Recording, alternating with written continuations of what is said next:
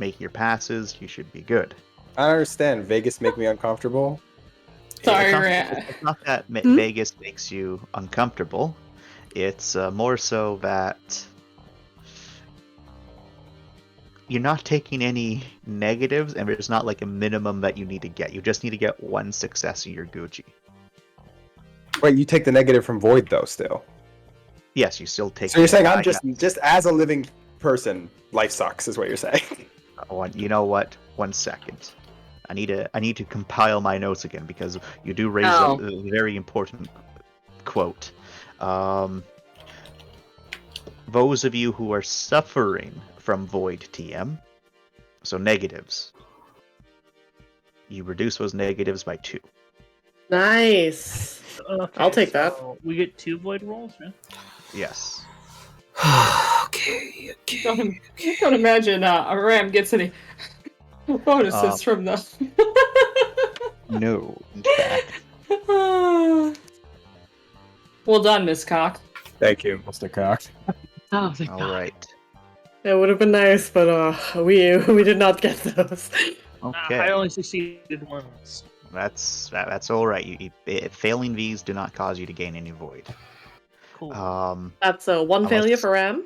Unless you crit fail, then you know. Wait, so then what does failing do? Just kind of make you a little uncomfortable?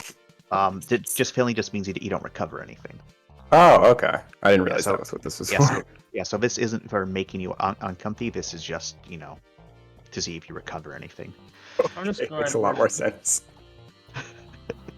I was so confused. Yeah, no.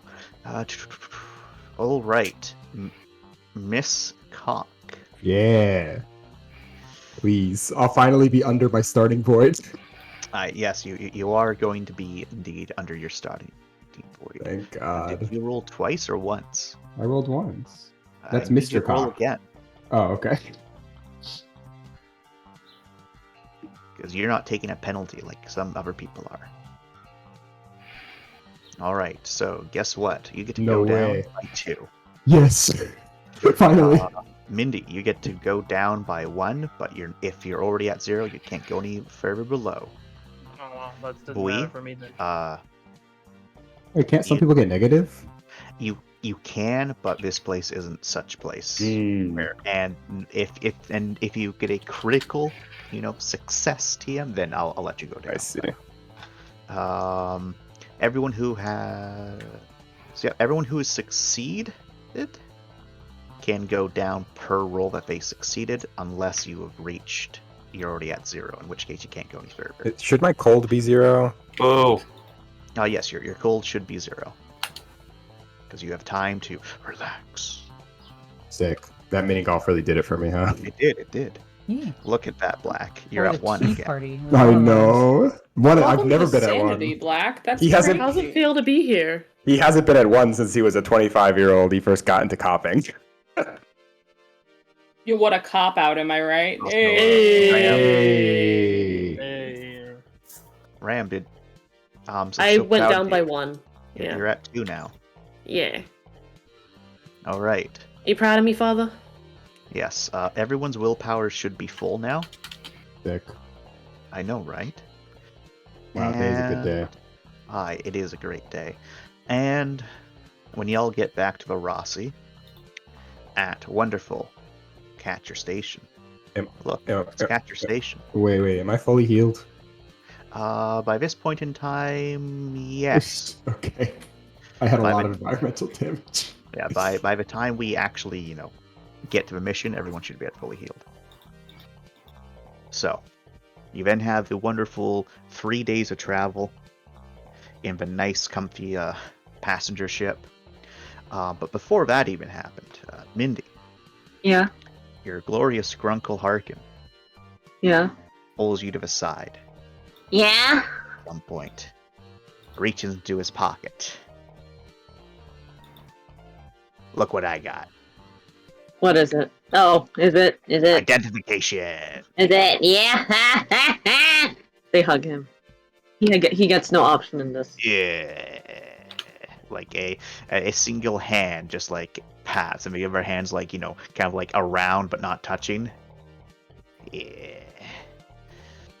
Yeah, I'm not a big hugger. Just take the identification and squander your way elsewhere, Mindy. Thanks, Grunkle. Yeah. I ain't no one's grunkle. Nah, you just responded to it. I suppose I did. Fuck. Alright. So. Don't worry about how I got him. I got him. According to them, they also got a proper education from a proper institution. Unfortunately for them, you're going to have to figure out. He shuffles them again. I lied. You don't have to figure anything out. I already got it all labeled here. So the only one I was able to finagle for a higher level education was your wheelchair-bound Halo friend. They graduated university. Here's their diploma. Oh He my says, god. not giving you a diploma, just giving you the identifications. Uh-huh. Oh my god. Can you imagine? Oh my god. Yep, so they can now actually have job opportunities. The other ones also have job opportunities available because they passed, standardized education system, blah, blah, blah. So now, when they actually get off-world, they're not going to be fucked. Thank you. Thank you. You're welcome. Like, no, for real, thank you. Yeah, I know how these sorts of places work. They give him another hug. He also gets no choice in this. What is his response? All right, there you go. You're able to get your friends off-world. Hell yeah. Melv. Internally suffering, as now there's more people on board his ship. He's like, but it's alright. Mel was just dying inside all the time. He is just dying inside all the time. Like, every additional person on board this ship means that it's more likely that the many illegal secrets on board the ship are going to get discovered. Melv. Thankfully, though, I can confirm everyone, Melv did lose one void. Hey! Fuck He did yeah. lose one void. Attaboy. I'm not We going love to tell it. you how much void he's at, but he did lose one void. Well, if he Yeah. lost the void, then that means he hasn't gotten to the uncurable state, which you Yes. can't lose void. Yes. Mm-hmm. And he lost a void last planet too. Mm-hmm. Yeah. So he's getting there, lads. He's getting there. Man, The it's really truth- rough for him that he's gaining void without being incompetent. It is. We don't know how much he gained from the original terrorist attack, because I'm pretty sure he probably gained a decent that's amount true. there. Probably got like 4. 2 got like 4. It was a time. What else happens? Yes. 6 arrives to meet up with everyone just as everyone's boarding the passenger shuttle. Where's she? You don't know where she went. But now she's back. She was gone for 2 weeks. Now she's here. Impeccable timing. Welcome back. Thank you, Lord. That's all she says to you, Lord. Just a very quiet thank you. That's par for the course. And everyone gets back to the wonderful place known as Catcher Station, where your glorious overlord, Spring, is there to welcome you all. And she then snatches away Amanda and Melv to go talk business. Harkin, meanwhile, slaps Rossi and says, look how good I am to you. Look, a fresh coat of paint. Oh, yeah, he just got it all greasy though with his hands. Yeah, it's fucking old man hands. It is nasty old man hands.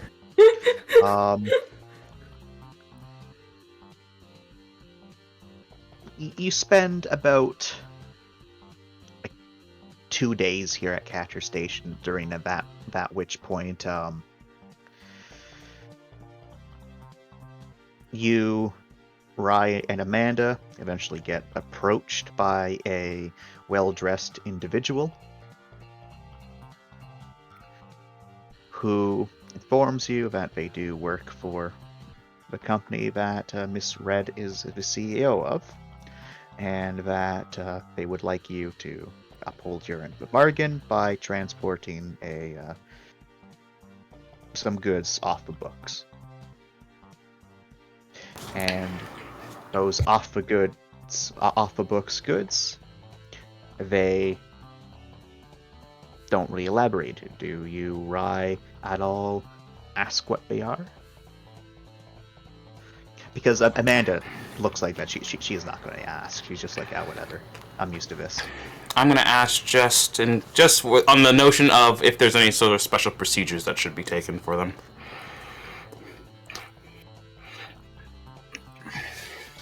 We have to know what they are. The only special, everything is contained within the shipping parcel that they have been packaged within. The only thing that we really request is you to not expose them to any extreme temperature shifts. Thankfully... Them? Yes, them. Okay. There's multiple items within there. So long as you have somewhere secured and sealed, it will be alright. It shouldn't take up too much space, as they will lead you and Amanda off to see there's a fairly indiscreet shipping container. It's it doesn't have the grooved edges like shipping containers in our day and age have. It's much more just flat steel panels all across with a couple ribs here and there for structural support. Mm-hmm. Looks like a regular old shipping container. So if you could just transport this to your next destination, we will have people on set to unload it, and we would consider your debt paid. Got it. Fantastic.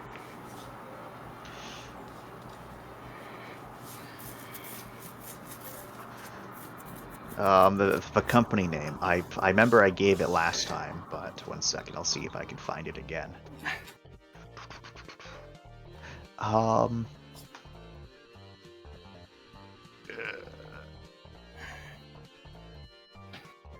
see.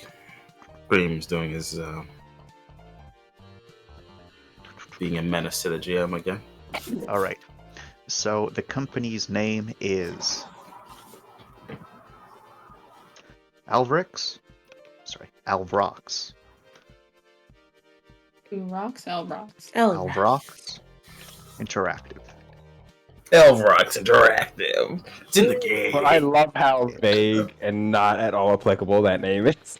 Yeah, it's Alvrox Interactive, and it's not one of the megacorps, but it is definitely a corpo company. Are those like usually under one of the megacorps, or are there independent ones? Or subsidiary of Electronic Arts. Exactly. Please tell me one one- of the megacorps is EA. Probably. Yeah. And they probably have committed war crimes. It must have. Don't they already? Oh. Do you want to subsidize war? Do you want to profit off of the suffering of others? Then please buy our sponsor package today, the gold package today, in EA order to Sports get to the a game. full, exclusive release structure of all the wars we participate in. Or if you like, you can upgrade to a platinum package, and then it just keeps on going. Sounds like a Platinum good, War Crime. I sounds like a good investment strategy. All right. The Platinum Alvrox package Interactive includes is Warcraft. not a subsidiary of a megacorp, but they are a independent company. They're not big enough to be like one of those like big contender, but they still sit at a big boys table. Okay. They deal with mostly electronic systems, and they have recently got into ship design, which is a very lucrative business if you can produce ships, but they mostly deal with producing parts for ships.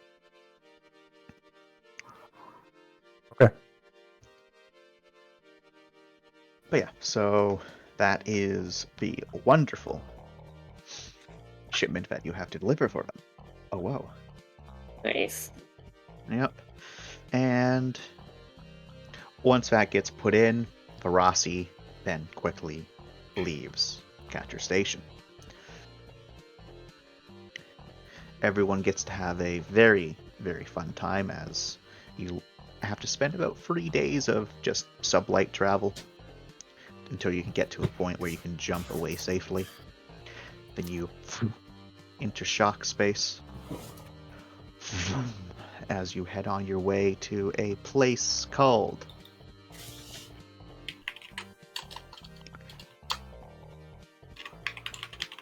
Meteor's Shipyards.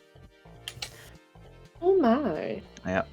And this is such a generic name. There's probably like a dozen places called Meteor's Shipyard. So like each and every single one also has like very small like little caption of what system it's in. But it's a system that's not too far away from here.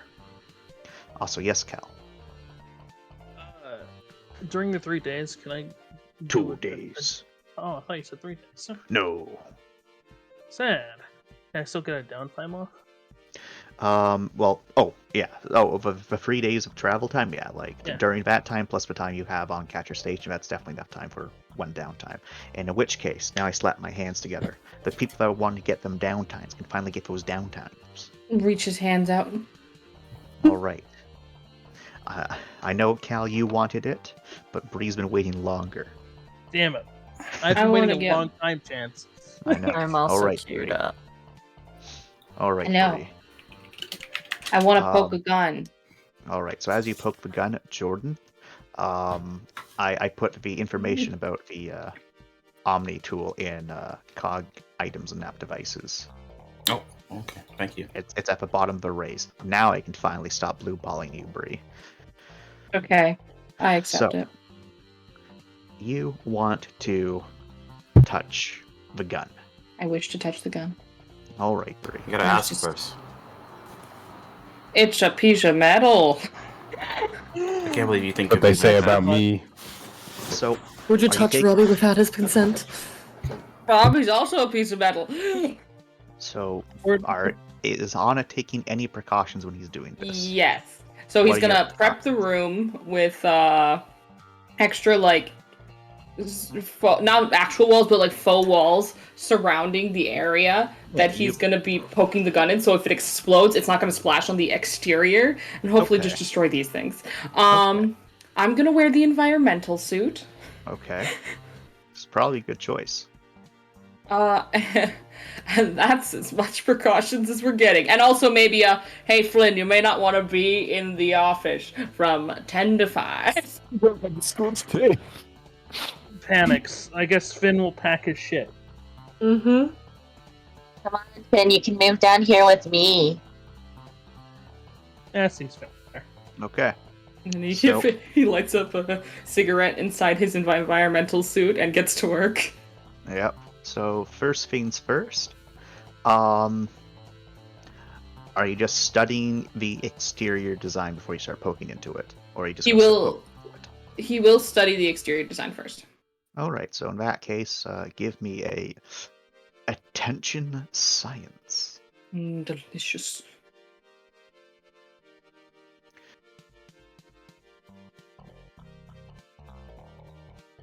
Two successes, my lord. All right. So looking over its ancient design, definitely this kind of follows the old principles that at least you've read about for Imperial plasma weaponry.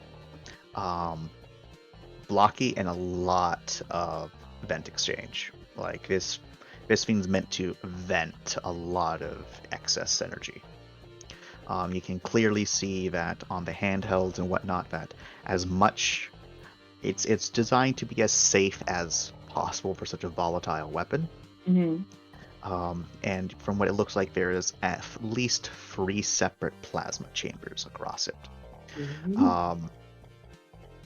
Most of them are tried to kept as far away from the user as possible, but there is one that is kind of close to the user. This is definitely a two-handed weapon where one hand holds the rearmost handle, kind of that's tilted upwards, Mm-hmm.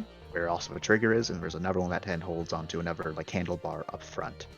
As this is a hip-fired only weapon. There is no aiming with this thing. Alright. You can also see that it does have superficial deterioration across some of its surfaces. Likely just from time it's been just sitting there. Now, alright, Takey, you want to try to disassemble it? Yep. He's like, alright. Looks promising. Pulls out tools. Alright, gut feeling, know-how, weaponry, and +1. Wait, you actually get a little bit more of just that. 1 second.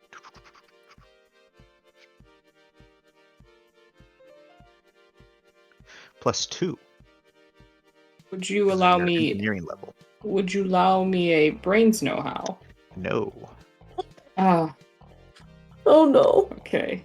It's an explosive. So, oh boy. Do we have willpower back?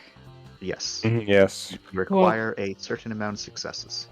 I know. How much willpower do we have back? Because I'm gonna need to spend some here. You should have full by this point in time. Perfect. That's fine. Casino Planet's really relaxing when you're not, Really relaxing. murdering people. Burning a willpower. I get a +2 from my engineering level, you said? Yep, from the engineering level of the ship. 2.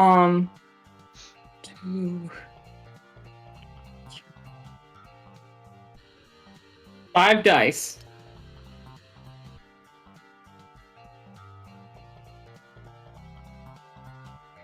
You have more than 5 dice. You changed the roll on me.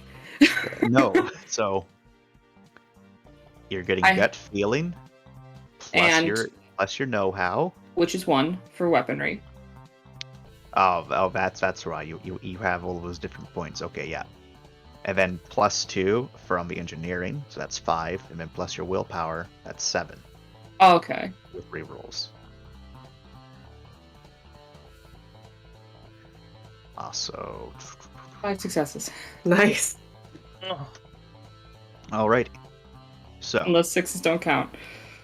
no, thankfully for all of y'all, 6s still count. Okay. So, You're safe.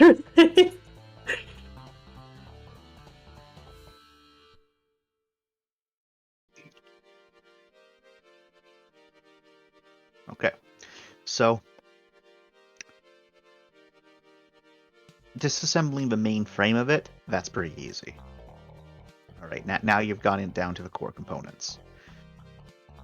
There's already like a couple like very unusual things that you've never seen before as you're taking this apart. Like you've never worked with any plasma weaponry, mostly because even though it's incredibly advanced technology, most people see it as a dead-end technology.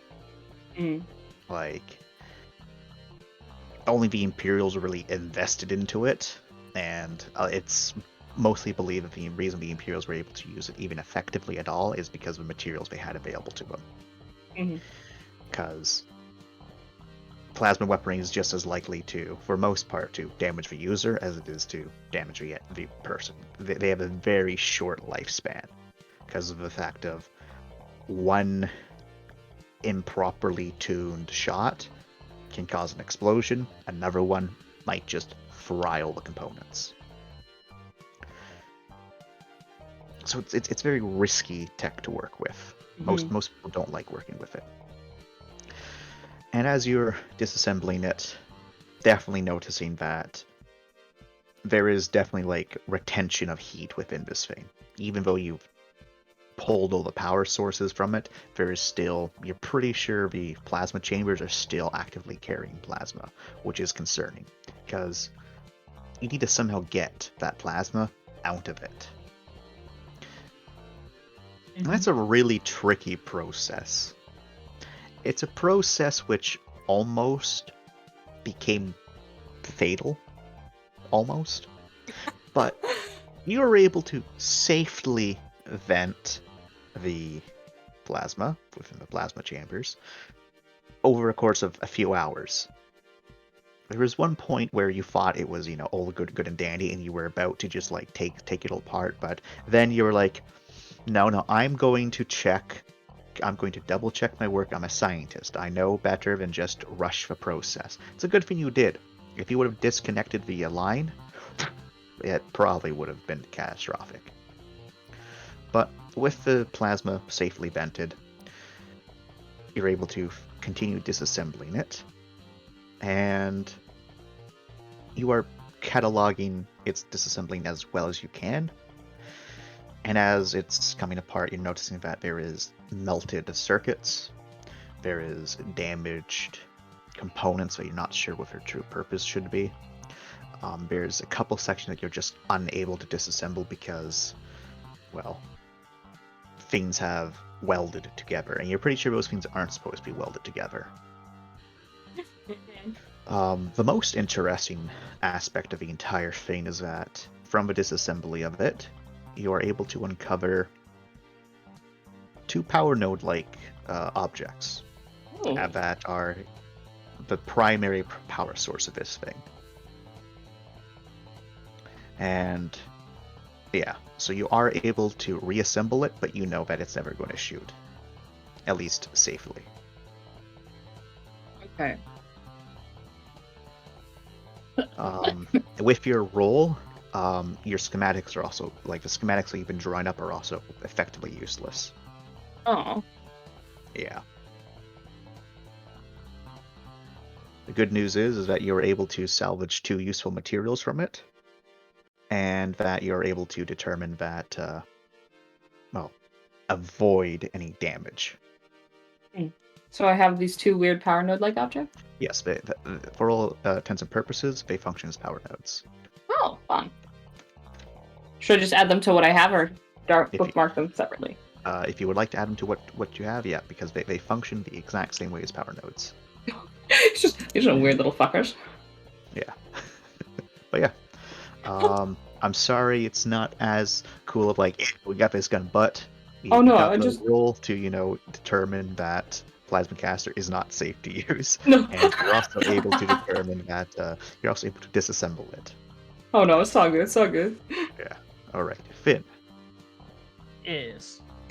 what are you trying to do? I would like to work on the electric shock gauntlets to see if I can get them to a ready to be able to be produced state and not just prototypes. Alright. Bring up my wonderful notes. Okie dokie. So, if I can find it. Yep. So, you had finished the update of a prototype last time, but now you just have to build the fuckers. So this is going to be a gut feeling repair. Electrical engineering count?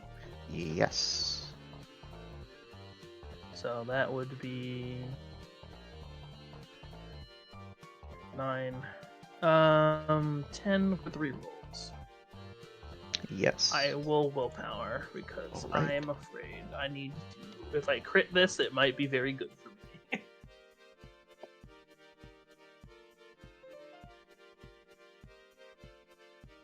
It's 12. Oh. I guess reroll. It doesn't rerolls don't stack. What were you saying? No, rerolls not stack, it's just reroll. There is no route in this system. Damn.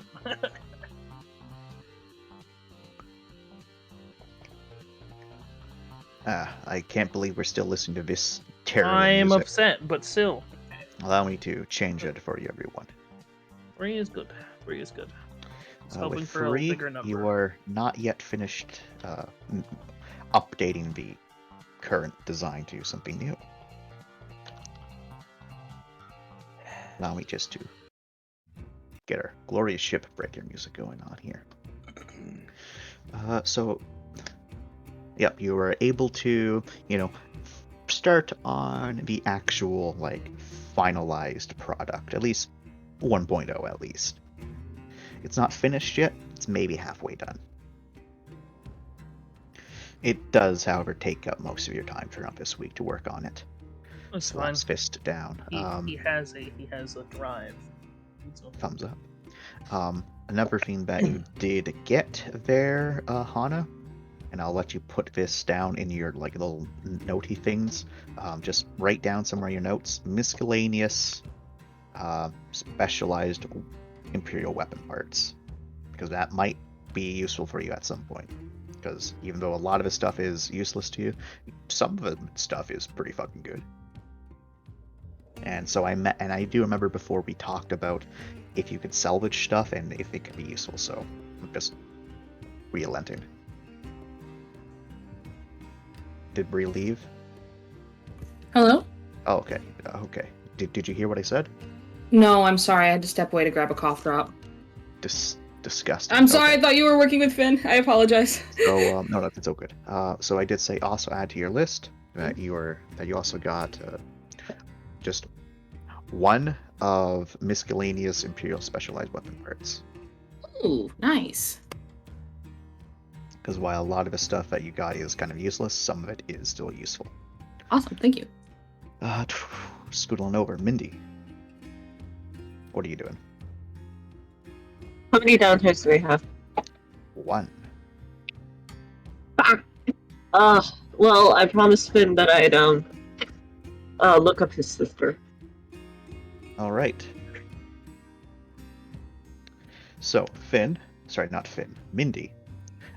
This is one that thankfully it's pretty easy for you to get because you're not in shock space when y'all are doing this, so you got a nice easy connection to the interwebs. So if you would be so kind as to roll me a brains computer. I don't need you to do an administration yet, just a computer. Oh god, hacking or programming? Neither. Tragic.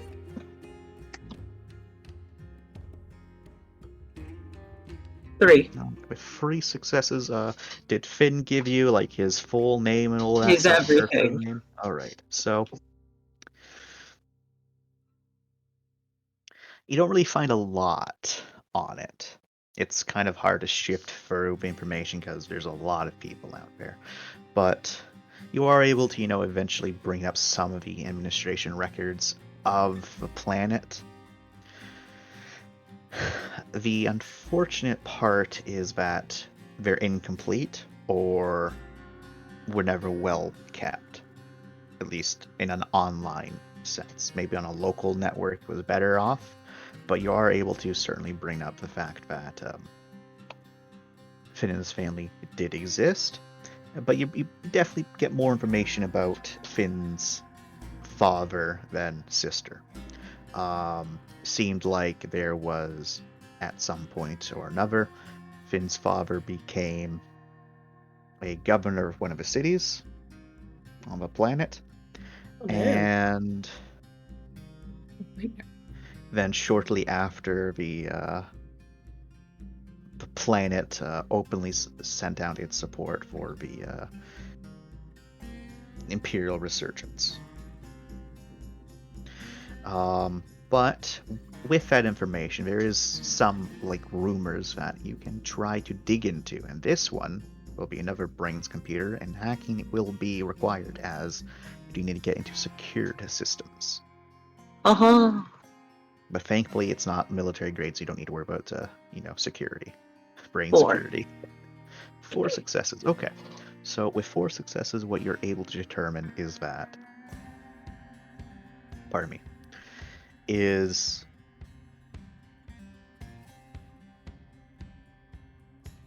some records of Finn's sister, specifically. She was sent to get some military training.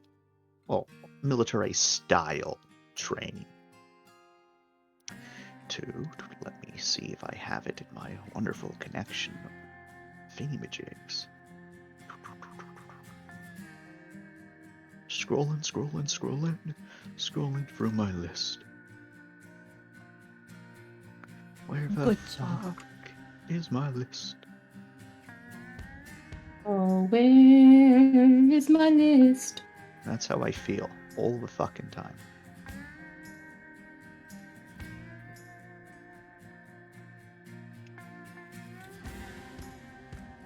I know I haven't.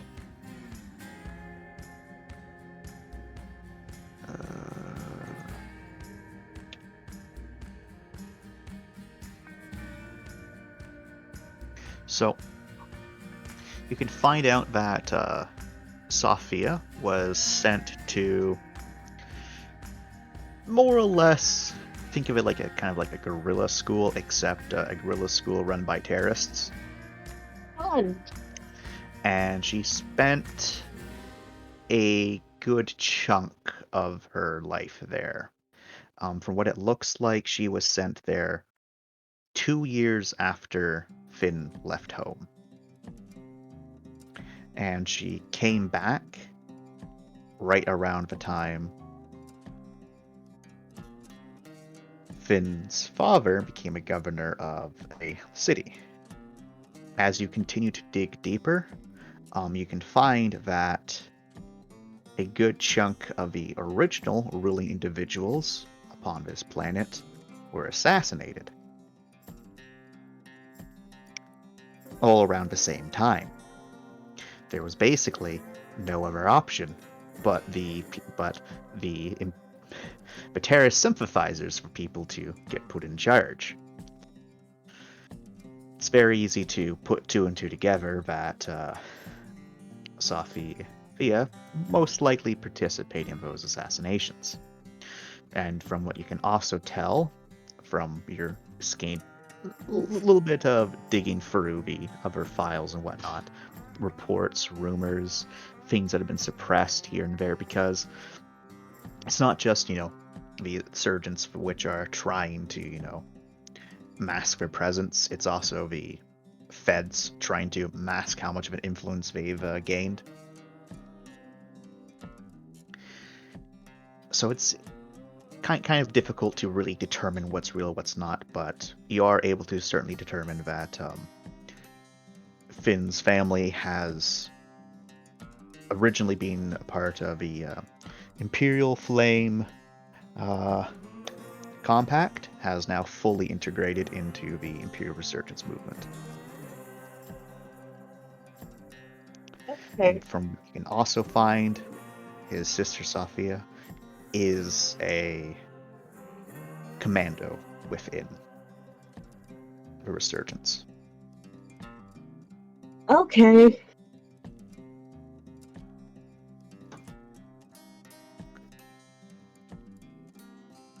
Is that all? That is all you get with your successes. Okay. No last known sighting or anything? With 4 successes, I think you can get that the last known point where she and her team were operating. It's believed she was involved in the Mouse Station massacre. Ah!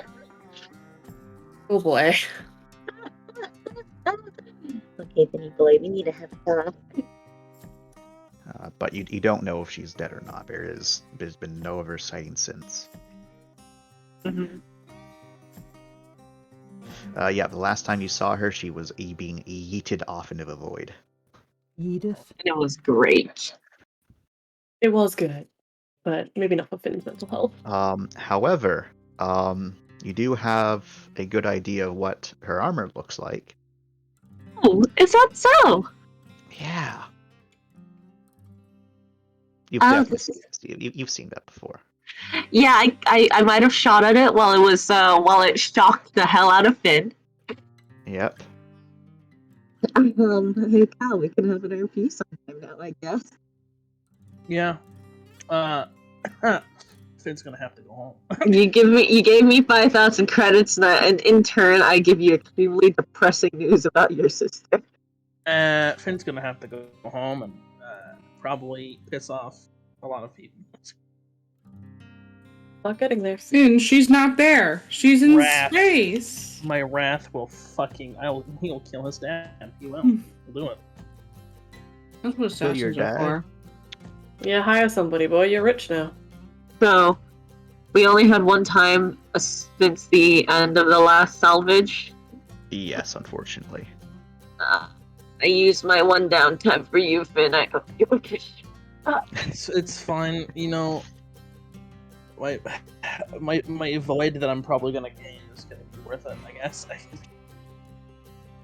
Dabs. Yeah, once you find out, that is an auto void. There's no roll. You don't get to roll yet. Oh boy. Dabs and auto voids. I love when people auto void. Welcome to Auto Void Town. Hey Finn, buddy boy. Did you happen to go down a void on the planet? No, you didn't. I was at 0 already. Okay, cool. Yeah, he's not in a bad state. Don't worry. Where the frick did Toast go? I'll find you later. So, But this might start his spiral. You never know. I rub my evil fly hands together, everyone. So you eventually get to this other station, the meteor shipping.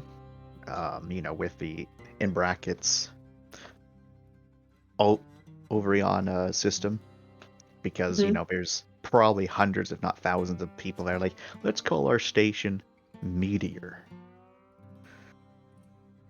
Yeah. I need a meteor. And since you It's can't meteor really time. trademark stuff like that, it gets kind of confusing. But you're able to easily pull in. They're expecting you. It's a pretty bustling and hustling station. And for some of you, it's a really strange experience. Because most of you haven't really been to massive shipyards or stations before. I think the only ones present who have is probably Rye and Ram. I would probably say Finn would have worked at one probably. You? On Marasi. Oh yeah, you did work at a station, but you didn't work at something like this. Fair enough. Okay. It's because like Marasi has been to large stations, but this is monstrous. Like this is a shipyard that produces capital ships. Damn. And the itty bitty Rossi compared to Rossi is a big boy ship. But it goes in alongside as many of these massive warships fresh off the line. And it's always very interesting to compare Varasi in size, because Varasi is a big ship. Most civilian ship vessels are big. But to see some of these massive Svanes, which close to Varasi size in some cases, even bigger, and just compact, and they just look so much bigger, even though in reality, Rossi is of equal size. But Rossi kind of pulls into one of the bays that Franklin is told to pull it into, and as soon as it goes in, dozens of clamps all across it, locking it in place.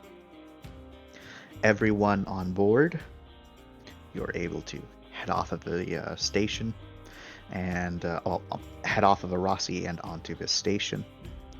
And from there, the super secret cargo is removed from Arasi, and you're informed that Arasi should be here for about a day. You will have all of your rooms already provided for, and your lodging, and that if you would like to have anyone, or if anyone would like to remain on Varasi, the entirety of this hangar is sealed and it's pressurized.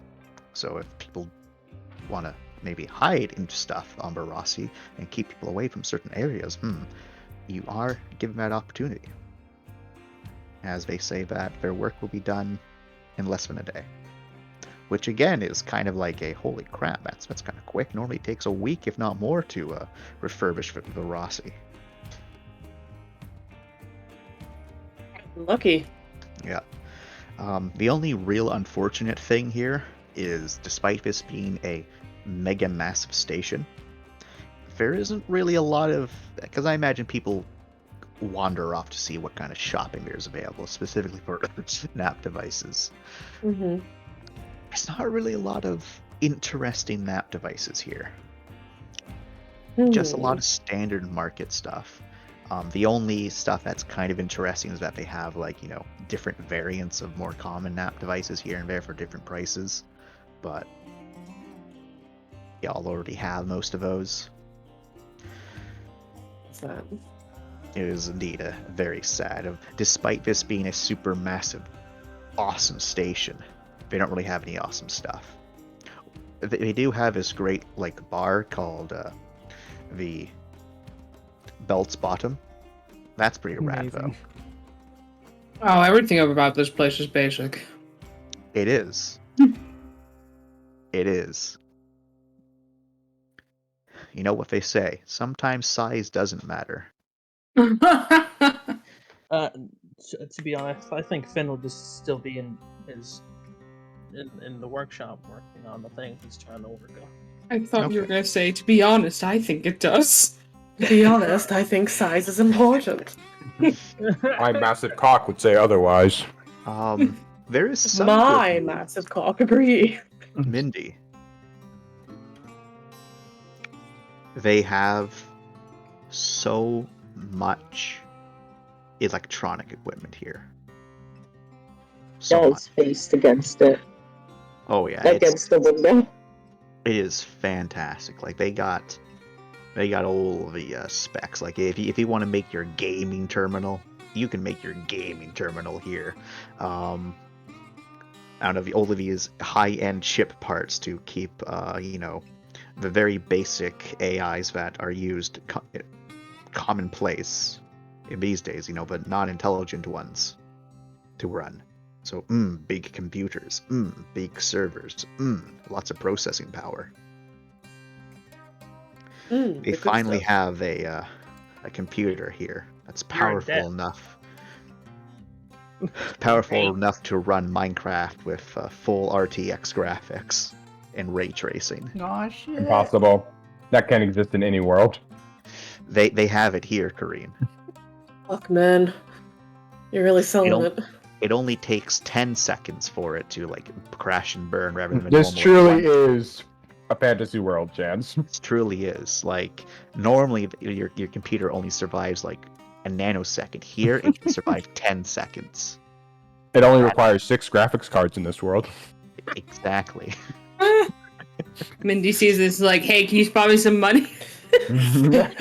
And they're like, guys, I'm gonna see if I can get a quick part-time job. For a day. A single day. Listen. Unfortunately, Mindy. Minnie! Yeah, you're right. Unfortunately, Mindy, you don't have any good credentials here. This ain't like back home or any other station where you can barter your skills. It's professional as fuck. These basic fucks. Why won't they let me have this? For wasting your one downtime on me, We'll buy you a new gamer setup. Listen, it's not even for me. It's for the rec room. Sure, buddy. Sure. Well, then I will spot you. How much is it? For what? Game. These electronics. Game setup. So if you want to get something that actually pushes up your recreational level, because I did say your recreation is at the max level for what Varasi can get. You could probably get something here that can do that. I would say that would be. It's not impossible. This was gonna be pricey. Let me compare. I'm comparing NAP device notes because I don't want to just throw a stupid number at you. All right, so around 5,000 credits. I could do 5,000 credits for recreation upgrade guides. Oh, so fucking worth it. Yes, so worth it. Here you go. Take my money. Guys, that's 5 willpower we get back. You're selling us at post the purchase. You don't gotta anymore. We're here. You did it. Nope. Probably Finn's probably gonna be coming with you anyway. You're able to get the most one of the most advanced consoles that they have on the market. Is it a VR console? It's a graphics card. You guys don't understand. It's so hard to get because people just want to use it to make money. It is indeed. It does indeed have VR capabilities. Oh yeah. Yeah. I wonder how far VR's come. Very far. Is it Neuralink now? It can be if you want it. Thankfully, How much though. more? How much? Oh no, more? no. Like I mean, like if you want to use the Neuralink options, you can use them. It's just a little bit uncomfortable doing it the first time. Putting on the Neuralink is like, it's me, boy, the PS5. Speaking to you inside your brain. Oh no. What else? Oh yeah. So for the drone bay upgrade that y'all get, what part of me? Military grade. Military grade. So I imagine y'all want an actual military grade drone. That'd be pretty hot. All right. So you have 3 options available to you: a treaded vehicle, a walker vehicle, or a hover vehicle. I think Rye's the one who set this up. Rye, what do you want? What serves us better as a fucking salvage team? So, unfortunately, like we kind of go a lot of places, so yeah. So, the treaded one is the thickest and the biggest boy. Oh, the juiciest. The walker variant is definitely a smaller friend. The walker variant, 4 legs, bit of a taller sort of body TM.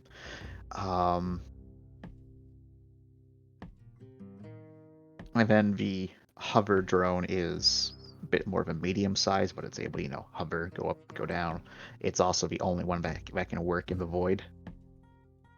The other two, like that they can work in space, but they can't really like propel themselves in space.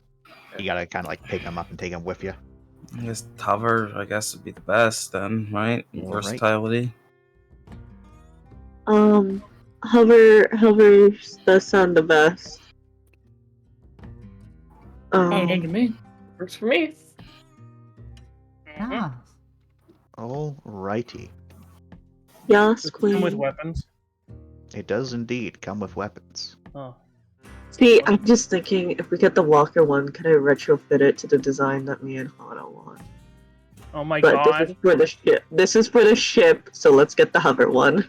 The fucking the spider drone. Oh my. Listen, do you not agree that drone would be dope? It is dope, and you've already contracted me to help you with it, so it's fine. Okay, you're getting the hover friend. Yes. What about instead of a spider, we make it look like a wasp, and now we have a wasp turret drone. How big are these? So the tread boy is roughly the size of Robbie. Dimensions wise, it is still bigger than Robbie. It's like a miniature tank. Oh and it just zooms forward. It can turn on a dime, and it has a couple big boy guns. Thankfully, it's not 100% gun, because then it'd just be a glass gun. It's definitely more designed to be durable than it is damage dealing. The walker variant is probably the most nimble of them, and it's a little bit more of a glass cannon. It has a much deadlier weapon than the tank model does, but it's a bit more nimble. And the hover one is very much a more versatile friend. That one just has a couple laser turrets on it. And by couple, I mean 3.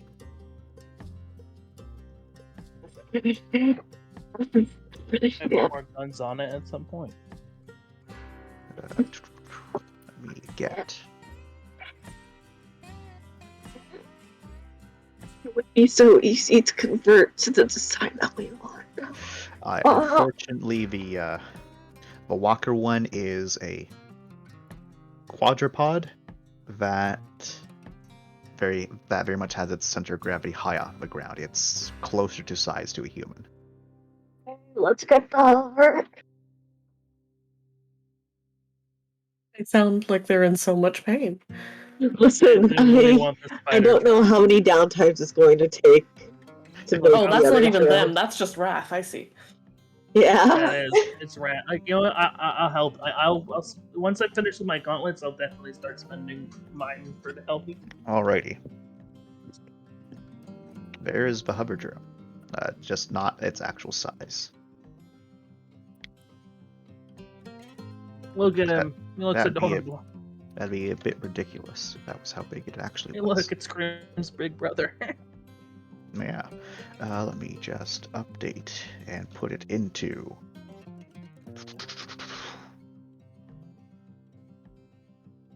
Drop OC. Nope, wrong one. Correct one. Bloop.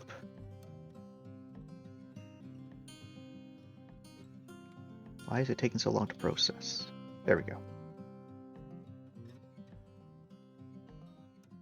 So I will update all of its information later on. Drone Bay 2. Hover drone. So I'll update all of that information later on. Our friend. Look at It is him. indeed. He's a beautiful. friend. I love him. He's got leggies. This friendy does not have leggies. He's got little things that look like leggies, and that's what matter. Those are guns. He flies. Leggy guns. I have to get drone control to cook up the second drone, but this is the ship drone, so it doesn't even matter. It doesn't matter. It doesn't matter. It doesn't. If you need more Alright, money, as for its actual size, it's about that big. I have a question, Chance. Yeah, so it's a little bit bigger than Robbie. So you're able to easily just plant it away. So that means it's able to go through hallways and whatnot. Yes, what is your question? Do I get the kick that I used a while ago back? Yes. Wonderful. Wait. Why did it just changed into? Alright. I rub my fly hands together. So, you have another place to do any RPs if you want to do your RPs. You're here for a day, when you do all of your stuff. Harkin is not upset, only mildly agitated that we're still not doing his job yet. Shrug. A question I have for you, Mindy, is your two friends, well, sorry, your four friends and yourself have since parted ways, correct? Or are they still here with you? I imagine they would have talked about what they want to do. Okay. If, fucking hell. Mr. Sunshine and Minnie D can do as they please. Yeah, shit about those two. Yes, no. It's up to them if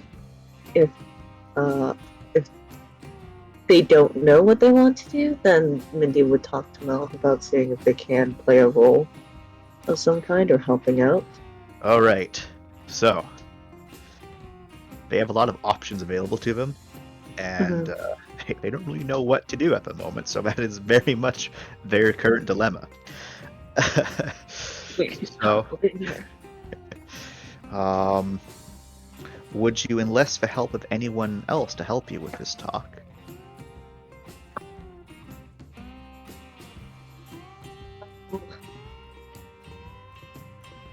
Because if so, I would say we could do a very hopefully quick RP so we can get straight into the proper stuff. I am sorry, everyone, that it's taken us so long to get stuff done. I love it. But Probably Amanda, since Amanda is the ship mom / she's the administrator for the Rossi. All right. So you're gonna. So ask she knows Amanda. logistics. Okay. Well, when you bring this topic up to Amanda, how do you broach it? Sorry, let me grab my mic.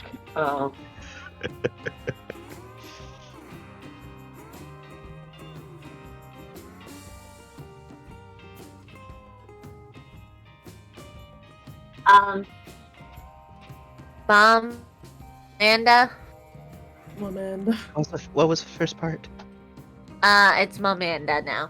All right. I question, help, So you know my you've seen Saren and Saren and Yusheng, right? Yes.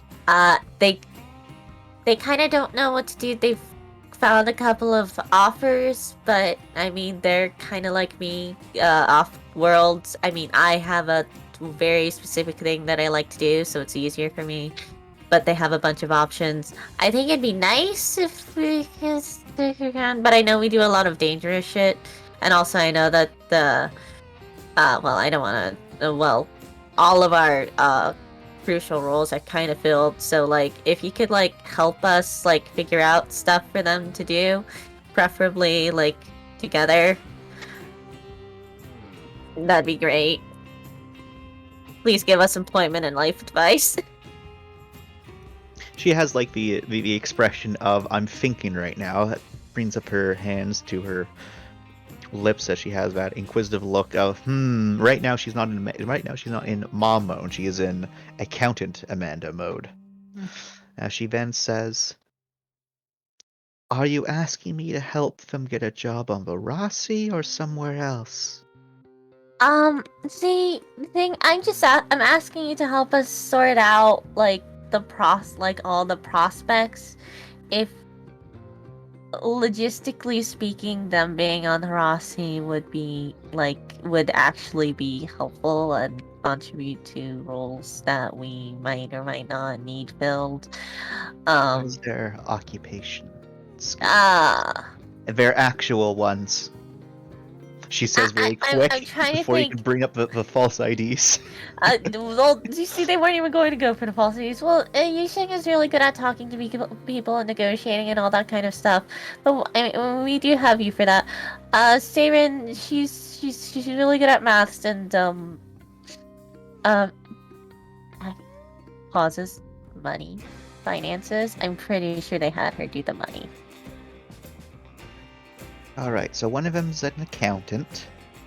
Or, the other one, well, anything math. Mindy. Like anything math. Mindy. She puts her hand on your shoulder. They're my friends. I'm biased. The only real job you're going to get from money-related things is accountant work. People will tell you different, but they're lying to you. I bet Hana could find something to do. Never mind. You're right. So, one of them is accountant sort of skill set. The other one is more of a fence skill set then.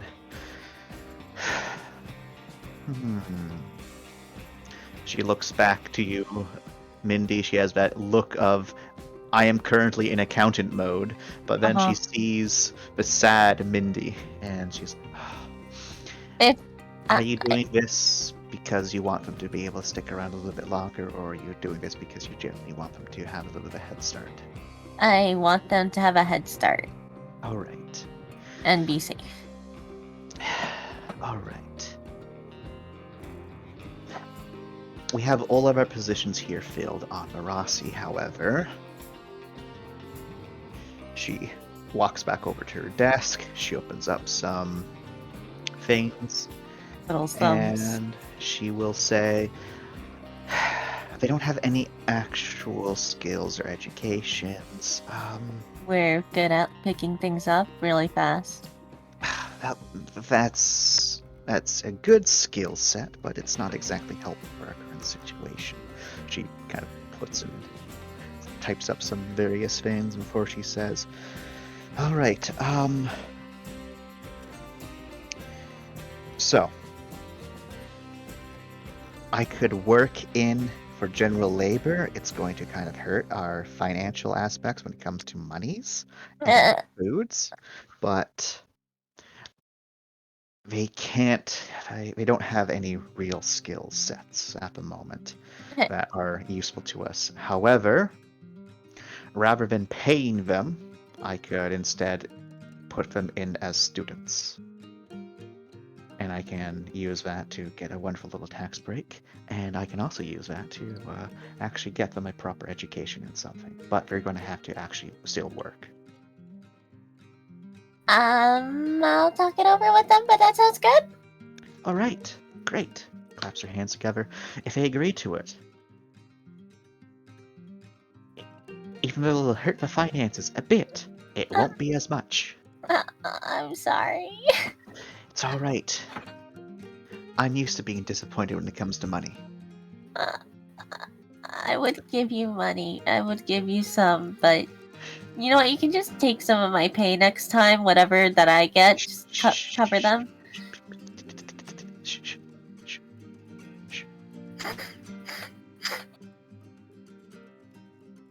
That's extortion, and I can't do that. But what if I say that you can use my pay to cover for their finances? You have to give me the money yourself. Okay, I'll do that. Otherwise, it's extortion, and I legally can't do that. Okay, I'll do that. I'll stick it under your doorstep or something. All right. Thanks, Amanda. You're welcome. Don't talk to Melv about it. I'll talk about it with Melv. Oh dear.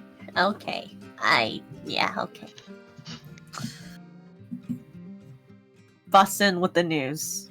Tells them the news. Offers them the job offer. So,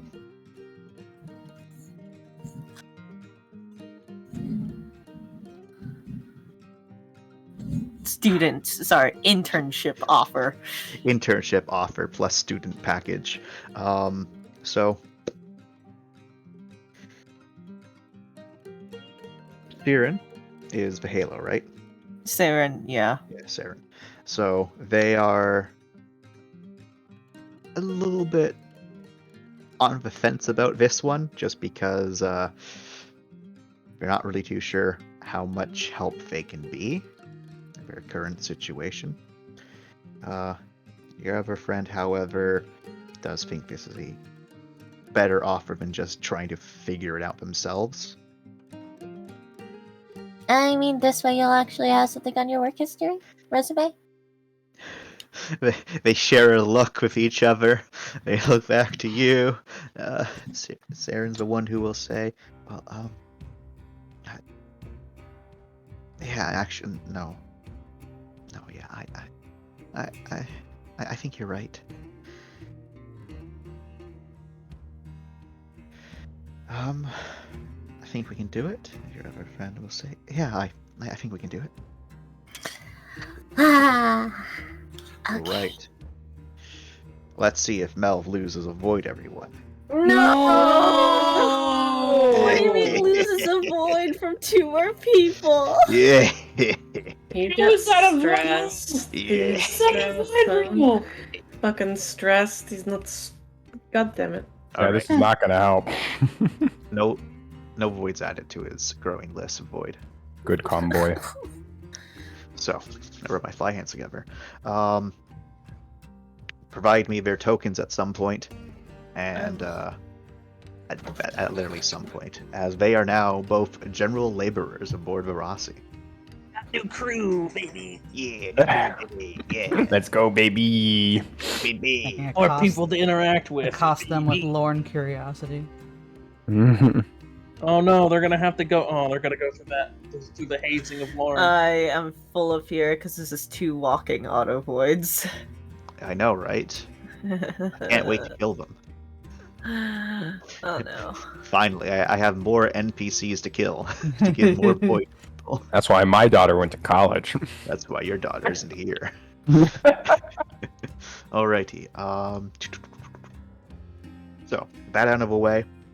Amanda is able to use her charm, her guile, and her accounting powers to convince Melv.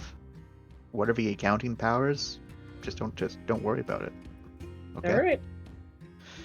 This finished.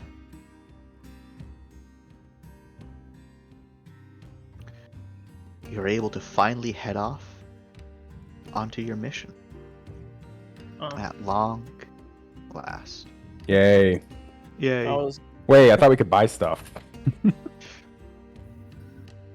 If you want to buy anything that's on the common list, you could. Hey, I thought you said we could do a little bit of squeeging to get, see if we could get the level 5 armor shit. Well, So if you want to do that for the catcher station, you can indeed. So if you would like to roll me a yeah, baby, let's go. A attention or clout fringe wise. Does anyone have a good clout fringe wise? My attention is 7, so I don't know if you beat that. Do your attention, man. Okay. Didn't know if anyone had a better roll. You got Wait, is it just attention or attention fringe wise? It's attention fringe wise. Oh, okay, that's really bad for me. Oh, hang on. You don't know crime? I don't know What? crime. Why would I? I've never committed a You crime. used to spray paint cars and you don't know crime? Black is like, well, I only have a certain amount of stat numbers to put it into, so I couldn't put anything into fringe wise. Hal, I think you've got a good one for this. What's your numbers? What? Attention fringe-wise, what's your numbers? Clout Attention fringe-wise. fringe-wise? Oh, it's Yes, or clout fringe wise. clout fringe-wise. Ow. I have Don't you make those sounds in my presence, Brie. 5. I'm sorry. My lungs are happy to see you. Isn't this like a rye titty situation? She is more than just her titties. She's her ass too. You're right. And my tips and And thighs. her sparkling Yeah, personality. each one of that's those. Each one of those is a dice, right? What's that? Do you have a good clout fringe wise? Nope. All right. Yeah, Well, okay. help me out, Ram. I do. I got I think it's a 6 die for me. Yeah. Everyone's around the same place. There you go, 4 successes. Yay. All right, Ram. At catcher station, you lead the cop into the less than legal area. Teach me the world of crime. The world You of are crime. one ballsy motherfucker being like, alright, cop, come He's with already me to decided the I'm a legal zone." psychopath, we're good. I imagine, Black approached Yes. Ram and was like, "Do you know where I can find this?" And then He's like, with Ram, some of your perhaps less than legal needs, he says, looking And both ways. Ram, you're helping a officer of Federation commit a crime. How does that make you feel? He has a giant grin on his face the entire time. Okay. Black, you aren't technically breaking the law. Yeah. It doesn't It's just like if you buy something from a pawn shop, right? Yeah, exactly. You're not facilitating a crime. So Totally, it's not like the goods are stolen or anything, it's cool. Yeah, you're just donating to a crime. Donating to a crime. Is that what you just said? Yeah. So You're just giving crime a pat on the back. So the good news is you're able to find someone who is selling a nano hardening shell. The bad news is I don't think that's what I was looking for, but all right. well, that's the one that you did want. I wanted to upgrade my extended armor system because I needed it your to be max so I could get the hyper armor system. All right, 1 second. Allow me. You found the hardening shell. I wasn't looking one for one. You found the hardening shell. I mean, now that you told me it's there, though, I can also get that because you said it was there. No, he's rerolling for it now. Whenever Cream looks for anything on a search, it's just you found the hardening shell. Congratulations, you found this. I looked for clues. You found the nano hardening shell. You found the nano hardening shell at level 3. You were also able to find what you were actually looking for at the extended armor systems. Please, God, give it to me. Let's go, baby. Come on, give me the 5, baby. Let's go. Yo, he's gambling again. I'm going Daddy needs a new pair of shoes. Yeah, he's rolling those dice. He saw what Finn did with them, and he's like, "Fuck yeah, my turn." All right, you are able to find it up to level 5 indeed, but each upgrade is marked up to 2,500. I mean, fucking, we're rich. And by we, I mean, I have the money. All right. I mean, I guess I could negotiate, but I don't have... Can I use gut feeling instead of clout to do that? Unfortunately not. I didn't think so. I've got a gut feeling that the stock market... Yeah, exactly. I have a gut feeling the value of that is lower than you think it is. Well, come back to me when you find someone else with a better deal. Looks at Ram. Please help. No, I'm just kidding. So in character, but out of character. I look at your titties, Ram, and I squeeze them. And I would like your, if you have good convincing rolls. I don't know if you do. If you don't, I'll just I'm pay. not the one you want for this, no. But Okay, well, I thought I would see. try. Can you intimidate the price lower? Is that a thing? Can we combine flex the price lower? You could intimidate it. We can both intimidate together. You can attempt an intimidation, but it might not work out. Yeah. That can go Maybe bad. lose the deal. I'll pay for it. It's not Give worth me a lower it. price, or I'll break your kneecaps. It's like what? They're just like, they pull out of that. All right, let's go. Security. So you said 2,500 per, right? Yes. Okay, I get both. Okay. Now that I have that, I can do the hyper armor system, right? Is that how it works? Yes. I look at Hana. I lick my lips. Use your words. It's available now. Use your words. You're an eloquent man. Come on. I want it. Give it to me. You want money? I want the hyper armor system, but I need to use power nodes. You can have one of mine. How many power nodes do you need? I don't know, Chance. How many do I need? Each level of it's 1 power node. Okay, I have one already, so I can give you one of them for it. Well, I just pulled out these 2 sketchy as fuck power nodes. Yeah, from this use gun, those. You see? That sounds like a great deal. Kareem says, not Black does. Black sweats. Black, you trust me, don't you? I suppose I have to. So you can hold on to that power node of yours, and I'm going to put these here and see what happens. Okay, how many levels of it can I get? 2. Okay, sick. sick. I'll give you the markdown. I've marked down 2 power nodes. You're good. Okay, hyper. Okay, sick. Now I have to write down what this shit means. So that will increase your threshold by 1, and it will increase your armor cap by 1. And if we include the level 4 and level 5 from the extended armor system, your armor is also increased again by 1, and your threshold's also increased again by 1. Okay, so 2 for each? 2 No, it's- altogether. Yeah, 2 total. Yeah, 2 for the threshold, 2 for the shield is what I meant. Yeah. Damn, Two give me that. Power nodes? It Wait. costs 2 power nodes, but I got 2 shock armor and 2 threshold. That's what I... Okay, I was like, step back there, buddy. I'm giving you 2. Where are you getting the other 2? No. Yeah, sick. 14 armor. Let's go, baby. Yeah. Well, it increases your cap to that. Now you have to buy the armor for it. Okay, I want to buy the armor. Right, what's your? Let me check your sheet real quick. Because that will determine stuff. All right.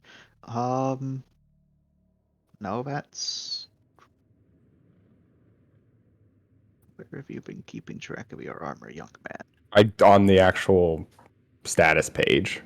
Okay. Let me put it back to 12. Okay, so you are current. So on your actual sheet, you are currently at armor 2 for your actual sheet, and I believe you can actually just easily buy armor to upgrade to armor 4. Armor. Yep, you can easily. You can easily get up to armor 4. So that's going to cost you 2,000 credits to get. Okay. Total. So just put down as a nap device. You have armor up to 4. Okay. Is that under what type of thing is that? It's under shell. Shell. Okay. Yep. So I think that's your last shell slot. Okay. 1, 2, 3, 4. Now I have 14. Yay. Yeah, you've got 14 armor. I take all the bullets for everyone. Pew pew pew. Ting ting ting ting. Pew pew pew pew. Ting ting ting ting. Is this music even playing? It is. It's just very quiet. And now remind me, Chance. Sorry, I don't want to keep people up if it's a problem. But is the hyper armor systems a prerequisite for something too? It's like a prerequisite for like one of the nano boys or something. I remember it being a prerequisite for something. So the scrolling up to the nano armor. Scrolling. Which I did find. Scrolling. I scrolled way past. So the nano hardening shell is a prerequisite for the nano adaptable shell. Okay. And nano hardening is the one I accidentally found. Yes. And how much is that? And is it something I have to replace? I already have a fed absorption shell. Isn't that a different version of that? Yes, it is indeed a different version of it. Okay, and so can I use that as the prerequisite then for the other one? What's your level for the fed absorption shell? 2. Yeah, unfortunately, you would need to upgrade it to max level. And I imagine I can't do Definitely that. Not. The hardening shell and the absorption shell act differently. But what if I have both? Can I buy the other one too? I'm going to say unfortunately it's one or the other. Because they do the same. How much does it cost? I might just pay to replace it then. So it costs 8,000 for level 1, and then each additional upgrade is 3,200. And you need 5 levels of it, and you can only find 3 levels of it. Okay, so it's not worth it. Because the nano adaptable shell costs 24,000. Okay. And they don't have any of the other magic armor shit here, right? Like any of the crazy armor shit? Okay. Nope. Cool. Alright, I'm done. Thank you. Okay.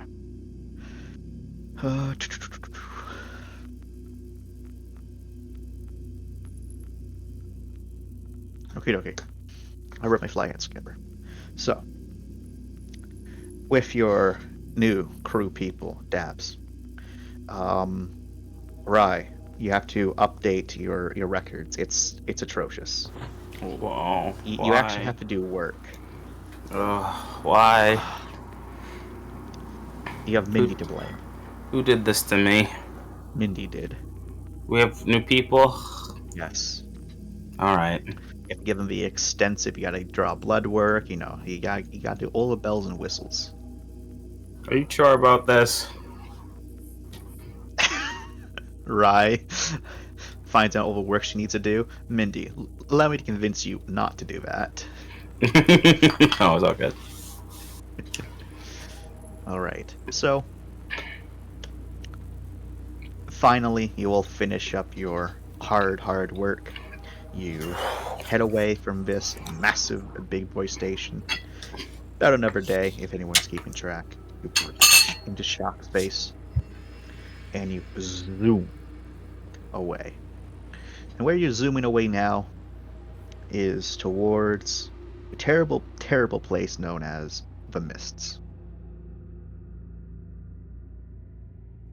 Welcome The shock. to the job. We're going to the Mists. The shock jump takes about 3 weeks to get to where you're going. And when the shock jump first goes off, and you end it, your boy Franklin will, for the first time in a very long time, leave his cockpit and explain to everyone the Fuck yeah, situation. Franklin! So it's one of your mandatory meetings, basically. So everyone's stuffed into the common room. It's a bit more cramped than normal. But it's actually not that cramped because, it's actually a big common room. And Franklin will begin so Mal begins the entire thing of, hello everyone, we're here again to discuss Harkins of a job. Yeah, I have a job. It's very simple. I want you all to, Mel Harkin. I wasn't done yet. I'm sorry, Mel. I'm sorry. I'll wait my turn. All right. As I was saying, we're here in the Mists to deal with Harkin's job. We're going to be following a couple of rules while we're here. The first one is all portholes are remaining closed. All shielding is remaining down.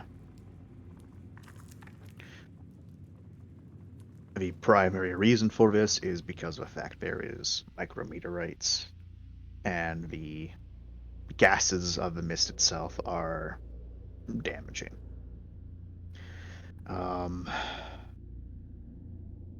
Franklin was able to secure a handful of maps of the mist that we're going to be using to do our hopscotch around.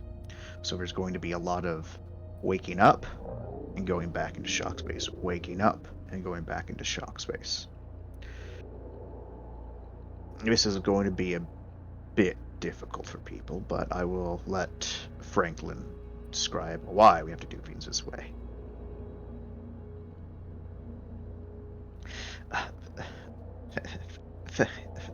Thanks, Captain. So, basically the situation we're in is that, the mists is like a hot point for shock lanes. They're very naturally forming here, but they're also not very stable here. So we are able to actually travel a lot further in the mist than we normally can, just because of that.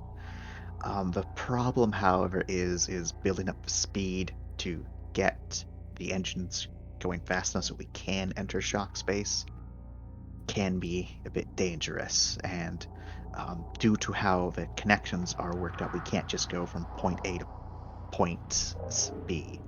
We have to go from A, B, C, D, E, F, G, and all the things, all so we can just get to B to begin with. So we have to, the term's called skimming. It's what mist runs do. They skim the edge.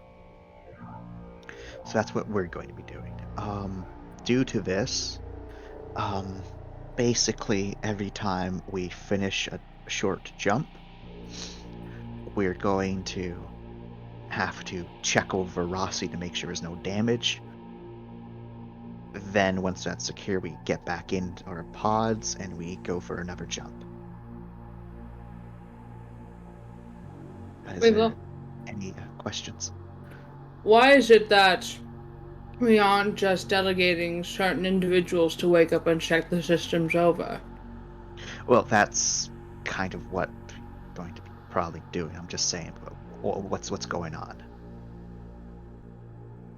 Lorne raises a hand. Yeah, Lorne? Anything in particular we should be looking for during these inspections? Well, it would be mostly the engineering team to deal with that, but just checking over hull integrity and the engines and system outputs, just because it's possible for the engines to get clogged by all of the debris outside.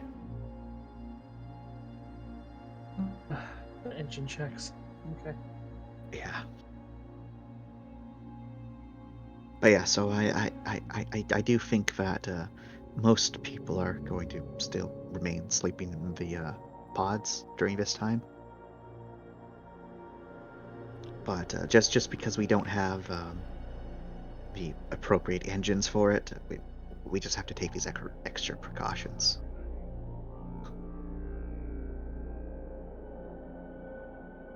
I mean, it makes sense. All right. That's something I need to save my health. All right. Harkin, you can now better describe your job. Fantastic. All right, so he stands up. He waddles over to one of the whiteboards and he draws a brick. Then he adds like some fence to it. All right. This is a brick. Well, at least you're honest. Marvel at my artistic skills. So, an actual Elysium ship looks a little bit better than this brick. However, that's not why we're here, right? So, back here, this brick, he draws on a brick. These are the engines of the Elysium ship. Way up here, draws like a very thin brick. So, you know what? I will actually very quickly. You'll draw this? I will draw y'all. What Fuck yeah, draw his bricks. Yeah. Get us out, boy. So he's like, I'm so ready to see what this looks like. Here's a brick. He's like, then there's this smaller brick. This is the engine. And this thin brick. Very shaky hands. Don't worry about it. There's like a smaller brick over here. This one isn't a brick. That's like a fin. There's like another little like fin up there. And there's like a fat brick right there. All right, so basically, where's red? I can't find any fucking red. I'll just use blue. We'll just use blue. Yeah.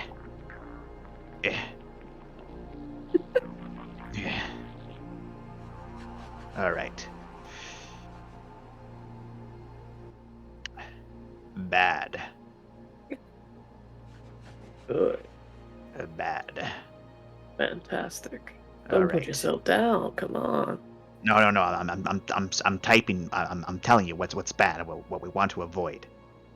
Yes, right here. He draws in green. That's good. Very good.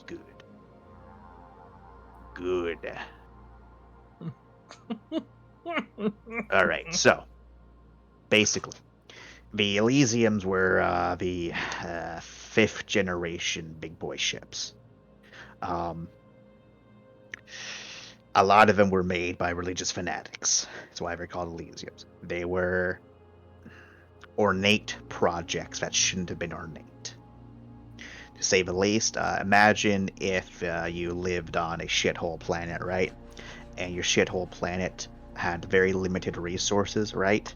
And then some asshole was like, what if we used our limited resources to make a vanity project? That's the Elysium colony ship. As he points to the Elysium ship. So, the section that I've circled as good is both the bridge area and the main, like, I don't know, fucking systems column thingy-majig. I don't fucking know what it is, but that's what it did. That's what it does. This section, oh, there's the fucking red. Ugh. Fuck's sake. All right, this section over here. Right here. Yeah, right there. This is the Hab. The Hab. That's where people were actually living. And then, oh shit, you actually got a fucking orange one over here too. Nice. Imagine he's like unclipping the like markers. All right. This over here, it's called the neck. I wonder why. But the neck also has the pods. All right, so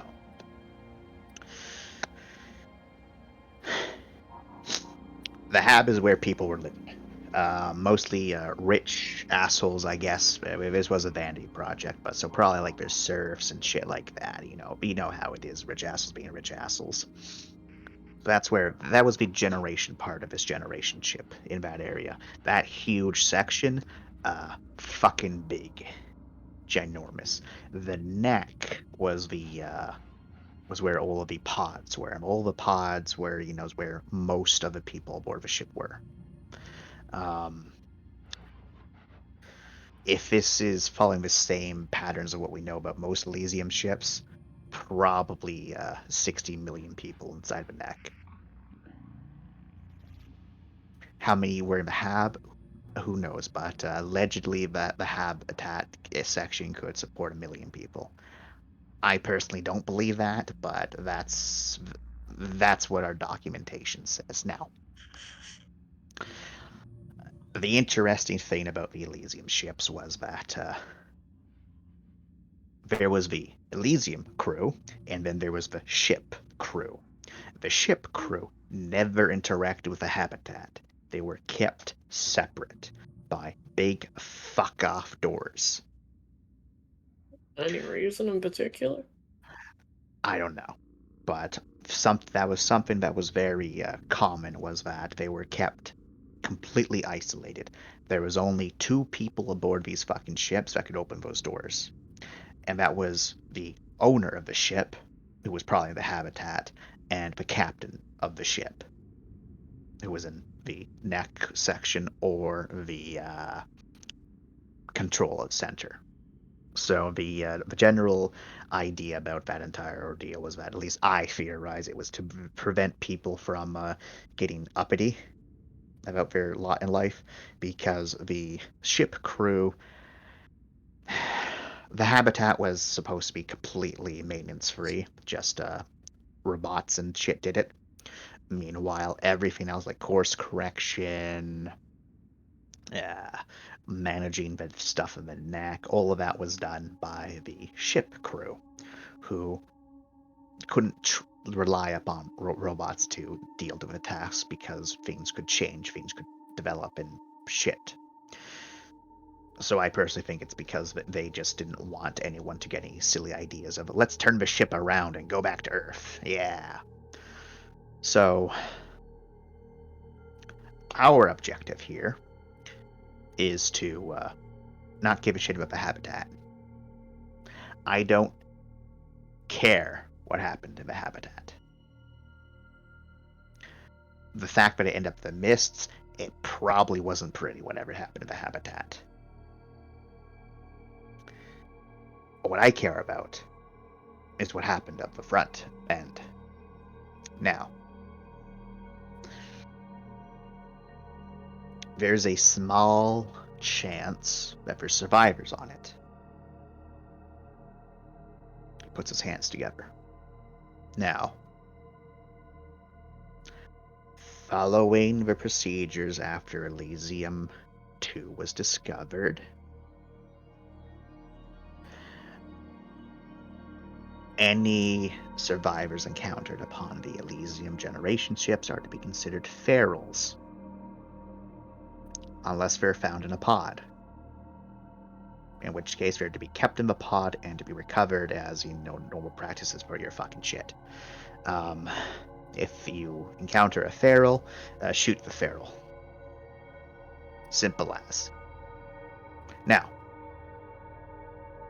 I know that's kind of heavy for everyone here. I understand. Now let me break down why this is the way it is. All right, let me find some more markers. Okay. Yeah, this will do. Okay. So here is a stick person who's going to represent humanity. Yeah, fuck it. All right, and then just because we got a really weird person here, I'm sorry, Lauren, but you're incredibly weird. I acknowledge this fact. Thank you, Lauren. All right. We have diversity. All right, so we got normal humans, and then we got our derivative mutations because of the genetic modification that was done for generation ships. All right, so Lauren, you have a perfect example. Stand up. She will stand. Show us your long limb. Just any of them will do. Long. She stretches out an arm. All right. Does anyone know what makes Lauren different from the rest of us? Her sparkling personality. Fantastic. Physiological difference.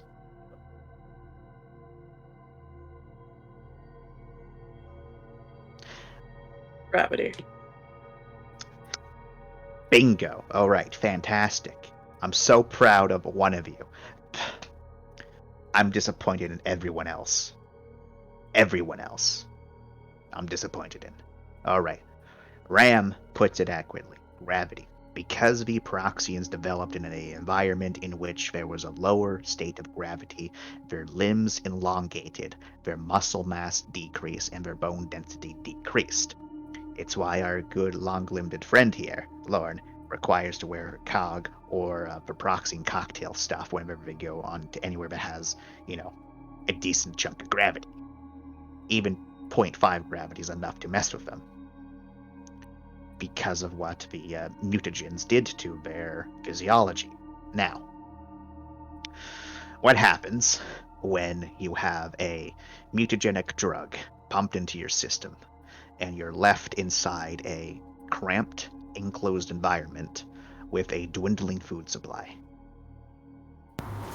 Chaos. Develop. Chaos.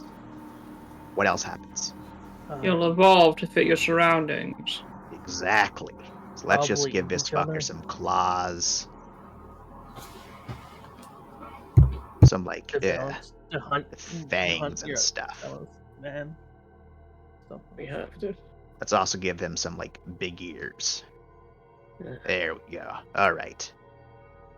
So, ferals are bad.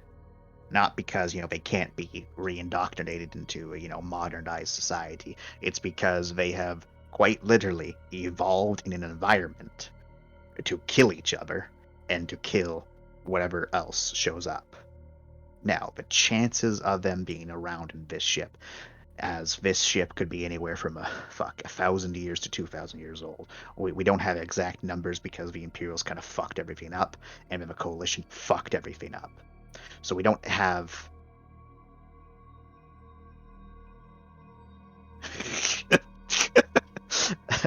He's not wrong. Yeah, not wrong. So,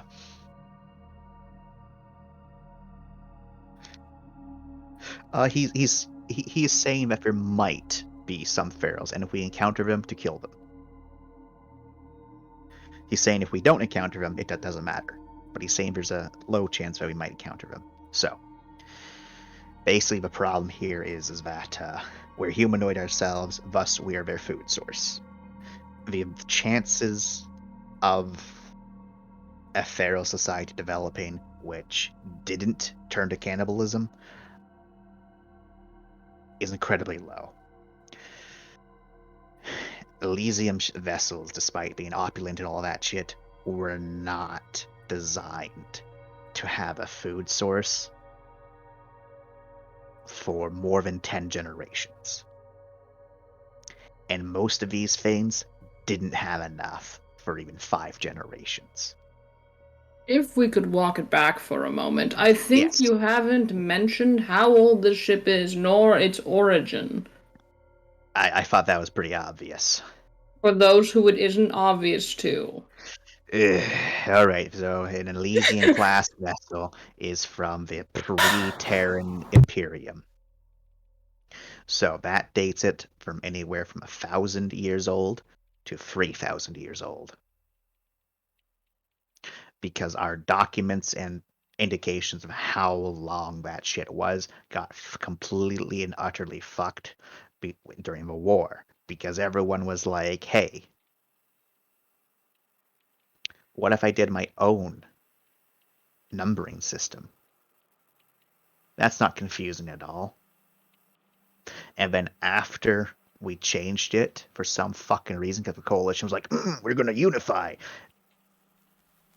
that fucked it up again. So it's anywhere from 1,000 to 3,000 years old. My colleagues and I agree that it's more likely that it is around closer to 2,000 years of age. So that is roughly 20 to 30 generations of people.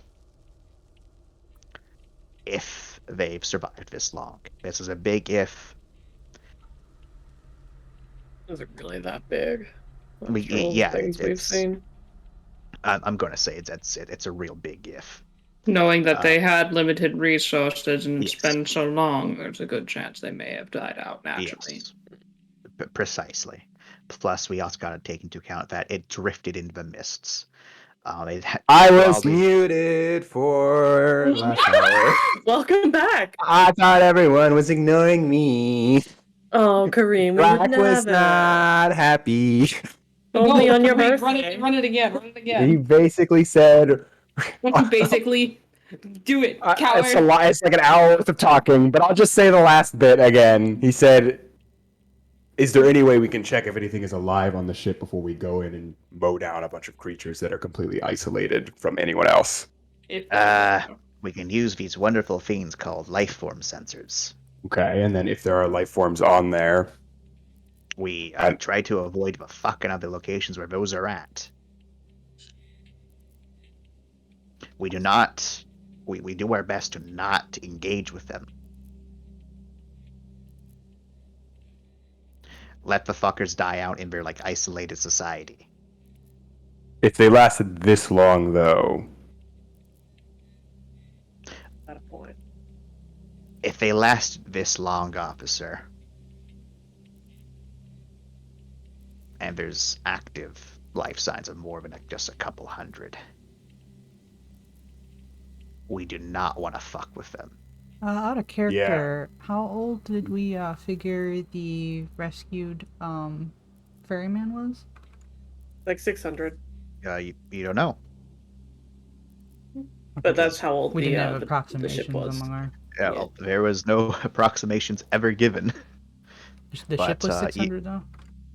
Yep, at least 600 years old. So either they were in a pod that entire time, that pod broke out at some point, or they were walking around there the entire time. You have no idea. And we're talking thousands of years for this other ship. Yes, this ship, it's thousands of years.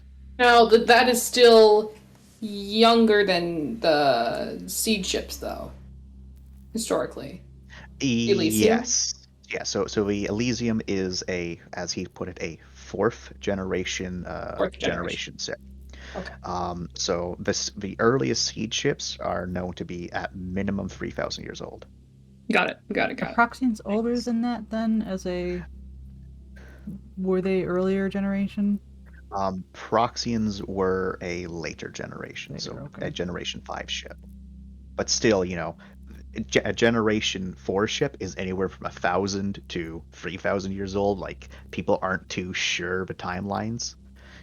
But people know the earliest seed ships were just over 3,000 years old.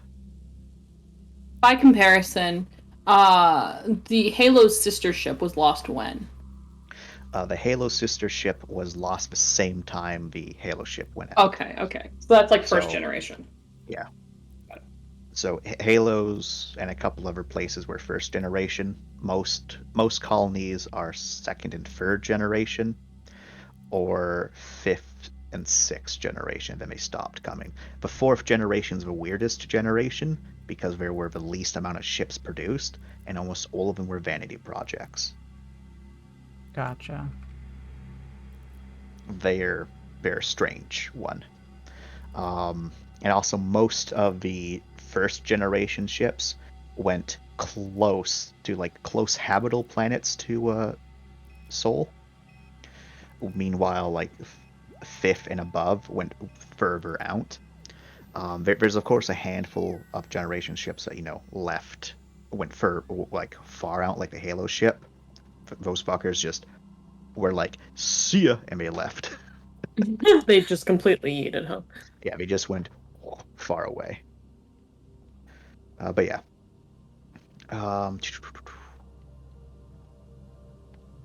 Also, yeah, the Proxian stations were probably the modified generation ships sent in that direction, because when you showed up, you were like, ooh, the planet's like barely habitable. Ooh.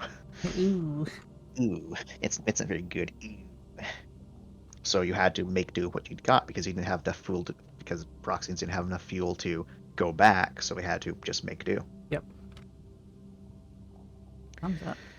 Anyways, does that answer your question there, officer? Or do you want me to give you more reasons why we should either A, kill them, or just leave them the fuck alone? It sounds like we should entirely leave them alone. Yeah, I'm saying that if we encounter them, we kill them. We shouldn't have that issue at all. If we see them alive on the ship, we shouldn't go on it. No, we need to get the fucking data off of that ship. What data is it you're looking for? I'm looking for all of the fucking psychological evaluations that the ship's computer would have done. The ship's computer should be located within the frontal section of the vessel. The isolated section from a habitat, meaning that the only people we should encounter there are crew. And most of the crew should be dead or in pods.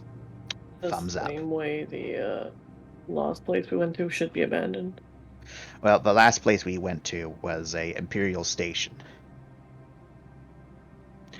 These guys weren't developing bioweapons.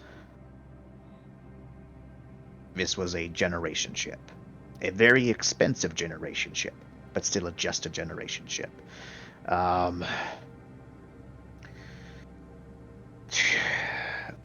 firearms by this point should be non-existent, but they might have some sort of projectile weapons, crossbows, bows, things like that. I don't know why we're still considering going on a ship for data to kill a bunch of innocent creatures. Does that align with everyone else's goals here? It's because he's paying us to. And I was going to ask you all, he says, talking over Harkin to Hana, if it was worth the money to you. Especially after you just received a pretty large sum of money and spent it to upgrade the ship. I imagine you guys are in a good place financially. We're already halfway there. Harkin, I'm not asking you. I'm not asking you. I'm asking the ship. So if you could just shut the hell up for 2 seconds. Grin, yes, that's these are abominations against mankind.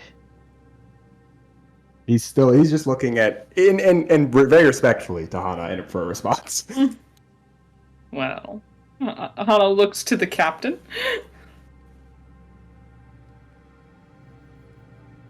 We did already agree to do this job. It's part of why we were able to get the upgrades to a ship in the first place. Yeah, see? Contracts. Additionally, this is just a precaution. I don't think there's any survivors on this ship. It's in the mists. I think everyone on board's dead. That's why I want the data, because I'm pretty sure they died incredibly horrible fucking deaths. Because they all went insane. And I want the data so I can prove my hypothesis. And I want the data so I can figure out what the fuck happened, because these generation ships, especially the 4th generation fuckers, were covered in sensor equipment. Because the big idea of these ones is, we're going to go out there and we're going to go find God. Well, not all of them were like that, but the Elysiums were like that. They all went out in different directions to find God. Because they figured that God must be real and we can talk to him. So we'll just go out there and find him. If there are any living creatures on this ship, I won't be going any further. I understand if you guys want to, but I won't. There is alternatives.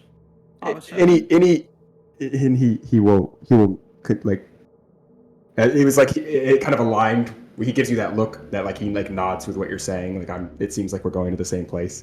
And he'll say, if there is a path to do it in a more secure and safe way regarding life forms that are on there, I'm happy to take that direction as well. But as Harkin said himself, they are one step removed from essentially Lorne, who is a friend of ours, and I just don't find it appropriate.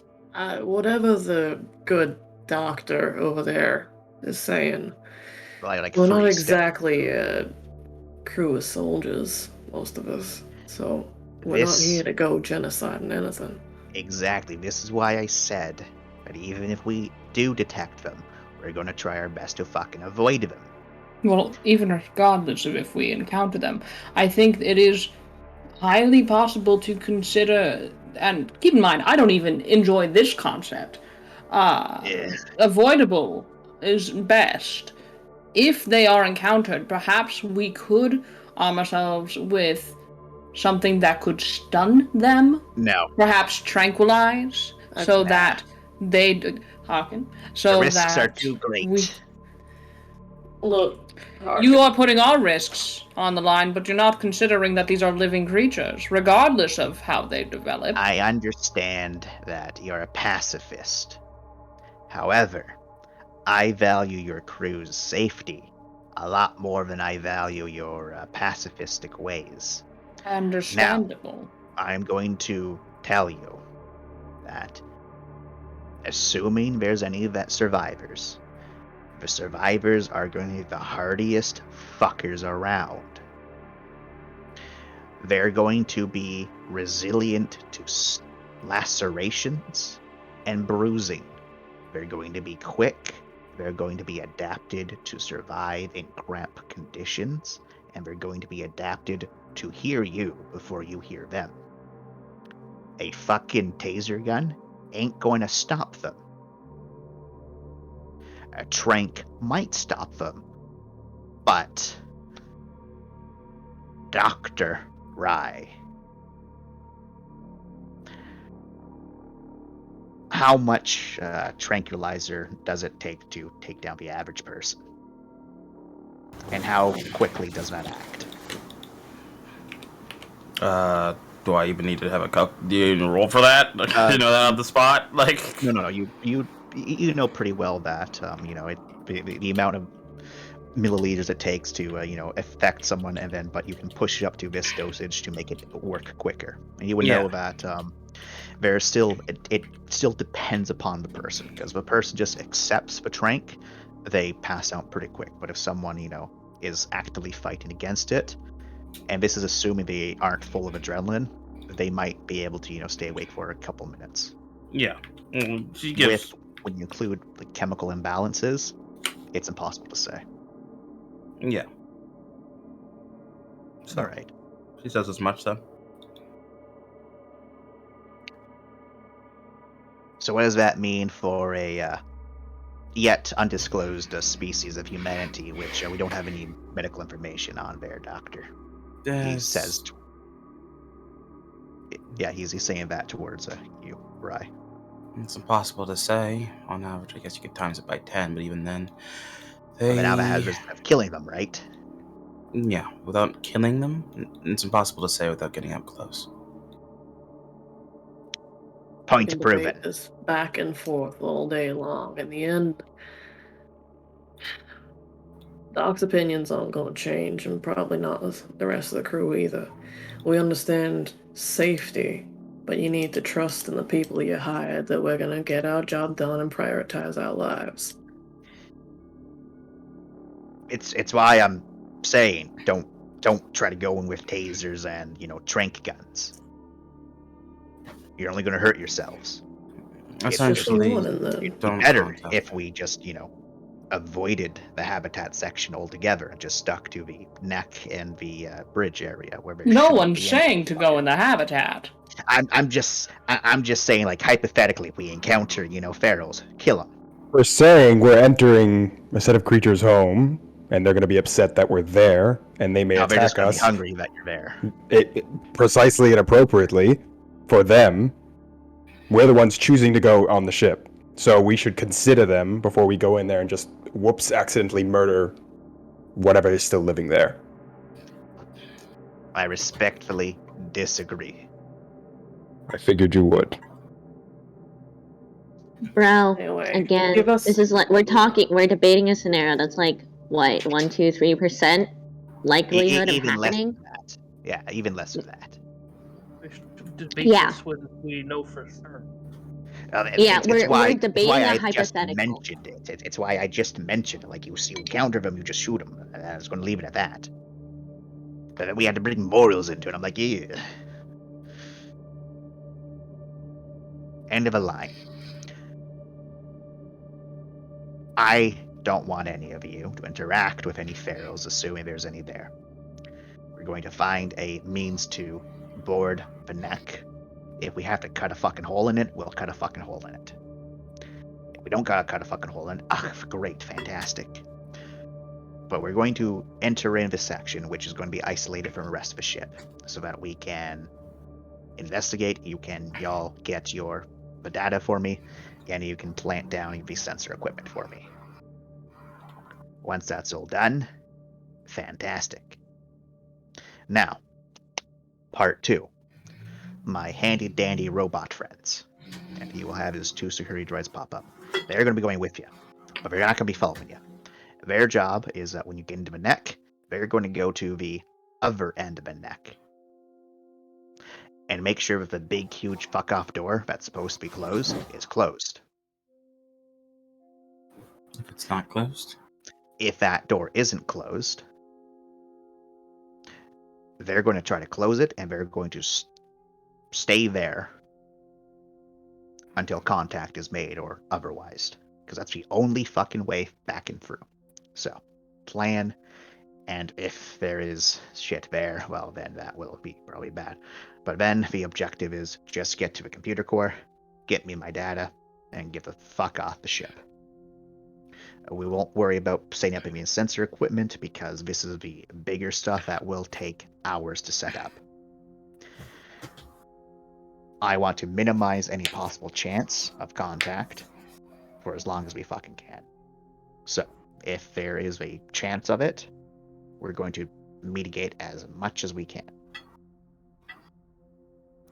Once the actual objectives are done, the sensor equipment and the computer stuff, we're all going to then fuck off. I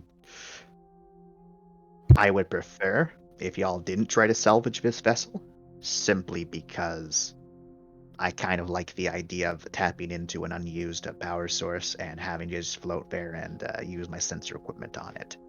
That would be appreciated. Additionally, I don't know about the rest of you, but I think it'd be kind of hard to salvage a ship in the mists. And he kind of looks to Mel for that one. And Mel will say, that's part of why the payment is so large for this one, because we're not going to be salvaging the vessel. Fantastic, yeah. Alright, any actual questions now not related to the ferals?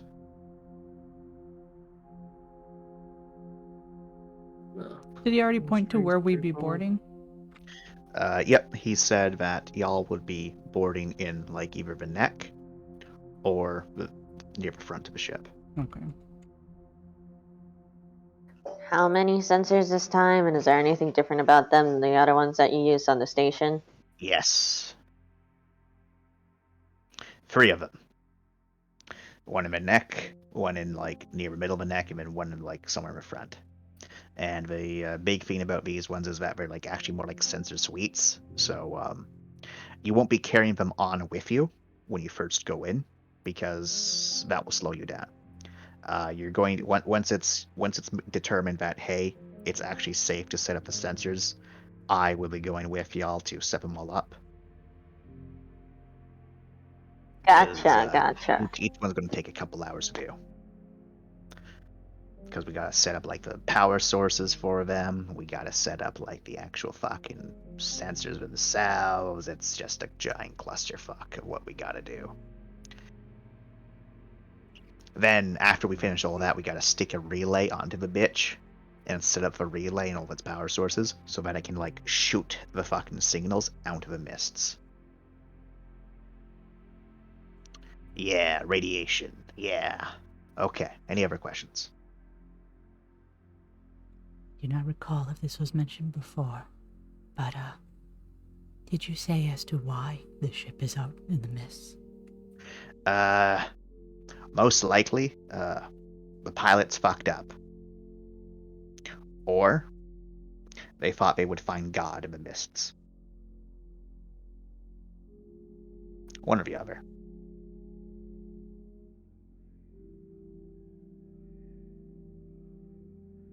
All the things to fuck up over. Yeah. I personally like to think that it was human error, but maybe it was fanatical error of, hey, maybe the spooky place that's fucking with our sensors and making us starting to, be a little bit antsy is where we'll find God. Whoa. Like, to their credit, though, like, there is something weird with the mists. So, to their credit, maybe, there is something that compelled them to go there. I don't know. But most of the phenomenon of the mists is you can probably explain with science. So, yeah. Jazz? Well, the fact that the hyper relays, the hyper relays, Mass Effect. Well, the shock lanes. There's a whole bunch of that naturally condense and uncondense within the mists. That is a natural phenomenon. We know this happens because the mist is an incredibly volatile, young nebula. Given a couple more million years, it will probably turn into a huge swath of systems and planets and stars and suns. Not millions of billions of years. I got my zeros mixed up. But yes, so that is the mists. It's just a place where there's so much different gravitational pulls going on.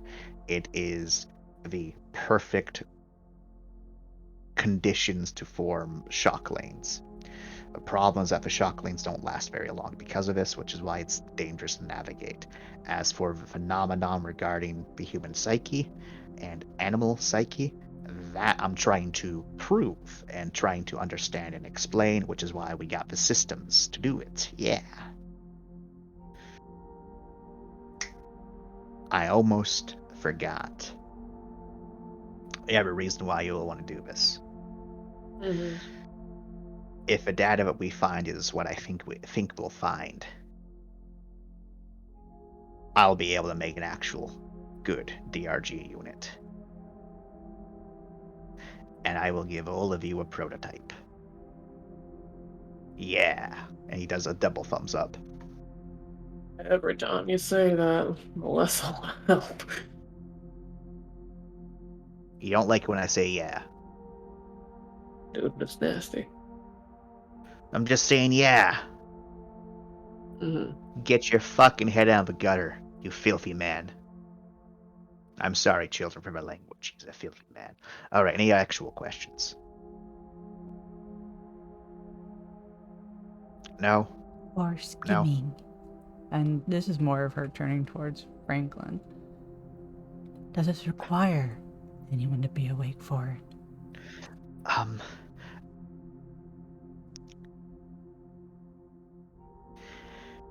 No, it doesn't. It's why we have to make so many jumps. It's because it's better to have someone awake, but we're going to be playing it safe and just having a multiple small jumps instead.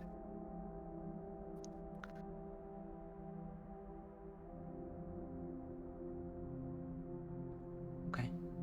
If we did have a good enough engine for it, I would stay awake and then we could just jump.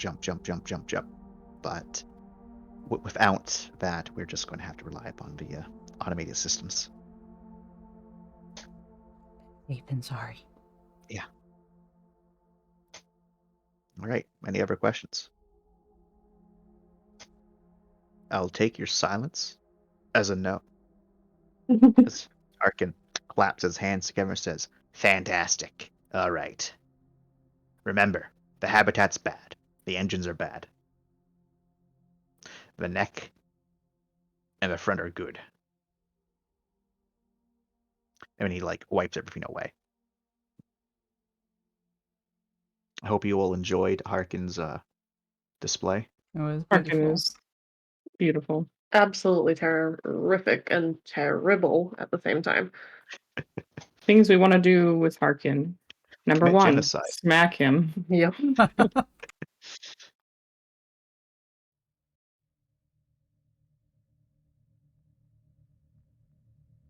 I mean, we all start getting ready for shock sleeps.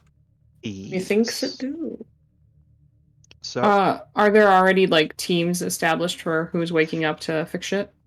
Yep. So basically, it is going to be Franklin because he has to set everything up. Rye, of course, just because Rye needs to do doctor shit. Mindy to check over the systems. Trent and Finn, and no one else really needs to be awake. Nice. Whoa. Enjoy your not sleep, Finn. Wow. Have fun out there, kid. Ha ha ha ha ha ha ha. Fuck you. Yeah, if other people would like to be awake to help, then they are allowed to be woken up to help. Lauren can help with poking around. She can't really do the system stuff, but she could look around for physical damage on the ship. Alrighty.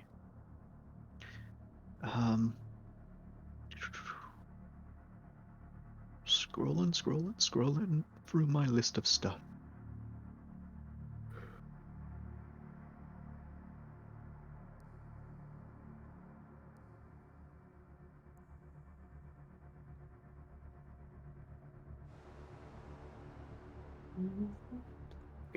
I think the real question here is, Rye, you being a naughty bean? A whole lot of shocks to be naughty through. Probably. Because how long are these shock jumps taking if we're taking some real short ones here? So in total, 11 shock jumps are made, and the total time in shock is going to be about 3 weeks. Okay. Between all of those jumps, because each jump can be anywhere from like 9 hours to like a few days. Quite a bit. Okay, still longer than I was thinking though, because I thought we were talking like hours for each. Yeah. But the process of the many skims and jumps occur, and finally you are brought about to the Elysium ship. Oh, well, we didn't have to do actual shipping. That's good. No, don't worry. There is no rules required. Will we learn later if any detrimental shock shit happens from those naughty beans staying up? Yes. I want to know that juicy deed. We want those RP if those fools are foolish enough to do it. Nice, cool. But I'm not going to take up everyone's time by doing that. I rub my fly hands together. So according with the rules laid out by the big man himself, Melv, no one's allowed to open up any of the portholes and whatnot. So the only real information you gain from the ship itself is just general scanners. And your general scanners have been upgraded significantly, so you're able to get a fair bit of information about it. It is massive, humongous. Y'all thought, the Imperial battleship was a big ship. This thing dwarfs that. You could probably put like 10 of those, stack them on top of each other, and this would still be bigger. Looks like it's missing chunks of it.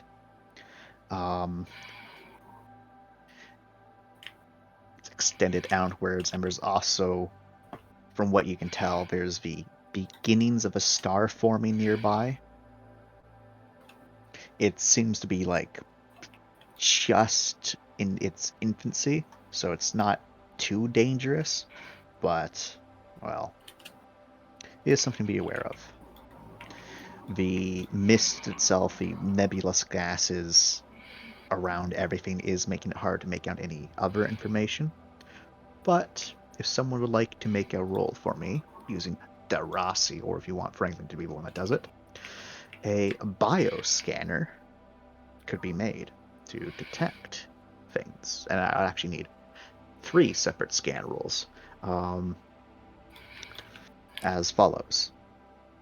So they would be a attention scanners, and then whatever bonus you have for the bioscanner, the environmental scanner, and the energy scanner.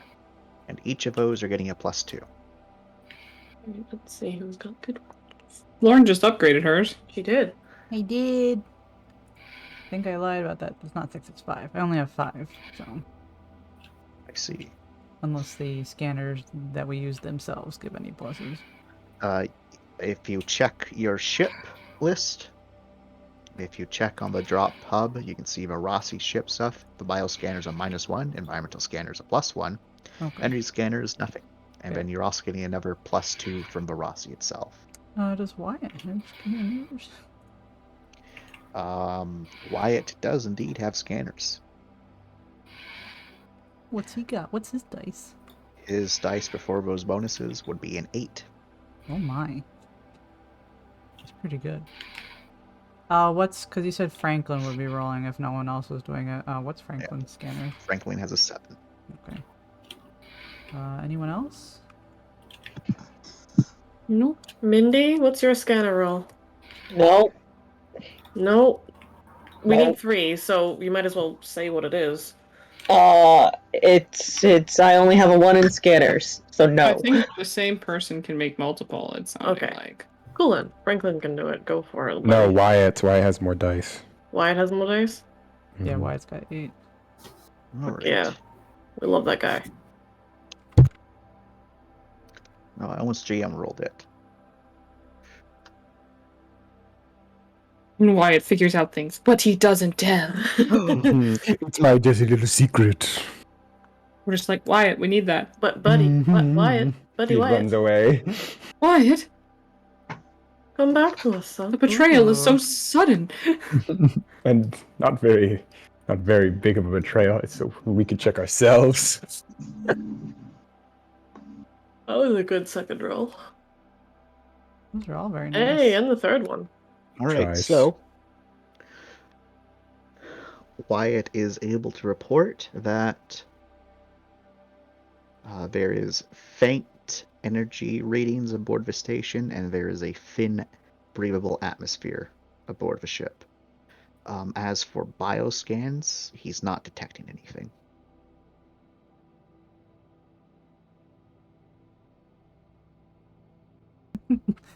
The one scanner we kind of wish them made it even higher. Well, looks like we don't have to have that discussion after all. Fantastic. Now, board the neck.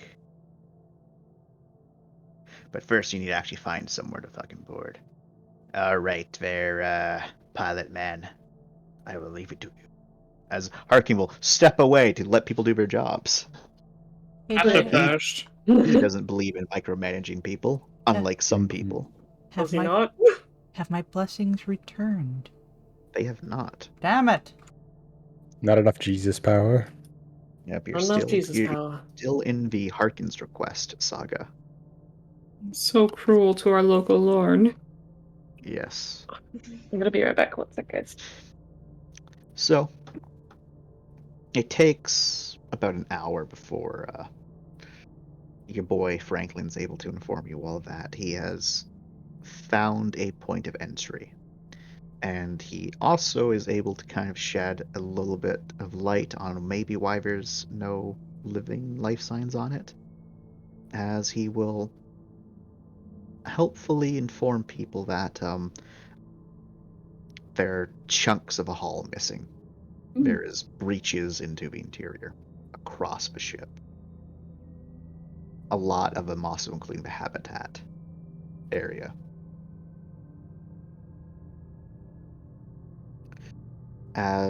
So everyone suits up,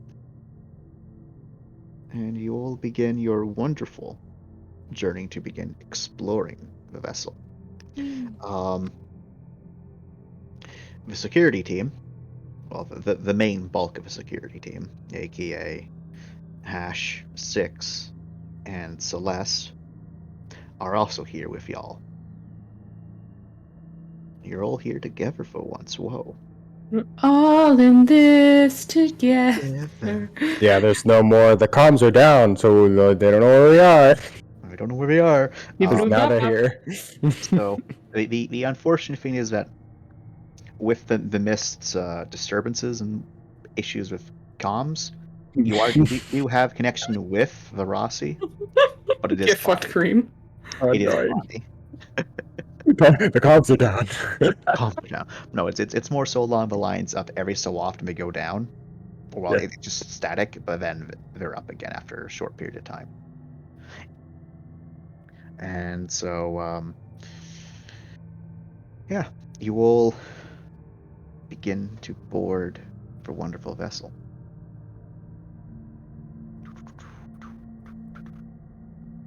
Is this the right one? Oh, that's not the right one. Here's the right one.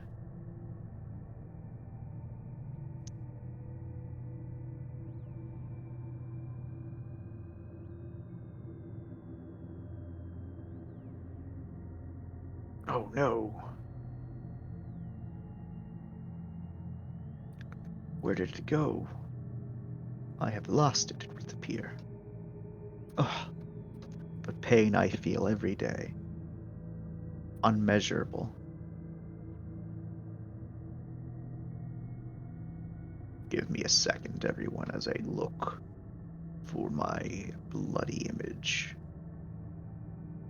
As in bloody, as in like bloody, or bloody as in it's like got blood all over it? Maybe. Wouldn't you like to know, Weather Boy?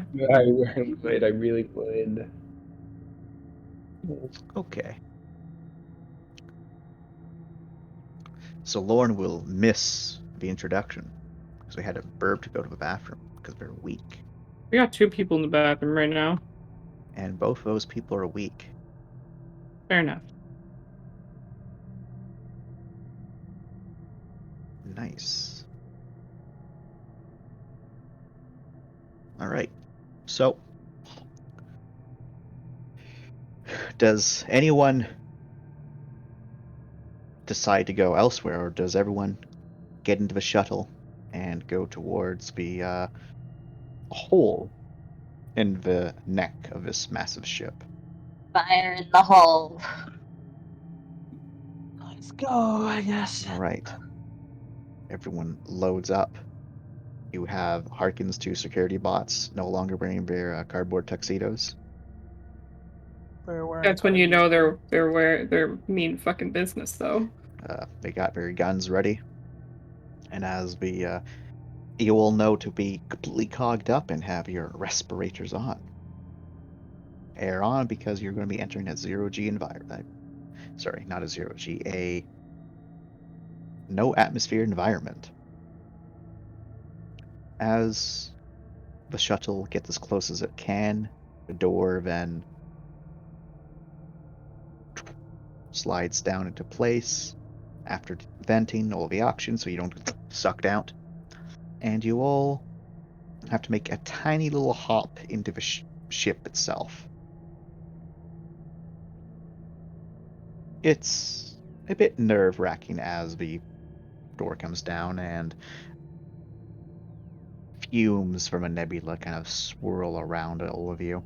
It makes it a little bit hard to see much, but you are able to still see the outlines, and your lights cast visible beams through it, letting you kind of get an idea of where you're going.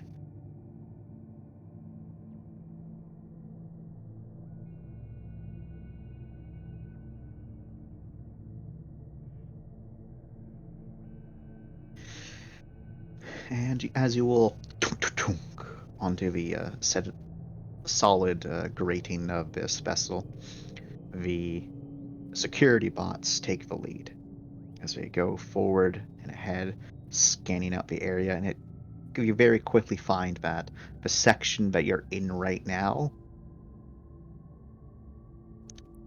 it looks almost gutted. It looks like there's supposed to be catwalks all over the place. Some of the catwalks have long since collapsed, and it looks like there's supposed to be machinery and other things. Because it's a very empty space, is what it looks like right now. And if someone would like to roll me a attention. One or all? Who wants it? Just one person. Who wants it? That's attention. Let's... 8 dice. Does anyone have better? Nope. I have 6. It looks like you're our best up. Okay, LSM VAC checks? Sure. 2. Okay, with 2 successes, it's hard to make out with the gases of the nebula kind of full in like just inside this space, but you're able to see the remnants of some shattered pods here and there. And now it starts to make a bit more sense of what happened. Those of you who are more engineering focused, as you're given this information, the hole that you entered in from makes a lot more sense. This was probably caused by depressurization, and they probably, because this is a significantly large hole, we probably didn't plan on this section of a ship ever being breached, so things were just thrown around, and that as time went on, they damaged supplies and goods, and pods were destroyed or tossed out into the void. As you all get into here, You have the very basic schematics of a ship to follow that you're able to get from a scanning, and you know you need to get up to one of the higher catwalks. Thankfully, it being 0G in this section, you can just disconnect from your boots, kind of push off of the ground. If people could roll me a Dex Athletics. Dex? What's Dex? You heard me. Dex. Oh. Okay, better pull out my World of Darkness. You heard me. Change systems right fucking now. I need you to roll me a Quickness Athletics con. Oh, okay. If you don't pass, you're gonna die. To confirm, do 6s still count, or are we out of 6 land? 6s still count. We're not in the drop yet. I remember him saying in full anger, after this session, 6s will never count again. And so I gotta be thorough. I did save it in anger. You do get your +1, Lauren. Actually, Lauren, you're the one who doesn't need a roll.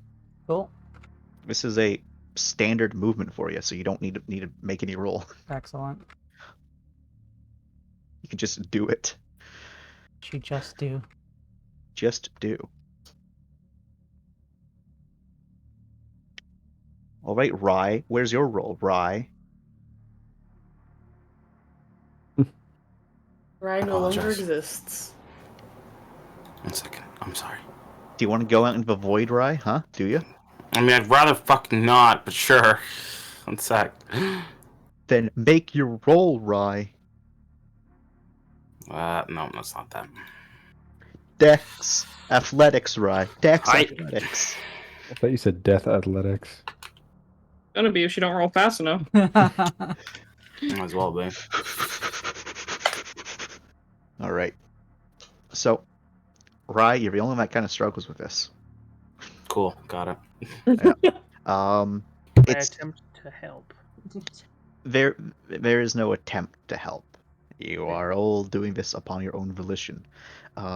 Basically what happens, so for everyone else, you're able to kind of like push off of the ground and kind of like reach up for your general location. It is kind of hard to make out stuff. You're going off of like silhouettes and shadows basically because of the amount of just obscuring items in here and the mist itself. Rye, your first jump, you miscalculated just, how much force to put into it, so you're moving pretty slow.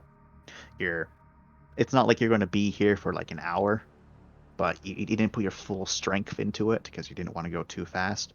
And given our history, that makes sense. And you are, yeah. the last one to, make it to the thing. You kind of had like reach out the leg to touch it, but you're able to like kind of hook yourself with your leg, and then kind of like twisted you back around, and then you're able to like kind of get a foothold underneath, and then you're able to crawl up to be with everyone else. The robots just don't care. You just walk up the side. Nice. Yeah. You probably could have just held on to one of them. Maybe, but yeah, they just walk up the side, clunk down, and then you know that this is the main pathway, at least, or it's at least connected to the main pathway, as the robots turn and head down the corridor, or to be more accurate, the catwalk, leaving the rest of you to start on your own journey. As you hear Harkin's wonderful voice over the comms. All right, the robots are leaving you. If the robots find anything, I'll let you know. With the spotted communication, it should bode well. And shh. And then like a couple seconds later, you. All right, you. About a 6-second delay there, Harkin, for your information. I know. I realize that, and still, my point stands. Fuck you. That's everything. Boop. He's done talking. He doesn't want to talk no more. The robots they're going one direction, and we're supposed to go the other. Yeah, they're going towards the hab area. Y'all are going deeper. Okay. The robots have a bit of a walk. Maybe it's what the robots deserve. Happy hiking. Probably. So you carry on for a bit, and you find an ancient set of doors. These are so fucking old, in fact, that it's a valve door, Anna. What the hell? So, someone needs to get brawn. 2 people can try to brawn this bitch open. That's a valve. Here we go. Have any of you ever even seen a valve door? Have I seen a valve door? You have, Lauren. You have. All over my home. Oh yeah, like these are the good old submarine valve. Like it's circular. You can spin it to unlock the fucker, and you can open it. It's one of those wonderful things. And it's perfect footholds too, because they got like a great handle and everything. Yeah, it's great. Yes, I have seen them many times, in fact. Yes, this is indeed a brawn athletics. All right, well, you're a little different than everyone else. Everyone else, have you? Most people haven't. Except for what was that Live Planet side might. Like you, Black. You've probably seen something like this. Yeah, I've seen something like this. Hunter just looks back at you and nods with a grin on his face. All right. Is anyone going to be helping Ram, or are you confident that Ram's 5 successes is enough to open this door? One could help. If Please help no one me. else does. I'm not very strong, but I could help. Oh, I can help you. I have arms. Yes, you do have arms. I would very much appreciate. Black looks down. Oh, where'd those come from? Oh, these are new and fresh. Real big too. Sorry. What is the roll? Brawn athletics. I have that. Nice. Gotta use these new bad boys. Between the two of you, and then you can hear a very slight, faint sound, because there's like a very thin atmosphere with a nebula of the screech of metal, but thankfully it's faint because it's only a very thin atmosphere. As you slowly grind this bitch open. And as you do, it kind of on the other side, something happens as even you can like pull the door open. And as you pull the door open, the mist kind of sinks in around to fill up the void that's just been opened to it. And it looks like it is a airlock of sorts. You think it works? There's more than enough space for all of you and then some. Find I'll out. find out. Correct answers. You will step in, you take the door, you behind you, and then on this side it's spin handle, and the spin handle works much better than the valve on the outside. As you're able to just spin it as it locks into place. There's a couple points where you gotta like apply some elbow grease as something got seized. Very retro. And then you're in here, only your lights on to illuminate it. As you are looking, I imagine you're looking around for like a control panel or something. Sure. Yes, we are. So, looking around, you can eventually find what looks to be a very simple control panel in the middle of this area. There is a couple buttons which indicate, with small little tabs next to them in... Let me just bring up my chart for the best reference that y'all have to work with.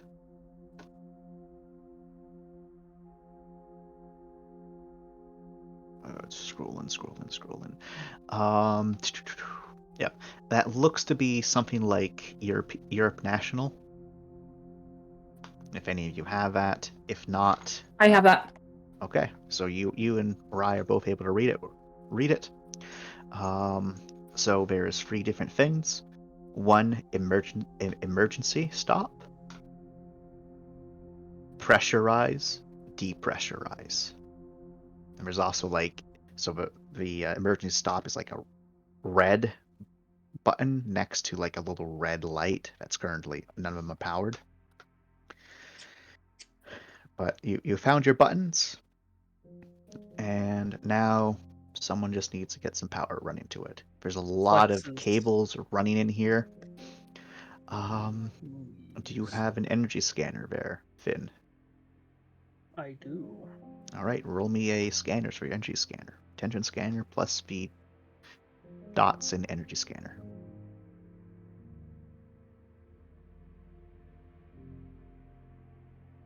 One moment. I know I have. Yeah, I do have an energy scanner. I only have 3 dice. So it's scanners plus the energy So scanner? it's your attention scanners. Oh, okay. Plus, okay, cool. That's plus whatever the dots in that thing are. 5, 6. Cool. It's not as bad as I thought it was going to be.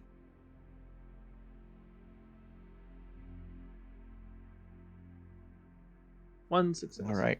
So with 1 success, that is enough for you to determine that there is a couple cables that still have some power running through them. Now, if you could, a gut feeling repairs with a -2 to establish a connection to these things. And yes, the electrical engineering does count. I thought electrical engineering was quickness. That's why I was quickness. Sadness. Okay. I'm guessing is this a different thing then? No, your electrical engineering is still counting. Okay, so. Because I need you to make 2 separate rolls for me. Oh, okay. Gut feeling. Repairs. So gut feeling repairs. -2. -2.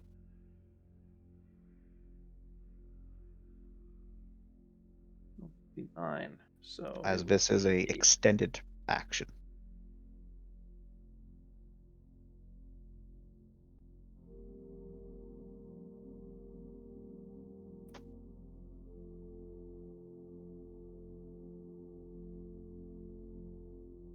Successes. Right.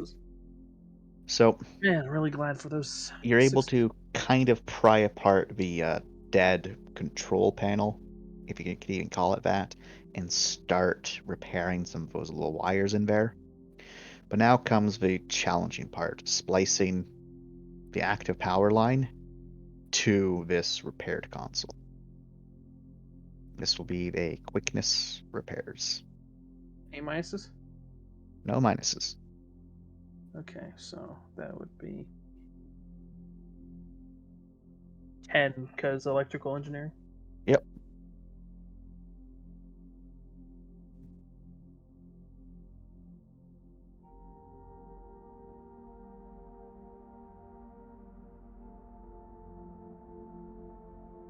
Four successes. Right, 4 successes.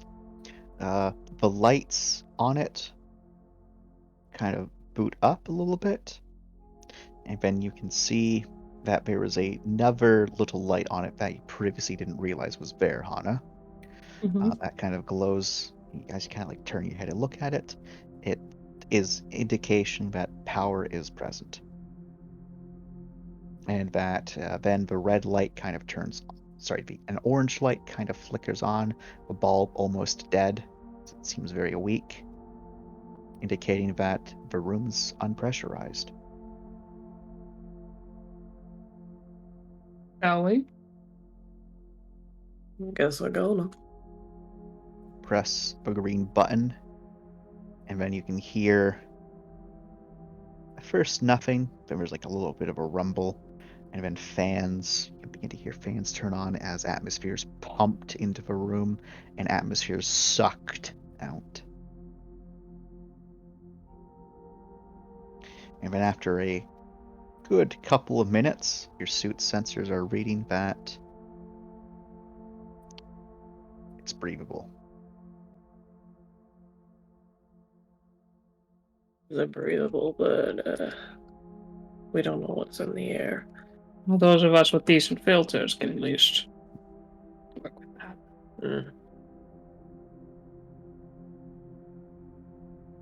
Yeah, I maxed my breather, so we're good. And then you're able to open up the other door in front of you. Nice. Revealing the desolate and destroyed corridor. It goes deeper into the ship. This very different than, some of the other ships that you've been to. Especially the Imperial stuff where it's all opulent. Here, every surface, every wall serves a function. This is very much Spartan in design and utilitarian in design. Everything has a purpose. Things to here don't really look pretty. Those nice, large, circular cutouts, Hana, those aren't to make things look pretty. That's to save material. Ah. You can see that the grates that are used, again, it's just to save material. Everything about this is to save material. Because they didn't have a lot. Yep. And yet, judging from the outside of this ship, it has a lot of flourishes. The ship looks good. Then you look at the inside here, and it's like, ooh. But again, well, you're looking at the area where people were expected to work rather than enjoy themselves. As you all step into the place, you can see there's a bit of a tinge to the air. Same coloration as some of the stuff in the mists, so it's likely that at some point there might have been a breach of a hull that's since cleared up, but some of the atmosphere from mists interloped in here, but your systems are not detecting that it's harmful. You can see there is junk piled up in different places, parts where wires, pipes, or even parts of walls have collapsed to the ground. You can see clear signs of rust and erosion of oxidization. What do you do? Keep moving forward. That's all we know. That's what Finn does. Let's see. He's not gonna move forward without everybody else. But... Well, I'd like to scan this particular area with this movement tracker. Gravity is still 0? Yep, gravity's still 0. Okay. Lauren's Most probably people are having to clunk, clunk, clunk. Yeah, Lauren's just floating along with everyone else then.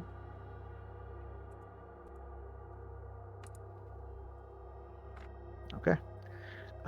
Just gain the movement tracker. Nothing. Oh, I'll check the viral thing. I have it. You do? I do. Viral analyzer. That gives me +1, so I get more dice. More dice. More dice. More dice. Yay. Look at that. I have dice. I love more dice. More dice. You're not detecting anything on the viral scanner. So, as you all start making your way down this long corridor, you can see that there's points where it branches off, and you can see there is cracked.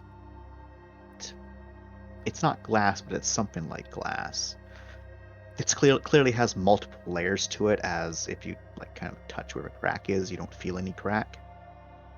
So it's on the outermost layer. In some cases there is no crack, but that look out into chambers much like the one that you entered in from. And inside of them you can see, not all of them, but a good chunk of them. Thousands of pods as far as the eye can see, all in large rows. You can see they're dust covered. You can see some have a flickering of power, but most 0 power returning to them. Would you look at that? You can see scrap bits of material just floating in the large spaces. And if you watch long enough, you might even be able to see an ancient skeletal remains of a crew member floating Oh, you was right about one thing. Sure is old. Is it a normal looking skeleton? It looks like, clothing's mostly tattered by this point. Some parts of it, like the stuff that isn't made out of like cloth or fabric, but it's just synthetic materials, still maintaining. Some hair still kind of present, but the skeletal, it's mostly skeleton at this point. There's not really any flesh. I guess my question is it not like really long? It looks humanoid. Okay. Looks like a normal skeleton.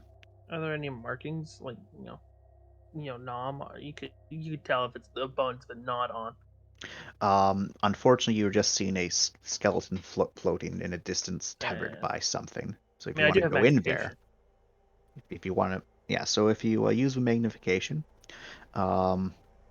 it's hard to make out any details, as it is still in very dark, but from what you can tell, you don't see any damage is to the bone. Like, you're also not too sure what to look for, but you don't see any indication that the body was, ripped apart or disturbed. Likely, whatever happened due to the hull breach. Probably. I doubt there's any survivors in those pods. No power.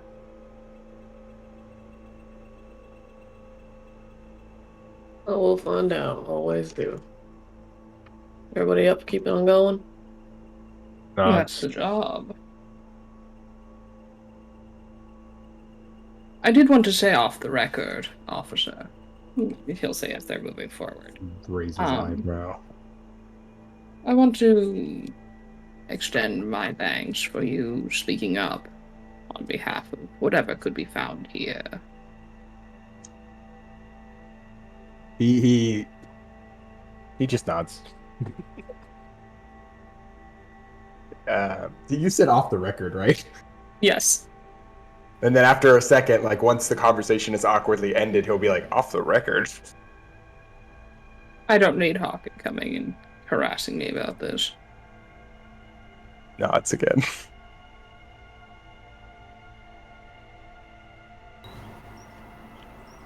Alright. Let's continue. We carry on. Yep, you carrying on through this long corridor. At that point, you have to enter into another airlock. Close the door. It does indicate to you, from what you can tell there, Mr. Hana, that there's atmosphere on the other side according to the airlock. So you're able to open it up. And you enter another one of those massive pod sort of chambers. And again, still no gravity, multiple catwalks. Looks like that this was an area where, dedicated to being able to check over the pods and maintain them. You see maybe one or two pods that has power, and those the one or two that do have power, it's flickering. Should we check for posterity's sake? Will you be able to live with yourself if we don't? Let's go. All right. You're approaching. It's a good thing that it's zero gravity, as there's a couple catwalks where you apply pressure to it and you can feel the catwalk just shift downwards a little bit, but because it's zero gravity, it doesn't fucking crash down. You just know to, not to be a bit more careful on these ones to make sure that it doesn't break by any means.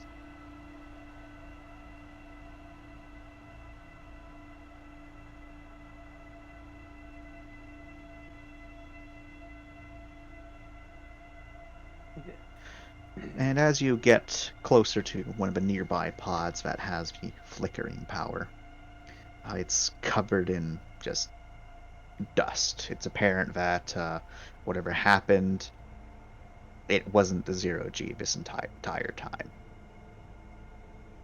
Oh dear. There's enough caked on dust where you have to brush it away to see into the pod. And with these ones, it's not like your pods where it's it's like mostly see-through. With this one, it's like a massive sarcophagus with a single porthole to see into. Mm-hmm. And it looks like the paws themselves are also like, pressure tight as well, except bulky pressure tight. I imagine someone brushes away the dust. You can see into it. And who is it? I don't mind it being me. Unless someone else wants to take it from me. No, Go for it, Finn. Alright, I need you to make me a cold roll, Finn. Ah, wonderful. Okay. What you see is Thanks, pretty Finn. horrifying. It's not enough to warrant a void roll, unless you like crit fail, but it's pretty bad.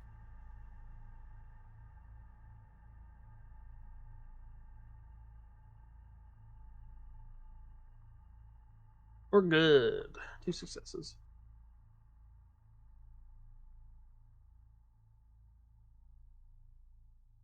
Alright, so with 2 successes, you're able to keep down the bile. But there's a partially decomposed person in there, and it's like mush.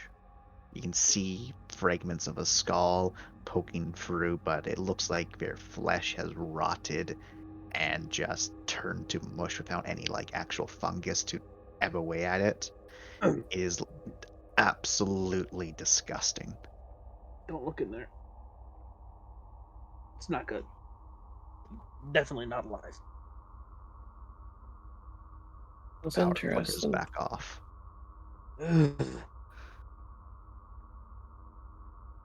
Are you taking a look too, Bear Ram? Because if so, Sure. if you're taking a look, you gotta roll cold because it's disgusting. Why not? 1 sec. Oh shit! Right. Not the movement pod, but You're good. yeah. It's you're like what you've seen and probably done worse. Yeah. Yeah. Do you want to check out the other pods with flickering power, or is this enough to satiate your curiosity? Sure. You And I guess should we're look. looking. Okay, I guess I'll check the. Doing okay there, kid? So, I don't Yeah, need it's to roll just again pretty because gross. anyone who's taking a look needs to make a roll once. But if you've already rolled, you're good. The next nearby pod, you have to kind of like leap off of the ground to actually get to, because the catwalk going to it is nowhere in sight. Get up to That's where interesting. So I imagine. I do have jet boots, so if I need to reorient myself as I'm 0G'ing myself. So make me a quickness athletics. Quickness athletics. Yep.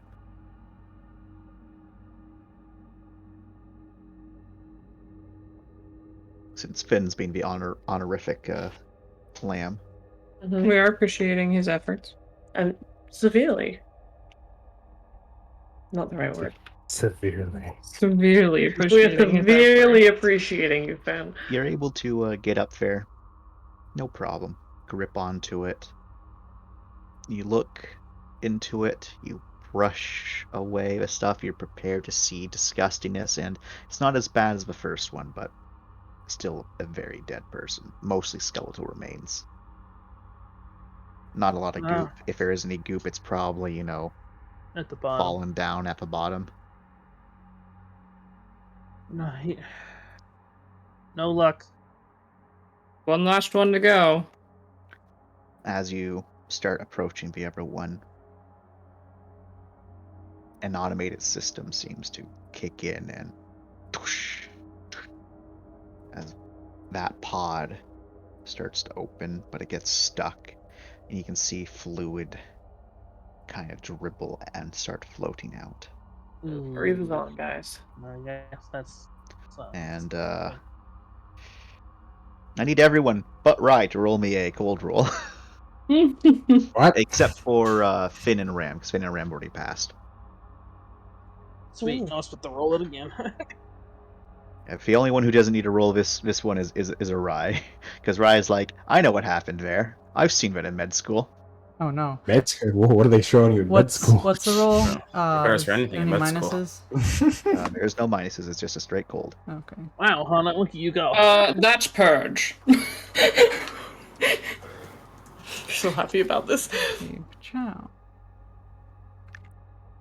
Some of it's purge, Hana. Not all of it. No. Don't you see how Hana's brain works? Just purge, Chance. It's just gone. Just purge. Bloop bloop. Deleted. Alright, so I imagine you've stated that curiosity, because you can't see far off in the distance there's other flickering lights. We don't want to. You can likely rationalize that to check every single flickering pod, you're going to be eating for hours. Chance begs. Chance scrambles around on his hands and knees. I've got so much more for you to look at, please. Just for him to say it's dead. It's dead. I'm just saying, like, if you want to go over every single one, I can say, yeah, you'll do it, but it's going to take you a while. No, we're going to continue. Yeah, I think we're good. Alright, so you get back to the main catwalk. It's a little bit sketch to get there, but you get there. They have railings. That's nice of them. Wow. You probably don't want to put any weight on these railings, but they're there. They're better than Terrans having no railings. Terrans believe in aesthetic over design. Design is... yeah, it's fine. I knew that would trigger you. I heard it instantly, like, actually, Chance. He gave up. Sorry. No. It was good. I specifically worded it that way just for you. Well, just to hurt him personally. Garbage. But yes, they choose aesthetics over safety. So you're able to get back and continue on your way deeper and deeper into this ship. As you're going, you get a wonderful message from Harkin. Good news. The door is shut. The door is shut. Interesting news. Someone tried to cut into it, but they failed. On the inside or the outside? From this side. I'm counting 4 bodies. Yeah, 4 bodies. Maybe a 5th. I don't think so, though. It looked like they tried to use some heavy-duty fucking tools to cut out. And there is no, like, porthole or anything like that to see what happened on the other side, but I am getting that there is an atmosphere on the other side.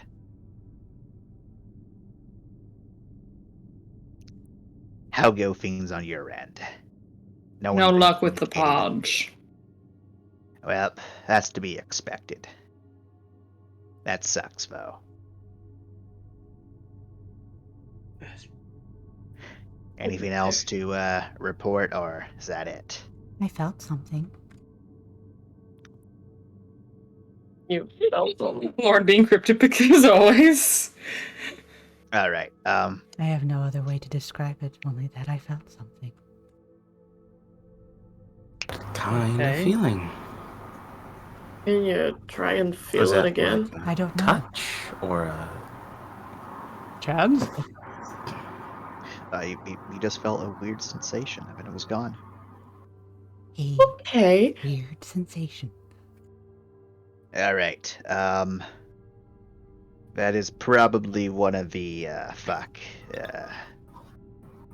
side effects of being in the mists. Are y'all like in a clear environment, or are you like see like nebulous gases in here with you?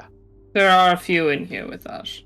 All right, so that might be fucking up with your visual interpretation. That's making your mind process things weirdly.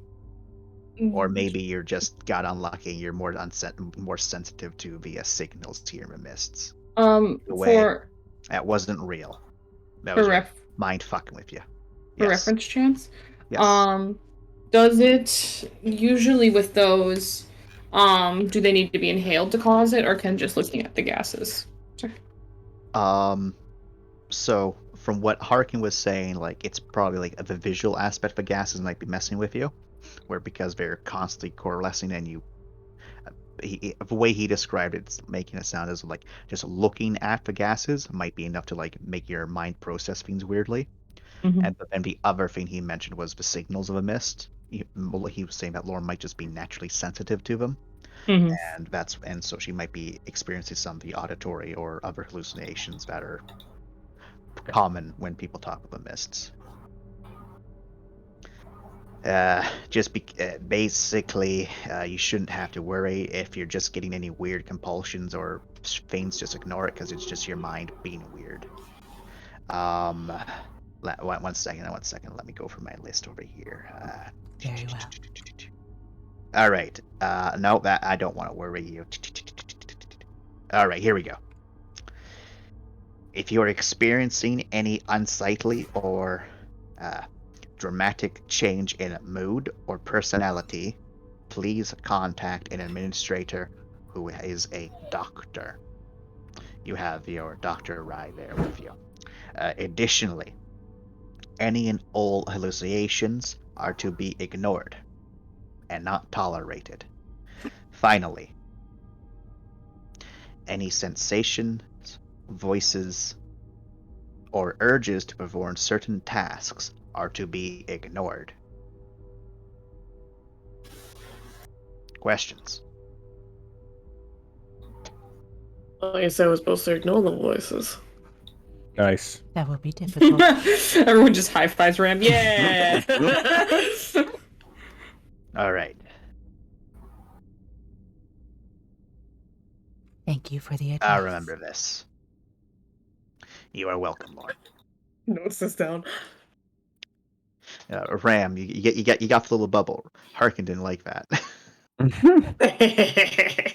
Harkin will remember this. Harkin will remember this. We'll remember this. That's okay. He can remember whatever he likes. He's old. He's senile. He'll get rid of it soon. All right. So yeah, if things get weirder, do let me know, and I will actually try to counsel you in these trying times. It shouldn't be too much of a problem. It's probably just that you're just naturally sensitive to this sort of thing, Lauren. The rest of you, like, it's minute exposure, so you shouldn't be worrying about it. Like, you should be good to like have weeks of just walking around the mists before you start feeling any weird sensations. Yeah, I don't want to worry you. That's all you got to worry about. All right. Sounds like there was more in that little pamphlet he was reading. Yep. We definitely skipped over something. For the sake of worrying us, how about that bit you skipped? There's a bunch of bits I skipped. Which bit? I quote, I don't want to worry you. I said this twice. Both times. All right. No, I didn't want to worry you. So, individuals experiencing heightened levels of aggression are to be restrained and tranquilized. Individuals which are experiencing a desire to go into the mists are to be tranquilized and restrained. It's kind of weird how this particular one changes the wording of it. It should be the same on both.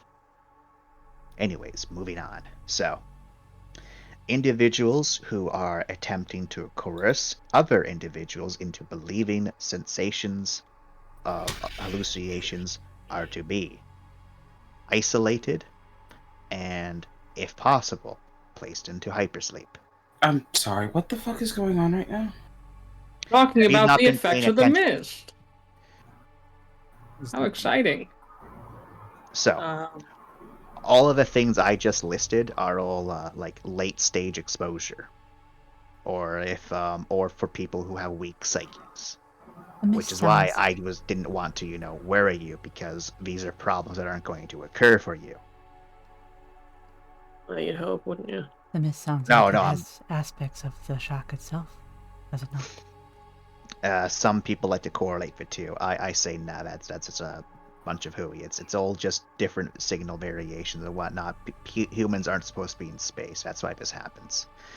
So, just don't worry about it. And as for the other thing that you didn't want me to worry about, one prevalent thing, and this is the only thing where like it's kind of like shock space, is it's a phenomenon known as mist ghosts. So basically this phenomenon occurs exclusively when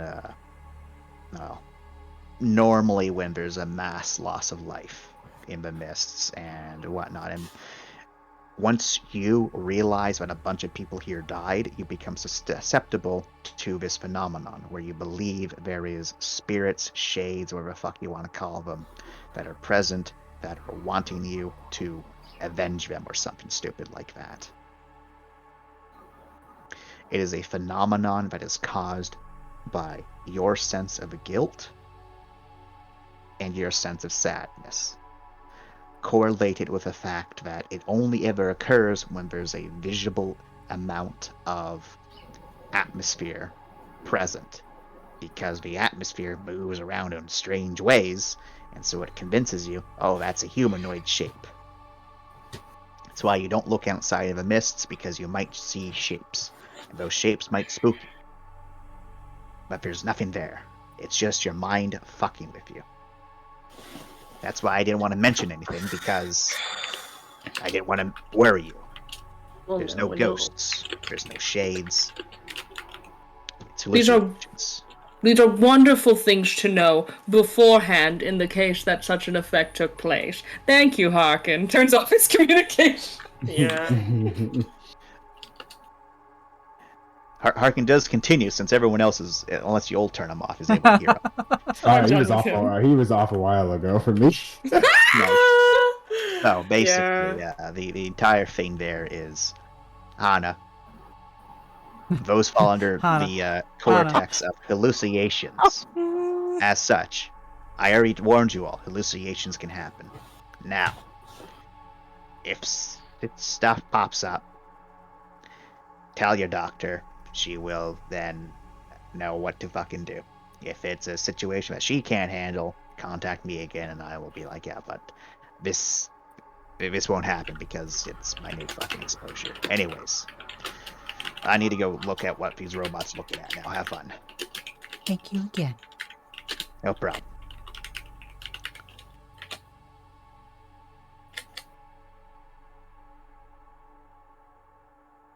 So, does everyone just like stand there awkwardly, or do you? No, these two. You guys RP out loud. You're doing RP anyway. Yeah, do your thing. Talk.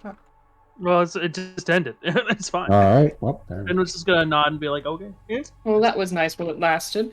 it felt real good. I'm happy we had that. Oh. So, GG, everyone. You will continue. Yes. Very good. Yes. I just hope this. You've reached the first point where Harkin wants one of his sensors set up, and it looks like it is indeed a point that can have it set up. Nice. That's all you really needed to know. Like, can this fit here? It can. Great. You carry on. Chance. It was fantastic. So easy. You had that moment. You had that moment. It's great. Felt like a real victory. It is a real victory, okay? But it becomes a little bit less of a real victory as God damn it. As you are carrying down through the corridors, you do eventually find a larger piece of remnants of the ship's crew. Ooh, okay. Remnant, how meaty are these remnants? Not very meaty, but like meaty enough of a factor, like, because they've been exposed to, like very few, aspects, that there's still some blood and flesh present, just not a lot. Most of it's mummified. Can we time box this at all, just to see if this is like a generational thing? Like, is that a thing you can do with science? What do you mean? Like, can we tell if it's consistent with I guess I just want to make sure there wasn't like generations here. Like this is just like the first crew and they just died. You know what I mean? Oh, that it's impossible to tell. All right. This could be a graveyard for all we know. Don't worry about the random man here. This random man's one of you. Oh, hello, man. This will be Black. It's you, Black. It's you. Yeah. Black. Where's your cigarette? Oh, you're right. Let me zoom in there for a sec. I'll get it. You just continue. All right. So Black is looking in there, and you can see in one of these corridors off to the side. At first, you're probably a bit concerned because these bodies look a bit ripped apart. You're like, oh no. But as you're peeking through, you can see that one of them is torso strapped to the something. And you can see the other one looks like the straps are near them and even covering bits of a ruined flesh. So you think there might have been some sort of shift. Maybe this area depressurized and repressurized that caused their bodies to, well, get ripped apart from the pressure. As it looks like they were both strapped down. You can see, looking at other parts around this area as you're coming across your first real sense of a lot of life, this area was pretty active when something happened. And you can definitely see that most individuals have some sort of mask on or mask nearby.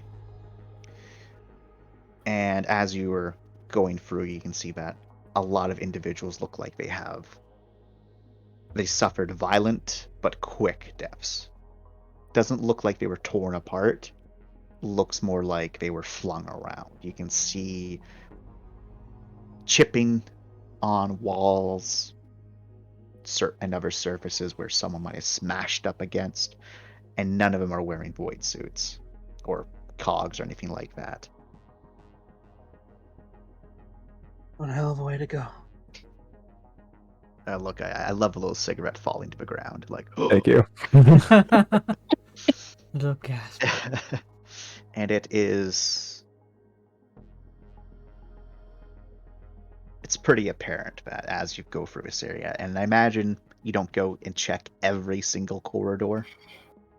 No. This looks to be like a mixture of like a dorm and a living area, but at least as you've gone through just the main section, at least 30 bodies have been found.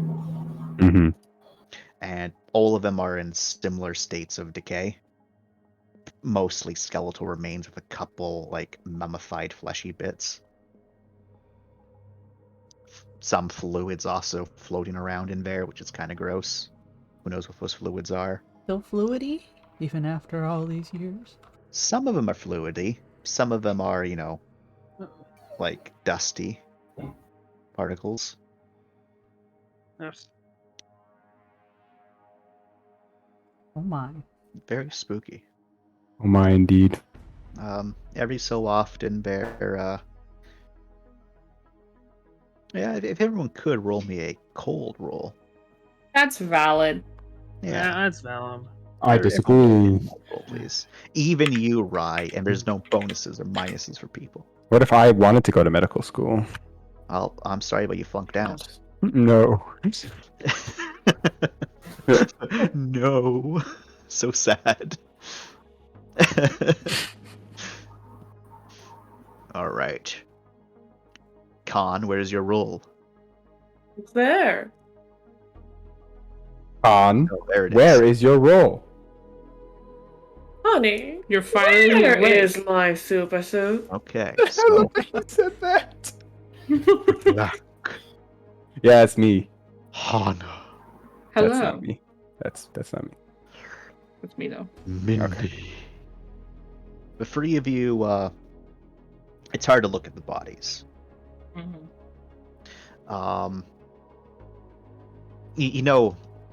Mr. Dr. Man told y'all, except for you, Black, you had him off, so you don't know what he said. Told you that, it's just the mind playing tricks on you, but you can swear that some of these skulls are like positioned where the empty socket's just looking right at you, judging you. asking, why are you alive? Why are they dead? And it's something that you can't look to them. You have to look away from them. And Hana, for you, it's actually a little bit worse. Right. Well, actually, no, for both Hana and you, Black, it's probably a little bit more. Both of you have experienced, Thanks, Hana, where there's loss of life that could have been preventable. Like, I'm sure, Black, you've had a couple of cases where, maybe if you were a little bit quicker, you could have stopped the perp. Mm-hmm. Or maybe you go onto a ship that you don't really need to for money reasons and end up killing something. Yeah, maybe. But for you, like, it's that feeling of guilt is a little bit closer to home. It kind of like walks inside you. And Hana, even though you got 2 successes, it's still like you got a lot of guilt there, Hana, for a lot of things, Hana. One of my prime character traits. And that's just welling up into you, and you get a little bit of like the flashback to your experience in Shock Space on Rossi. All of those faces for a moment looking at you in the spots of these dead skulls, and you probably stumble in your step, but you're able to keep on going. As no one takes any cold damage. People are just unsettled by this scene. And then the people that got free successes, everything's hunky-dory. Yeah. Cool. We're good. It's just disgusting and Um, sad. Your glorious leader, Hash. What? Doesn't like this. Hash is head of security. He's your glorious leader. I don't like that he thinks he's our glorious leader. He's head of security. Of course he's your glorious leader. Whatever. I was like, your glorious leader, Hash. Excuse me. That's where my cult comes from. Excuse me. This Joker's our leader. This guy. This guy better than that guy. They fight to the death. All of us are just like, should we stop them? No. Then,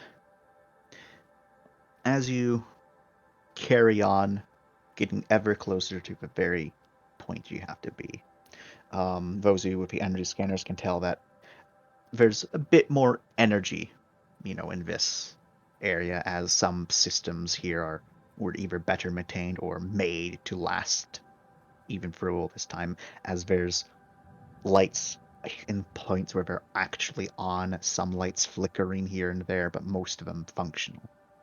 You can see there is siren lights extended outwards, long since dead, but clearly indicating that there was some emergency. And no kidding. You have to push open a few more doors here and there, cross through another airlock. This one also still maintaining power. And as this airlock cycles, the first thing that you notice, Hana, for it is that it stops partway through the cycling process, which is a bit like, and then as you're kind of trying to look around, you can all hear something tries to activate, but it fails to do so. There's the as if something seized, but it's still trying to do something. That's not good. It's a bit unnerving for a couple of moments, but then the process finishes, and the door, one of the few automatic doors that you've come to, opens. Alright, quick moment clarification, just for the sake of making sure we're all on the same page. That happened. That did happen. Yes. Alright, perfect. And as the door opens, you come into a more sturdily built area. But the other, more apparent thing is that this area definitely has a misty haze all across it. And you can see, as soon as the door opens, there's several bodies just floating nearby. Look like they're trying to get to the airlock. Yes? My good. No, fellow? I'll let you finish. Okay. Ukraine, These thank you. bodies are completely skeletal. They've been exposed to an atmosphere that had, the stuff in it to break down bodies. The other thing that you will immediately notice that there is a distinct green tint to the atmosphere here. Very different from a coloration of what's the word for of a mist. Like the mist, it was like areas that was contaminated. There was like greenish, some blue, some other colors. Here it's just a uniform green tinge. Viral scanner. Roll it. Yeah. I'm gonna remember my dice again. Boop, boop, boop. 1 + 2 3. Okay. Watch out. All right. 3 successes. Your viral scanner picks up all around you. There is a contamination, a biological one, but an ancient one. One which you've all long since had immunities to. Something which pops up as it tells you what it is, Lorne, but you have no fucking idea what this is. You will as show it. It is. To the others, maybe they know. Toggle. 1 second. Super AIDS. I knew it. No, it's not AIDS. I knew. It's I knew always AIDS. It took out the entire fucking facility. Everyone got AIDS. The final boss of Drop is AIDS. It was a metaphor. Metaphor for Makes AIDS. sense. That checks out.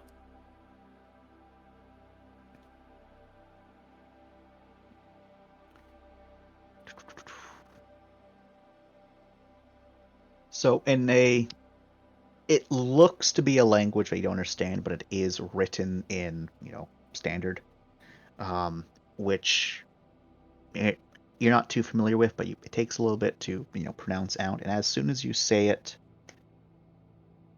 I need a roll from you there, Rye. A what? Brains medical. Okay. I'm pretty good at this now. I know. You go, girl. Kind of wish you would had sent the stuff at me for me to try to say it. Oh no, you're able to do kind of say it. But okay. I refuse to write in a language that I don't even have any words for. Okay, yeah. So Rye. Yep. This is using the translation for it. In standard, it would be the Amber Flu. The Amber Flu got its name because it caused a lot of mucus and phlegm to develop to the point where basically people would be, just would suffocate upon their mucus. And more times than not, rather than being the normal, sickly green of an infection, it was more of the yellow tones. Ooh, nice. Yeah. And it wasn't super bad, but it was still a type of influenza, and it could kill. But incredibly ancient, to a point where people today just have a natural immunity, should have a natural immunity to this. So even though, technically all of you breathed in a good airful of this stuff, even after all this time, you'll be good. And you can be very confident with that, Rye, is this has a very long incubation period, so even if y'all are infected, you have more of enough time to patch everyone up Almarasi. Okay, I'll explain as such. And the only reason, why it's still present with 4 successes is, even though it was called an Amber Flu, it wasn't actually a type of influenza. It was actually a type of spore. It just gave influenza-like symptoms. Okay. Well, I'll let everyone know, and everyone know that we can deal with it, so that no one freaks the fuck out. The other fun thing to note is this is one of the many plagues that ravaged Old Terra, which is why most people today are immune to it. Yeah, we're fine. Everyone's fine. So fine. Anyone panicking? Are we all good? Fantastic. Let's continue. Sounds like you might be panicking. No, I'm all right. I'm up on date on my shots. Are you? Yes. Hash sweats. He doesn't comment if he's up to date on his shots or not. Ash, no. Tash, I'm your doctor. You're up to date on your shots. I wasn't worried about that. I can see it on your face. I'm looking away from you, Roy. You have nothing to go off of. Exactly. He's avoiding eye contact. Get him. Get his ass. You should have just made eye contact. Yeah, eye contact. As you all are able to continue on, and as you are continuing, you are noticing that gravity is starting to return. It's very gradual, which is very strange, because that's not how gravity should work. It's either all or nothing. It's not just like a gradual thing that you kind of walk into, unless something really weird's happening. Must be something really weird. The Geller field's broken. It's always been broken. I guess I'll have to walk now. It's very, very sad, Lorne. Very sad. So sad. Yeah. The strongest it ever gets is like 0.1, so it's not moon gravity, but it's still incredibly light. Where if you hop, you can hop pretty easily. And as here, there's a couple more automated doors, but the security systems for these have long since fried, where you basically just try any combination of a code and it just reads that as A-OK as it opens up. Stuff has just degraded to that sort of point where it doesn't even know what's a yes or no is anymore. And you're finding a couple more bodies here and there.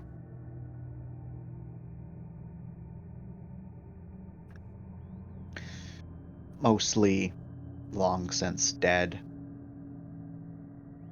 I imagine no one goes, to explore some of the other labeled areas, as you have reached a point where if you turn left, it will lead you towards the computer mainframe. If you can carry on, you can eventually get to the bridge.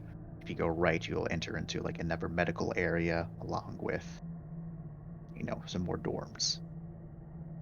Not much point to look around if we can't scavenge anything. Yeah, let's just get this done so we can get out of here. Alright, so you'll head to the computer area. You head down and then you take some stairs downwards. Some of the stairs are pretty sketch.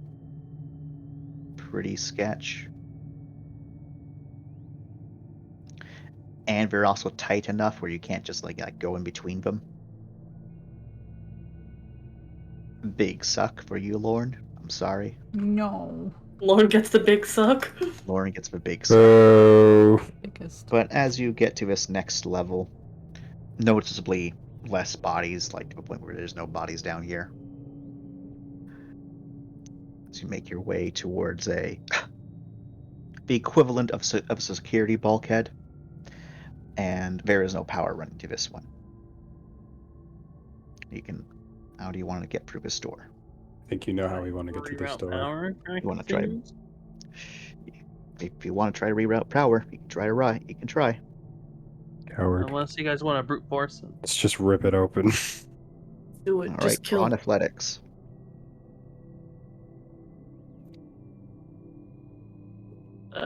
You got it, Black? Yeah, I mean, sure. You can help me. Okay, yeah, hang on. Ram's just watching like, man, you're really doing this, huh?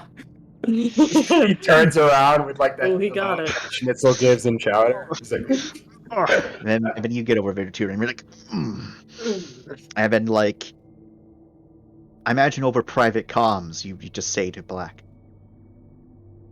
This door's really shut. It's a fucking bitch. It's a fucking bitch. It's not going. Then Hash sees you two struggle. Hash goes over. He also kind of. Let's see it. Hash. That was three of men you doing this. This door ain't opening.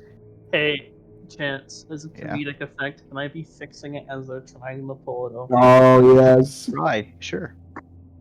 That's funny. Quickness. Repairs.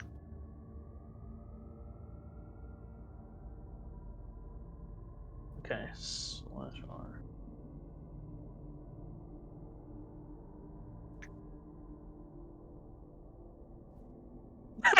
Hey! 5 successes is enough to restore power to it. And as you put into sequence for it to open up, nothing happens. Okay. So now you are just looking at that, trying to act like you didn't just spend all of this effort, Finn. Rem takes his hands off the door, puts them on his hips, and walks around like. Can I fix? Just a bunch of men trying to open a pickle jar. Okay, can I try and figure out what went wrong? The fact that they can't open it with brute force, and you can't, pair it, there probably is some sort of like manual lock on the other side of it, keeping it shut. Everyone, if you don't mind, how thick is this door? You don't know. Pulls out plasma cutter. Finn. This is gonna take hours. Okay. Oh, cry more. More starts twerking.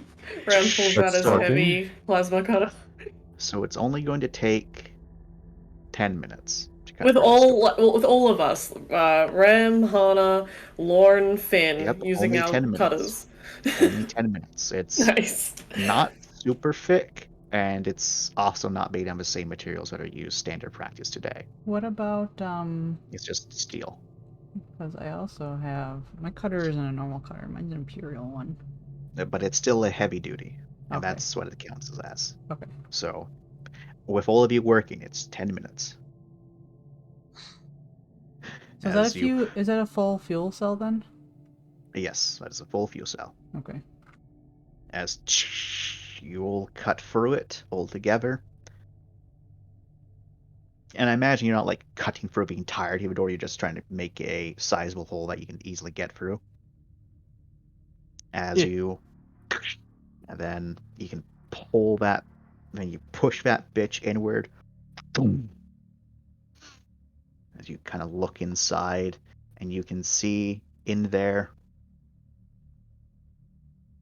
a couple lights flickering on and off. And you can see age-old server banks. Mindy, you're probably the only one that recognizes the stuff. These are antiques. Can I see what was blocking the door? If you look to see what's blocking the door, it is a massive mechanical lock that is just a bar across it, essentially, that is also connected in such a way to keep it shut. It looks like it was a added-on addition. Or, well, to be more accurate, it seems like someone from inside used it.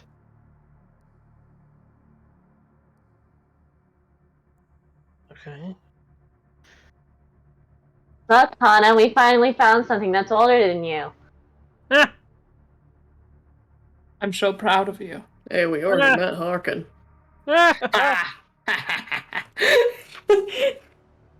Oh, no, Harkin's not here right now. Sends a group Snapchat. Look, found something older than Harkin. So that everyone has it. Beautiful. For posterity. Nice. Nice is what Harkin replies. No, but nice is what Hash responds with. Harkin will respond. I see what you did there. Harkin will remember this. Can't say Mindy, you've just lost the grunkle. -1 grunkle. But it is accurate statement. Too late. You see, he doesn't have a say in this. I adopted him, so he can't disown me.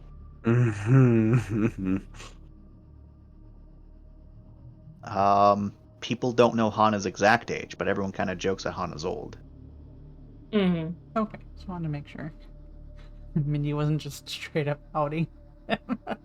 Right? That would be so unfortunate. Hana just like in front of anyone. Mindy, you're disowned. You can't disown me. I adopted you first, remember? Dad. Disowned. Shakily. Banished to the unchild realms. Whatever you say, Dad. That is not canonical, by the way. He doesn't draw any more attention to it than the joke. As you will step in and begin to fan out, you can find in this area, there's a lot of like computers and whatnot that have been torn apart, servers that have been torn apart, some wires hanging out here and there. It looks like someone spent a lot of time in here. And as you finally make your way towards the main control surface, you, Mindy, were the one that was entrusted with the backpack, and inside the backpack is a piece of equipment which Harkin gave you, which basically just find all the right ports, start up the startup sequence. It's literally just type in start, and a thing should pop up, and you just click in, and boom, start up a sequence, and that will It's an encrypt external hard everything. drive. I get it, and it's an external hard drive. It's a fancy external hard drive. Okay, it has Yeah, a process yeah. to decrypt information. Yeah. Okay. But yeah, so you have all of that. He tries to explain this object to you, which you already know its purpose of just by looking at it. Mm-hmm. And you find him a spot where you're supposed to put it. Mm-hmm. And you, Mindy, as you're the first one to go there, as you're setting it all up, roll me a straight attention, real quick, as everyone else is I'm about to get got. The ghost episode starts now. With 2 successes, you at first didn't realize it was there, but after like kind of doing a bit of a double take, you then catch sight of it, and for a moment you nearly you're like, oh shit, I'm about to die.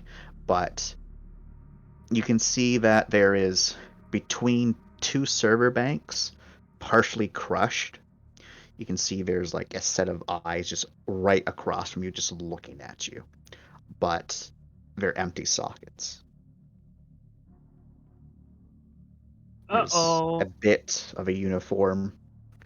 It's hard to make out, but you now know what happened to whoever was in here, who did the damage they did and locked it all up. And so you have the small but you've seen dead bodies. You're good. You're able to carry on with your process. Jump scare. Yeah, it was a bit of a jump scare, even though it didn't even move. You didn't expect it to be so close. And you're able to start the process. No problem. Some of the systems of a computer are definitely fucked, but you're experienced enough where you're able to fix those enough. Harkin probably won't be able to get all the data he wants, but you'll probably be able to get a good chunk of it. The universe is set to talk about Harkin. Exactly. But imagine people do kind of explore this environment, and as you do so, it becomes pretty apparent that someone was here alone by himself for a while. You can see a little pile of garbage, of rations and other such objects. You can see little scratch marks against one wall at one point, where you can see the days that they counted by. It takes a couple moments for you to count up all of them, unless you have the wonderful logistic visor attachment, which is able to very quickly inform you that 3,211 days. Man, you made it a long time.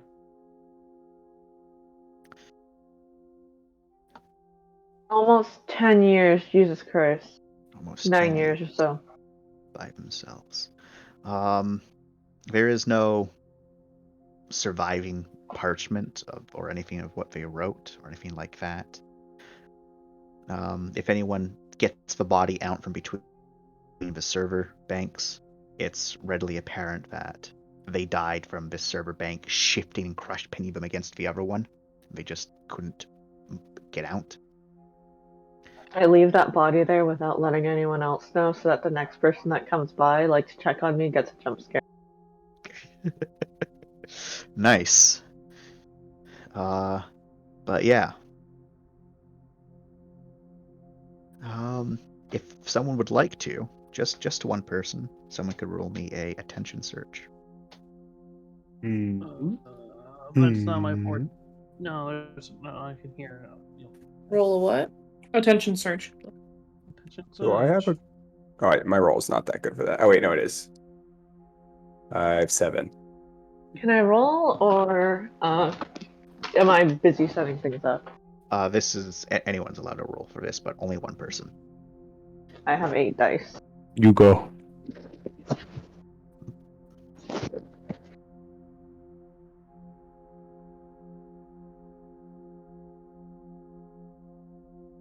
Only 2. 2 successes. You're able to find it. Maybe it was Mindy who found it, maybe it was someone else, but you're able to find it. There is a section kind of hidden away where maybe that was a sleeping area, but near that sleeping area there was the only inscription on the wall. Anywhere. It's a very small inscription. And it's written in some sort of Eastern National, but enough that you're able to understand it, Verhana. Rai, if you are brought in on it, you are able to be informed that it is written in French. Francais. Wow. Yeah. Frenchman. But what it reads out to be, the inscription's quite small, and as it reads out to be, in our pursuit of God, we only found more humanity. Humanity is vile. I can't bring myself to do it. But I did his work. I am sorry. May God forgive me. Did he rock the ship?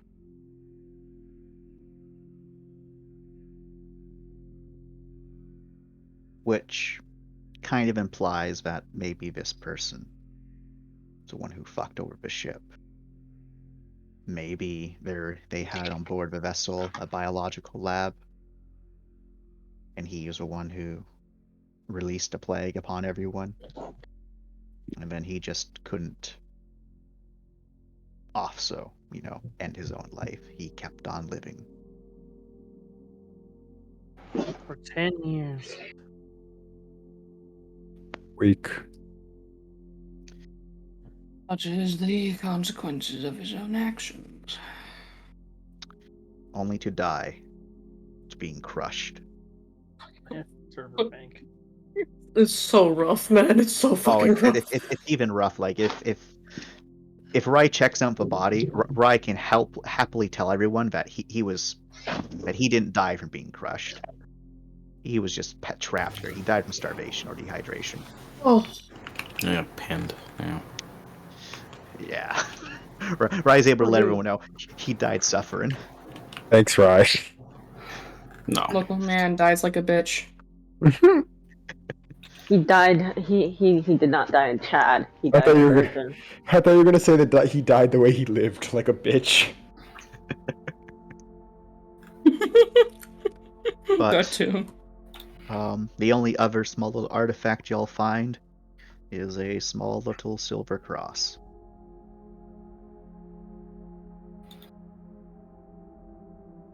Some Christianity. We don't have Jesus. Not anymore. Is that like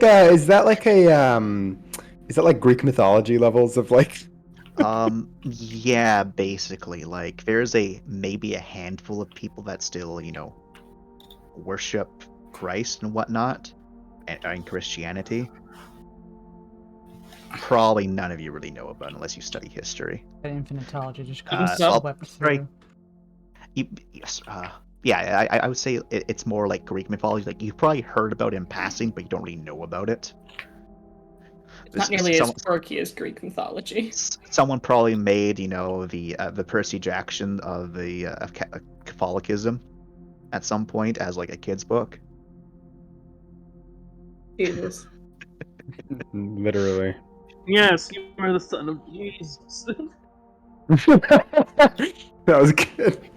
The son of Jesus. He was not allowed to have a son.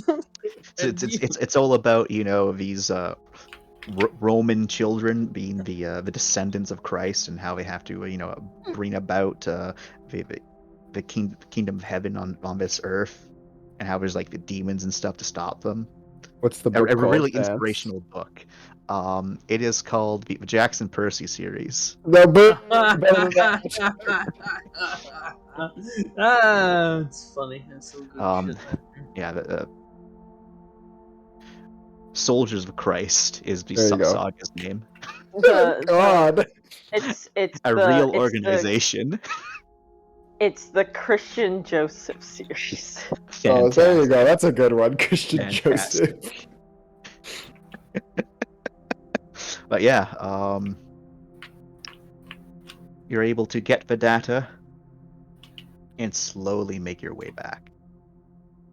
Eventually back to Varasi, where Rai, you're able to check over everyone for contamination, and the only person who needs inoculation is Hana. Of course. Excuse? Well, you see, Hana. Yeah. The first generation ships never had to deal with an outbreak of amber flu. Your systems never encountered it before. You're an advanced society, but it's easy.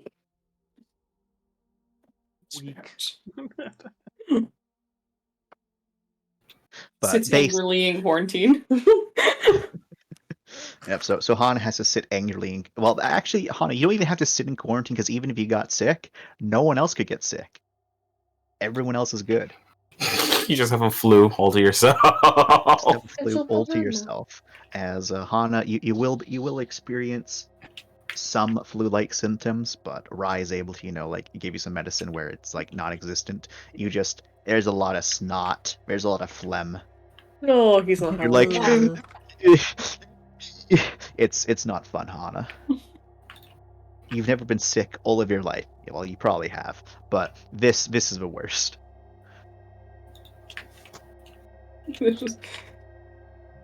This is what the after effects of shock. And he blows his nose. Not bad, huh? I do not think. Can we get the bucket? That's so realistic.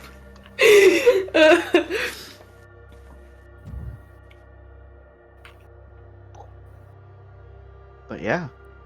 All right. That was. We did it. Weirdly easy. Dying. It was it. Yeah, that was it. We didn't explore or do anything else. We just focused on the mission. Yeah. You focused on the mission. You were able to do it. You're telling me, Chance, that for the last year we could have been like 2 months long if we just finished the missions. That's all it took.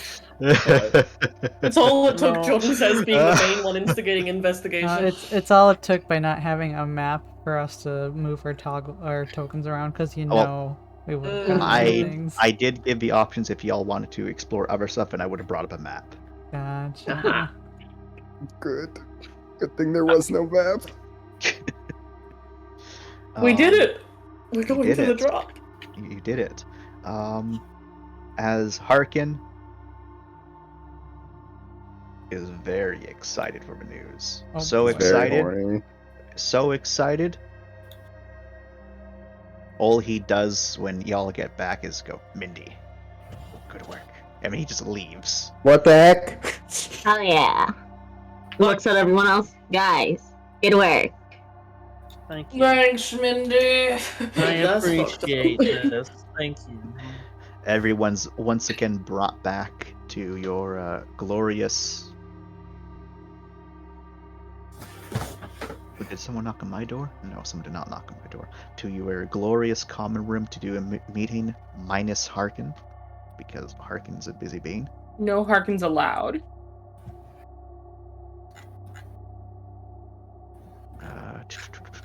Where is it? There it is. Play. And I made it out without my brain saying, fuck you. Yeah. As Melv will be able to say... Alright. Now we get to spend 3 weeks traveling back. But before we do that... 1 second, everyone. Now it's my door. Before we do that, I have to answer the door.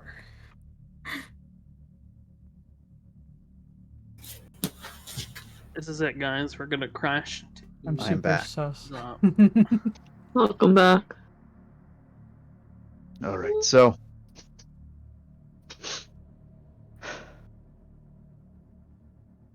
we head on our way back to Catcher Station. Do a little fun jazz. We will get our hefty sum of money, and Harkin has offered us another job. We have time before this job, but we do have another job. What's the job? The job is to come back into this place, as he gestures like around him, the mists.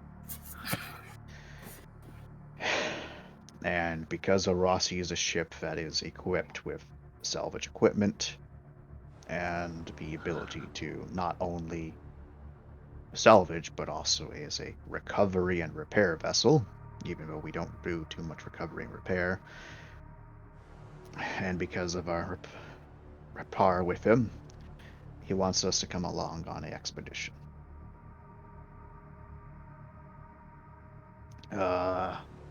Apparently you know more about this expedition than I do, Mindy, but from what I understand, he wants to go to a relic.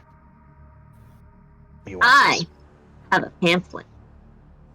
We can talk about your pamphlet after, Mindy. Oh, okay. Yes, so thank you for volunteering. So, wants us to go to this location, and he wants us to quite literally just be there to repair and maintain equipment that shows up, both their equipment that he's going to be burning and the place's equipment, as it's an Imperial station of some sort. He mentioned it was one of the big ones. Where is it? He thinks it's a drop. Now, before anyone starts to get frisky, because that is a very scary term, I understand. We're not going alone. And from what it sounds like, Harkin's going to do this mission with or without us. As he's hiring security personnel, and he's also getting together with multiple of his colleagues to go on to this expedition. It's part of why he wanted this all to begin with, as we're not going to this expedition until he's had time to make his prototypes to issue them out to everyone. So, how long are we talking until it happens?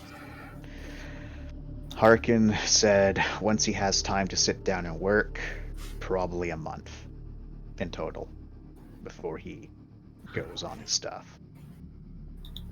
So during that time, we can probably do a couple tow trucks. Sorry, a couple towing jobs. Easy stuff. Just so we're not sitting idle at port. The issue, however, comes that he said that this at minimum would be a month-long expedition.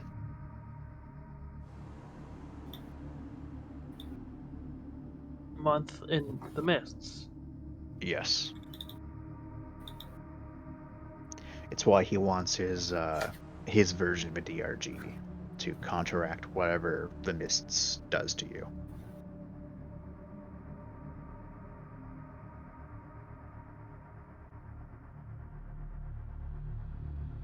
Is this a briefing or a suggestion? This is me explaining what I know. What I also know is, from a financial standpoint, we're very well off if we agree to this mission. Money up front, of course. I hope.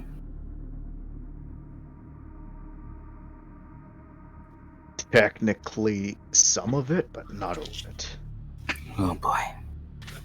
So there's a down payment of a sizable amount, and then there's the rest that we will make.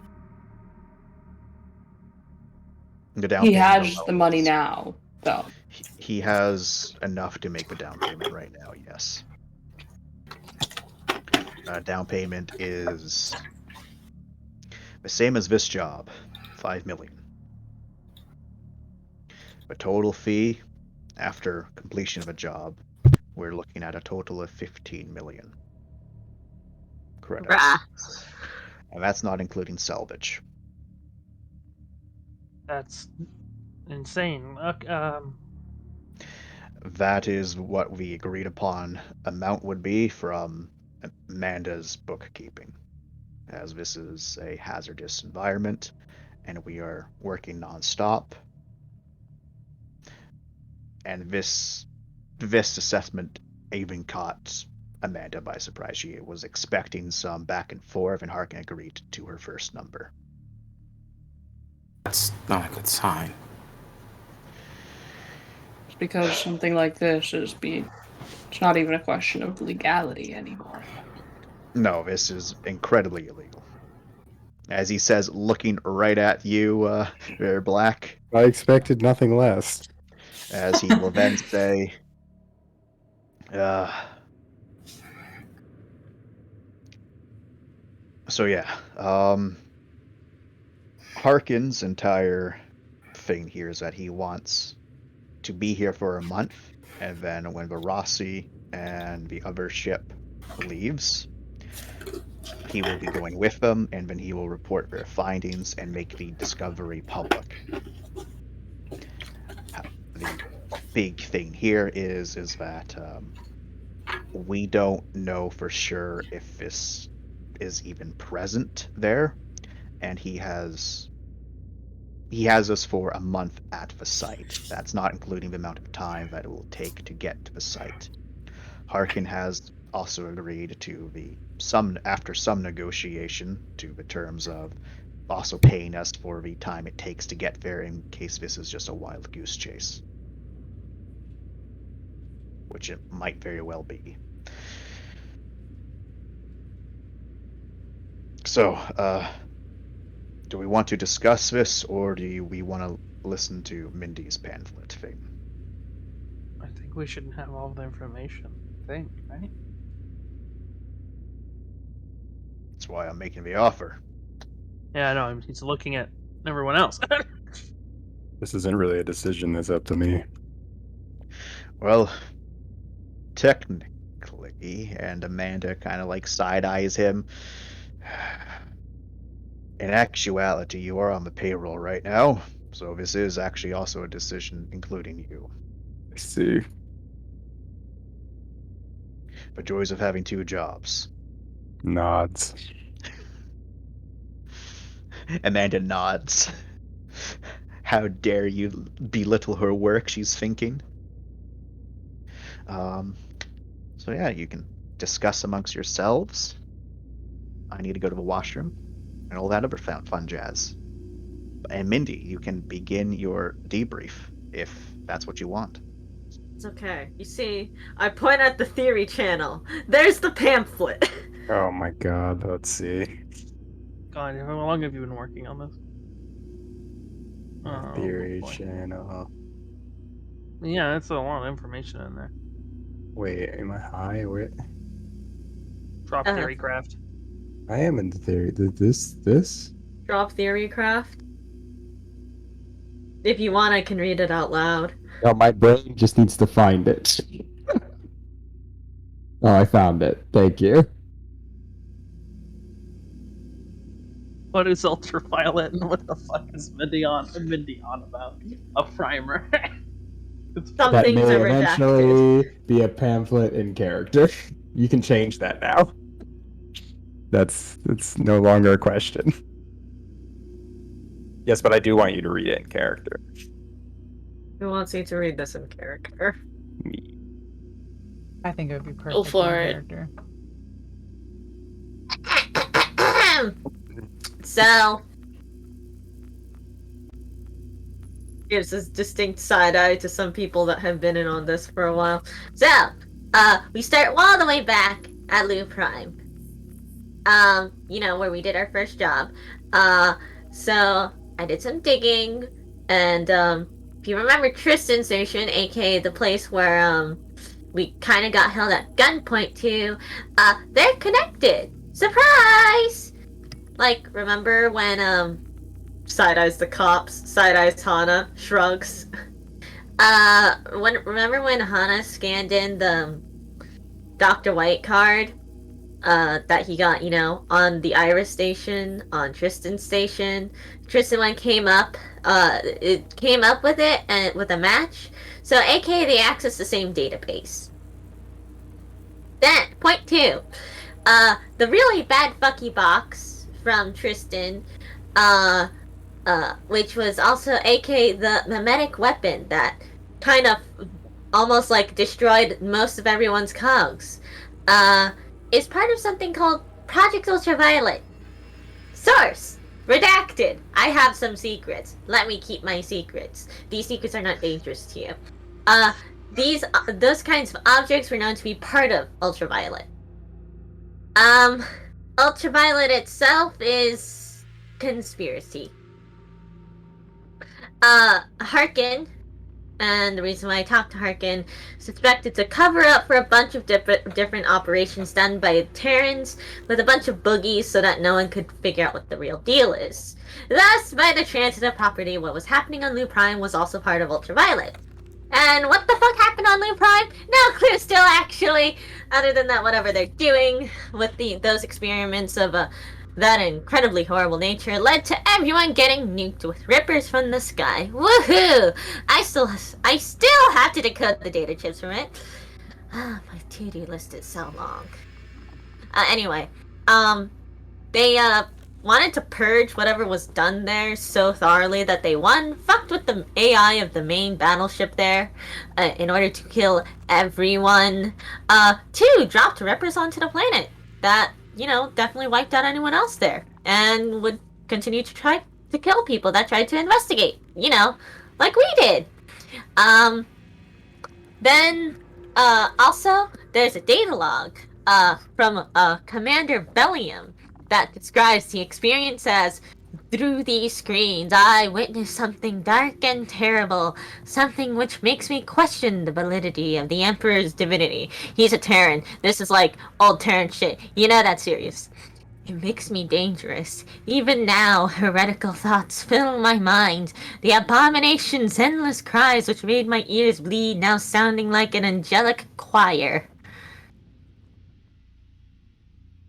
Anyway, I'll give you a moment to process that. Wait, did Mindy, make multiple pamphlets? Yes. We all have a pamphlet as we're reading along. Okay, yeah. At that point, Black will point at something and be like, "Did you draw this?" Yes, that's Ram. It's pretty good. I photocopied it. So the one doodle is now on everything. Nods.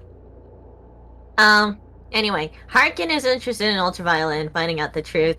The deal there is something called Gemini Pax, which a couple of you have heard.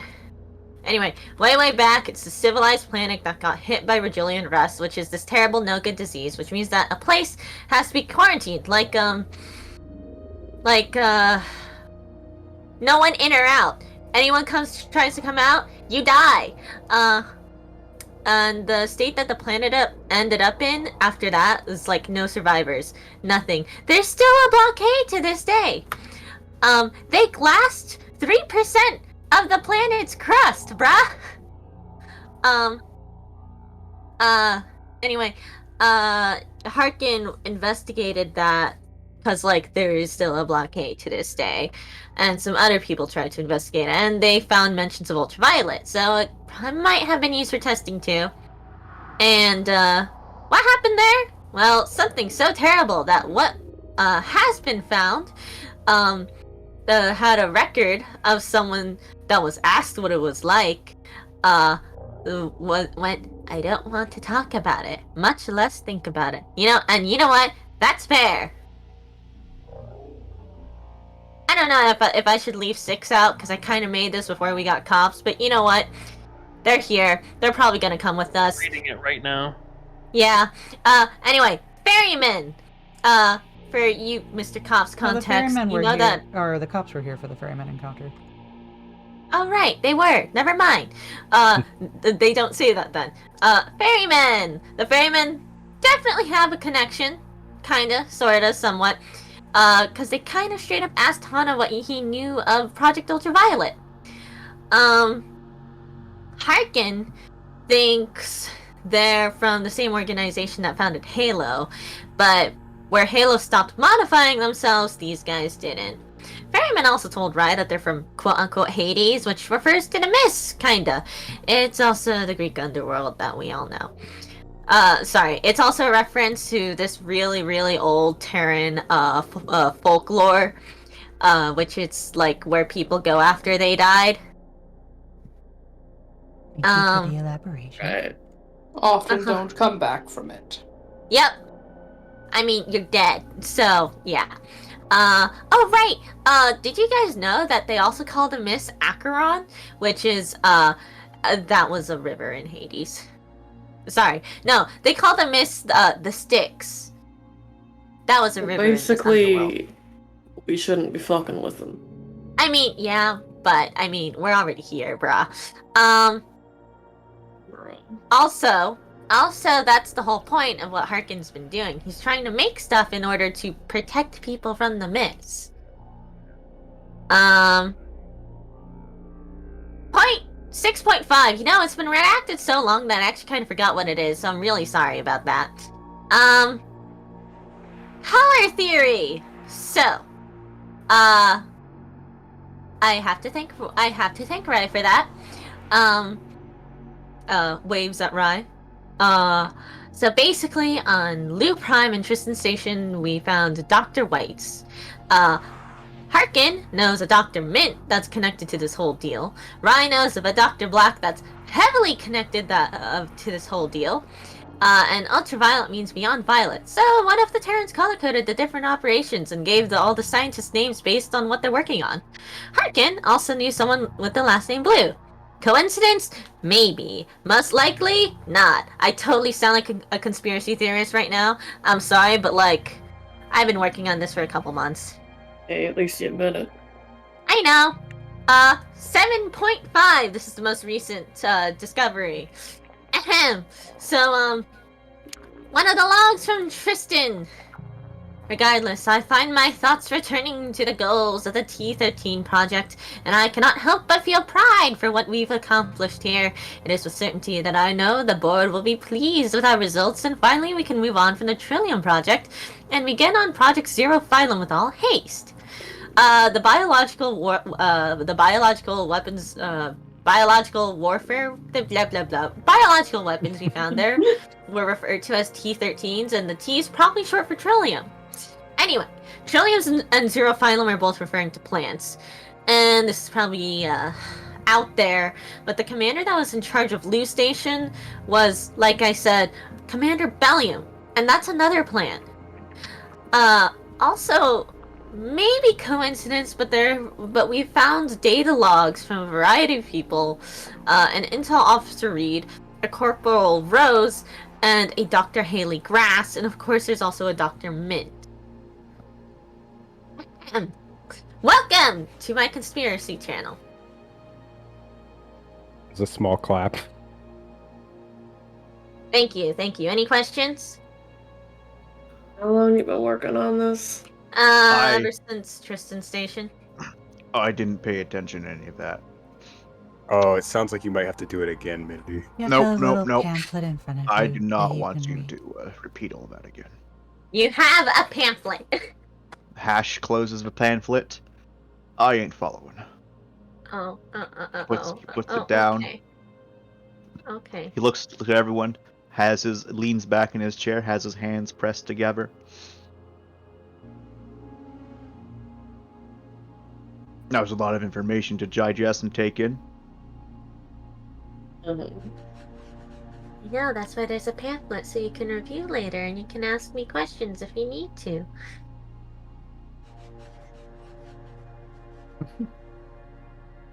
Well, basically what you're saying, Mindy, is that you're all for us taking this job. I think it's super dangerous, but it's worth the risk. Something that should be noted concerning this. If we did take this job, likely, if I were to guesstimate, everyone on this crew would be on a list by the time we came out. I'm pretty sure I'm already on a list. We're pretty sure we're already on lists. That's not what I mean. To talk to you after this. What kind of list? Was that Mel? That was Hash. Mel just sighs when Hash asks the very basic question. Yeah. Hana just gives a thin smile. The kind where you may have people looking for you for knowing too much. Kind of list that might cross my boss's desk. The kind of list that your boss might try to make whoever's on it go move. Nods. Hang on a second. Mel starts to speak up, but Ram, go first. Are you for this? Me? Yeah. I think it needs to be a group vote. What the fuck? I think Harkin's research may do others in the future good, however. In my personal opinion, there are many on this ship who would be endangered by us going. He just slowly nods. So, in terms of being on a list, he kind of looks to the two cops and says, just speaking about all of what we spoke about is probably enough to get us on those lists anyway. Oh yeah, definitely. You're all incriminated now. I'm not sure if they spread the information, but yes. Thanks, Mindy. You're welcome! Total honesty! The only small smidgen of good thing about this is Harkin plans on revealing the details of the location to the public. Meaning, even if people were put onto some sort of magical list. Magical. Yes, magical, because we have no idea what sort of people would put us on the list. We have no idea how far the list could reach. That's why I said magical, because it could be a lot of scary or unscary things. But regardless of that, we all know somehow that man has innumerable amount of connections and wealth, that if he wanted to make something public knowledge, he can do it. It's actually kind of scary to think about that the person who we all thought was the just crazy man in the fucking medical wing was all this time innumerably wealthy and ridiculous amounts of connections. He's been saying it the whole time. He has, which makes it all the more shocking that no one actually believed him. Regardless, I think that's probably something that could help out if we are concerned about being on the list. Since everyone involved would become public information if something happened to us, the people that would theoretically do something to us wouldn't be able to get away with it. Nods. Too many people would be looking, and thus there'd be nothing they could do to really silence it. Oversaturating the knowledge pool is a possibility of counteracting such an effect, yes. It's a pretty positive mindset.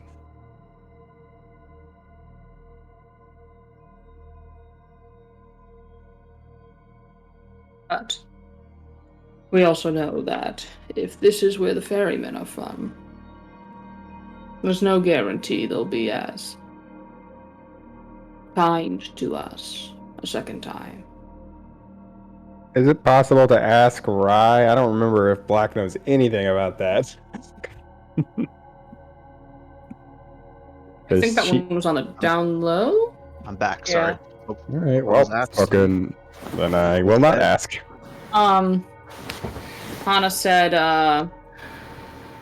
that if that was true, an oversaturation of knowledge would be a possibility. However, if this is where the ferrymen are, there's no guarantee they'll be as cordial to us a second time. Again, he's hiring people to, like, do the fighting and the combat. Skir didn't help any of the other ships they faced. He nods. If this has anything to do with them, we can be quite sure that they'll hunt us down. Well, I refuse to play devil advocate for Harkin, and then Amanda steps and says, "Well, I will then." And he's like, we, including Harkin, are very well aware of the ferrymen and some of their capabilities, meaning whichever security firm or firms he hires are going to be briefed on the matter. It's not like we're going to be going there and then with our pants caught down go, "Oh no, who are these mysterious super soldiers that are showing up to kill us all?" No, instead it's going to be a bunch of people that are ready for mysterious super soldiers to show up and kill them all.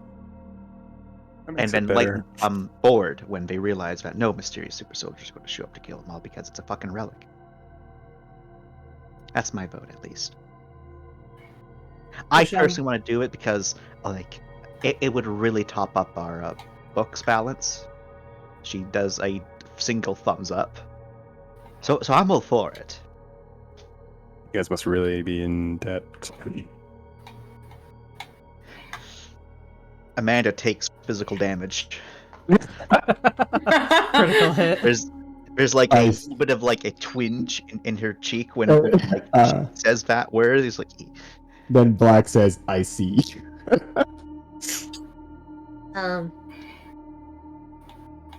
It gives Amanda the thanks, Mom look.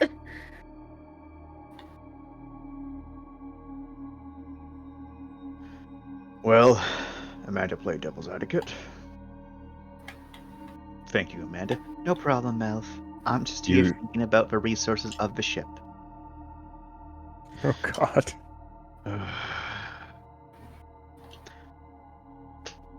So we're going to have security firms that are prepared.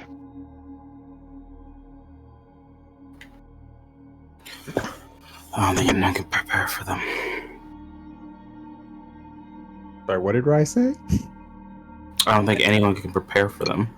We can detect stealth ships now, but does it make a difference, really?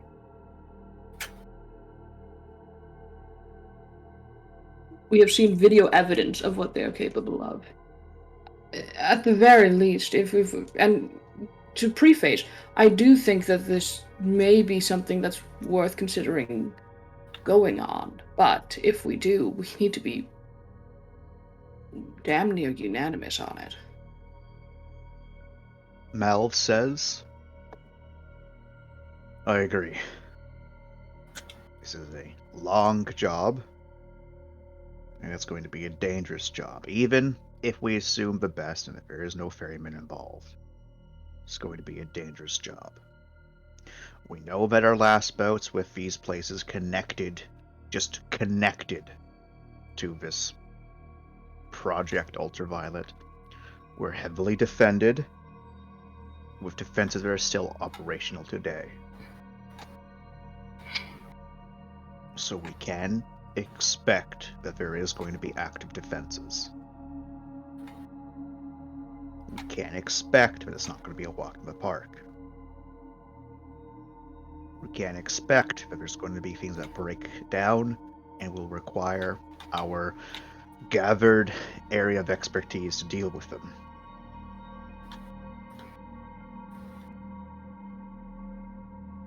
So I do agree with Anna. So if we're going to do this, it's going to be near unanimous. That means no one is allowed to abstain. Is that a very pointed look at Lorne? A very pointed look at Lorne. He slow blinks. And then a very pointed look at Franklin. Well, then convince us. Everybody who wants to go, convince us that it's worth it. Amanda speaks up. Before you speak up, I'll go ahead and make it clear that my vote is a no. Just so you know. Continue. That's one.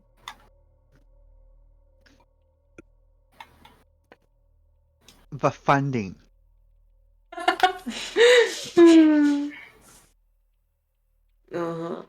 We'll be out of the red, Ram. Out of the red. How far in the red are we exactly? I don't want to talk about it, Ram. Well, being transparent about it might help convince us. It makes me very emotional to talk about it. And going into the children. I will say this.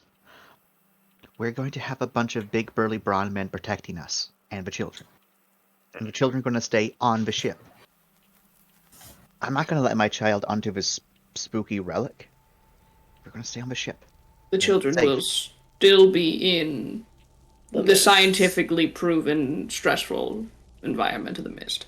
And he's making something in order to counteract He's that. prototyping something. Living in your cog for a month, there's no way to live. He's also insane and dangerous, so trusting him fully is really not the direction to go here. Insane, I will agree with. Dangerous, I disagree with. Anyone with that much money is dangerous.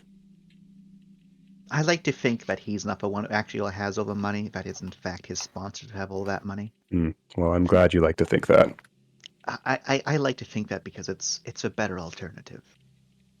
It may be and it's far more likely. Who is your sponsor, Harkin? Harkin's not here. There's no way in hell he would be here for this conversation. Never mind. Harkin kicks in the door. I've been here the entire time. I didn't know.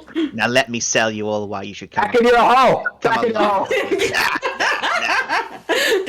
Down, fiend! All right. Perhaps there is a possibility, if the children are a large concern, which they well and should be, he says, looking to both Amanda and then Ram. Amanda agrees that they should be a concern. Apparently not. Sorry. Is there somewhere they could stay for the month that we're doing the job? There is cryo. You're gonna freeze the children? You don't have to deal with them? Amanda kind of presses her lips when she hears that option, Are we not sent into cryo for every shock jump? Cryo is an option, but that feels wrong. last resort. I agree. Besides, you know how impatient that guy is? I doubt he'd give us the time to stop off somewhere. We have a month to prepare something. Does anyone here have like an uncle or dad? My kin are too far away.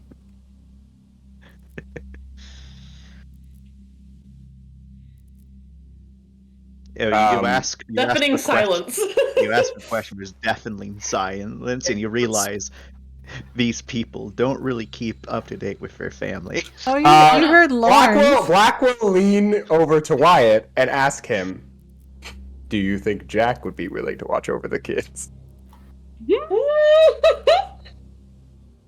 They're so married. Chance, I can DM you if you'd like. What would you like to DM me? Just for context, if you want. Okay. If you want, you can improv the hell out of it, but I'm just going to give you. All right. DM you.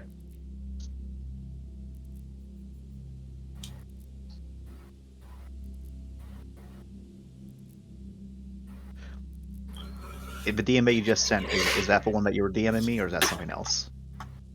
What? I messaged you on Discord. Ah, okay. So I'll respond to your other one then, real quick. That's right. I send Chance mini messages. He ignores all of them. It's true. I ignore everything, really.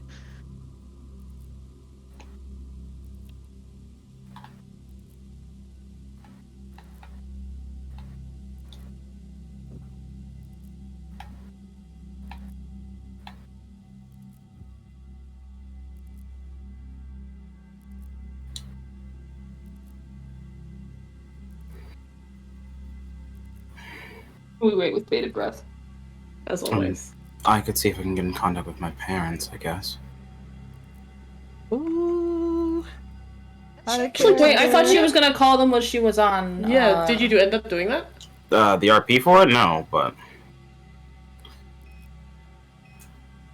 You would have? Alright. Well, Wyatt will say. I think he might be able to be convinced, but.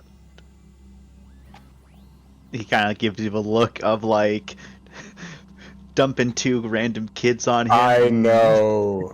He has that like expression of I don't know how well that would go. I know. But gone for a while, and then we just show up and say, "Here, take these kids and leave." He might not well, like if there's not choices and plus, yeah, we'll owe it to him for sure. Don't you all fucking dare take my children away so I can kill them. We're not gonna kill them. We won't. I'm sorry, Chance. They're staying with family. It's gonna happen. There's no way. We'll fucking see, Chance. The entire reason Mac was brought on was so that Chance would have somebody to kill. Well, he's gonna have to bring an NPC to stop us right now because we're planning.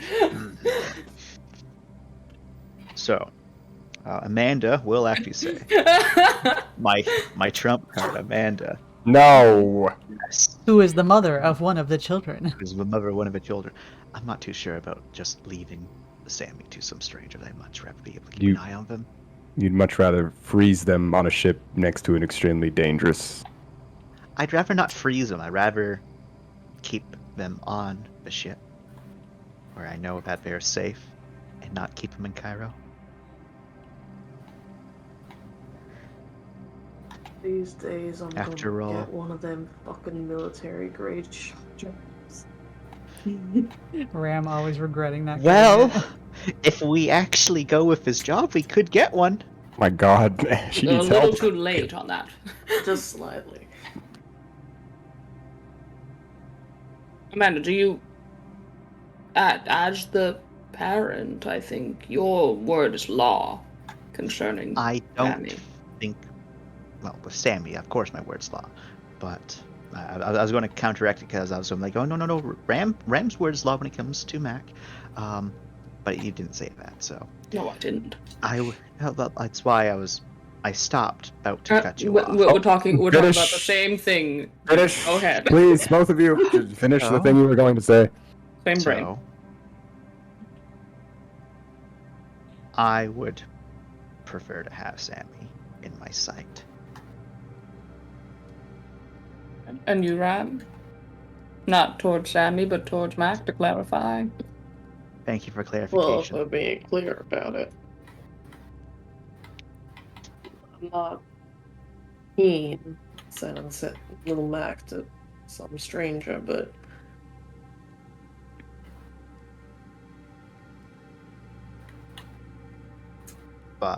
he glances at Amanda.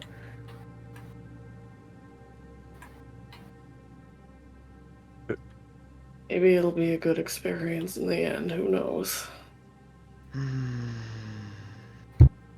Hey, Chance, I have a question. Yes. Do they have space summer school? They probably do have space summer school. Please, we call that spacer school. Then Black will offer that up. He'll be like, when my daughter was off of school for summer, we would send her to sort of a summer camp situation, and it might actually align right now, this time of year. So we might be able to find something like that as well. So it'll be like you said. Well, you did anything? Okay. Don't say it around. It may be a good experience for them to have as well, rather than just dropping them off at a random stranger's house. Amanda has the expression of like, and it's in this moment everyone's realizing Amanda is the helicopter parent. She's not an overbearing helicopter parent, but she is a helicopter parent. Yeah. Ren knows. Oh, fuck. I like the suggestion. But I do think it could be a good experience. But I prefer to keep them in sight. Bad experiences and all. That's all.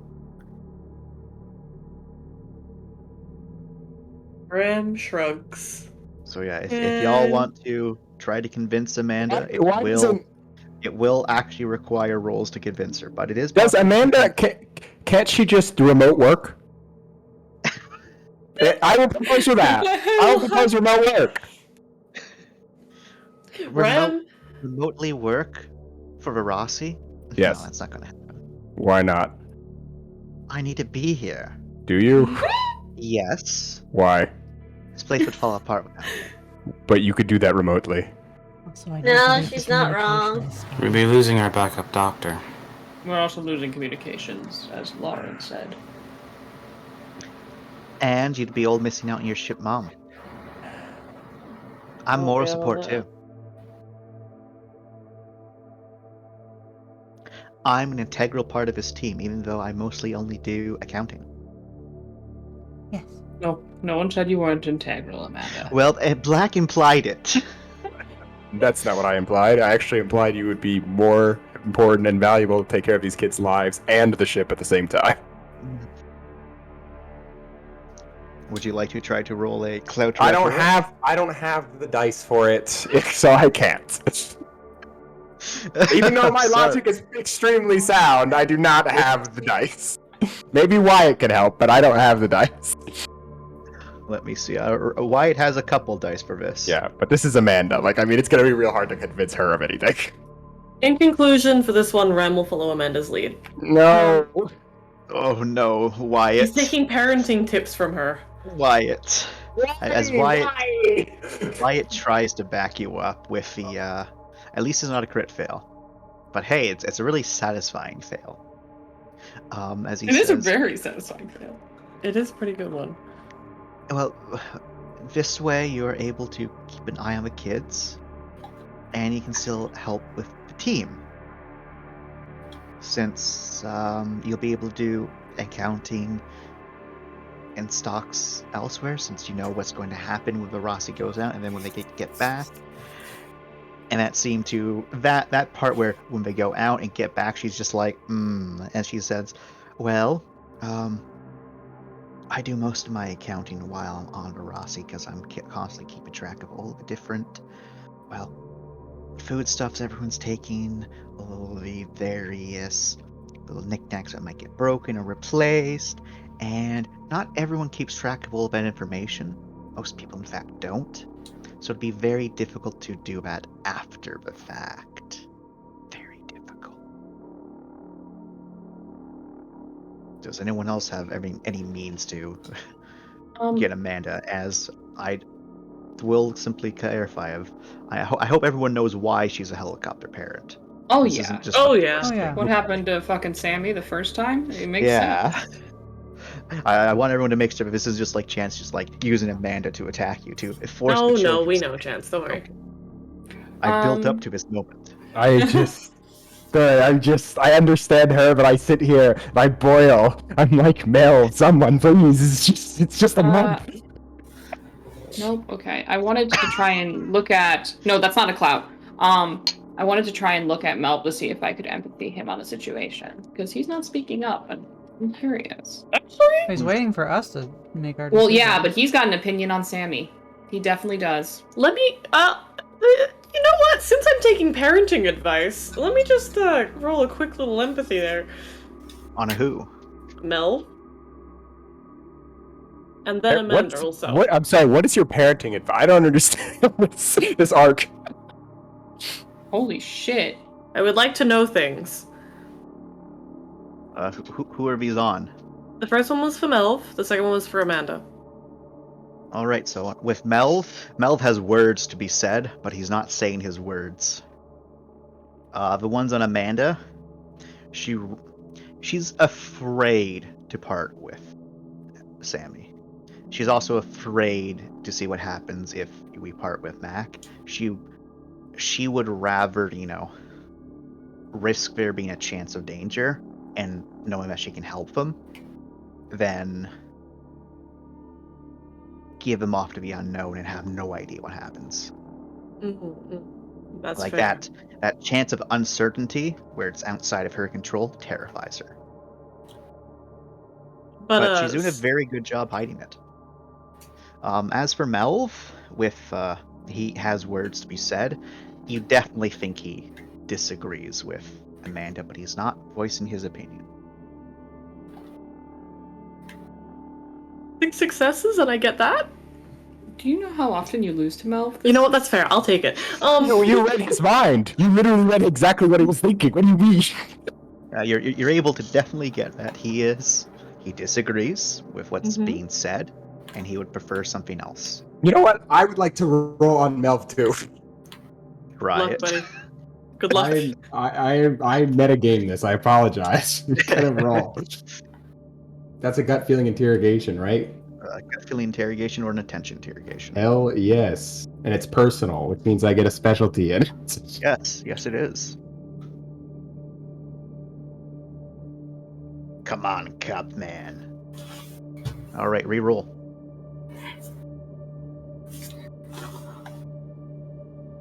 Come on, baby, let's go. Reroll. Come Roll on. again, I guess. Okay. It's one of these days. All right. Unfortunately, you are unable to read the man. You win. Yep. I will, however, give, because you are a detective. And so I do think you should be able to get some stuff, and like you did tie twice in a row. So I'll give you this. He certainly has opinions on this matter. He's just choosing to not say anything. What his opinion, which direction they lie, it's hard to say. But he definitely has an opinion. Who else is in the room again? Besides our crew and basically everyone but the kids and Larkin. Okay. I'll let you go ahead. And Franklin. Franklin has had to step out. Keep going. Okay, well, Black was just gonna say then, like, I imagine do I get this kind of look from anyone else? Is it just him who has an opinion? Does anyone else seem to be holding back opinions? Or do I have to roll for everyone? Like, what's the deal? Hash doesn't really have an opinion. 6. Silent as normal. Celeste looks like, she has something to say, and she's like bouncing between, saying it or not saying it, but at the moment she's deciding not to say it. But it's very obvious where she's not hiding it, like she's just trying to figure out if she should or not. Trent seems sympathetic towards Amanda. Zai, just concerned, TM. Mm-hmm. Okay, well, I don't want to make the GM RP with himself, but Black would would offer up the fact that, like, you know, he and Amanda are the only ones talking at each other about it. And it is a ship, so if anyone else has an opinion, I'd like them to share it too. He does look at Melv when he says it, though. Sorry, go on. Okay. Ship Mom gave her opinion. Why not Ship Dad?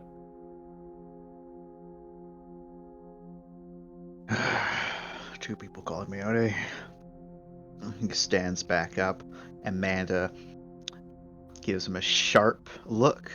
But that look quickly disappears. Only a couple of you are able to catch it. Captain, I cannot abstain, and so thus you must speak as well. Good argument.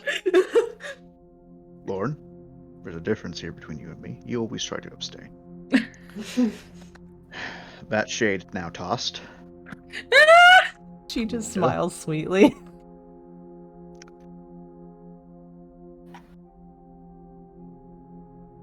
The last station we went to was an Imperial station. There was a biological weapon that apparently made people into living dead.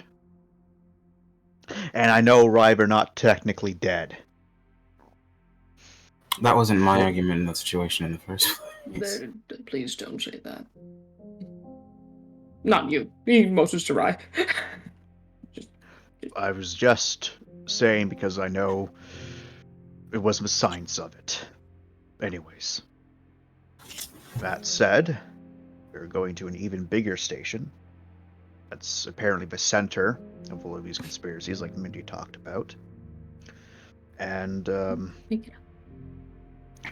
that Captain Bellum individual spoke about abominations and seeing God. I don't know what that fucking man saw. I don't know what he heard. Or she. Don't really know. Don't really care. But they saw something that terrified them to a point where it shattered their mind.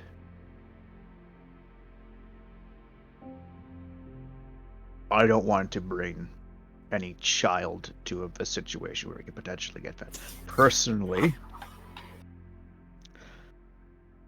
I'm a bit against this mission, but I understand we do need it.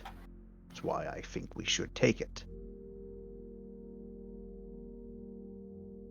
But I don't think we should risk the lives of children. A wonderfully astute observation, Melv. Fantastic, really. But I don't like the fact or the suggestion that we should just drop our kids off somewhere and then just forget about them for a month or two, maybe even longer, because who knows how long it's going to take to fucking get there.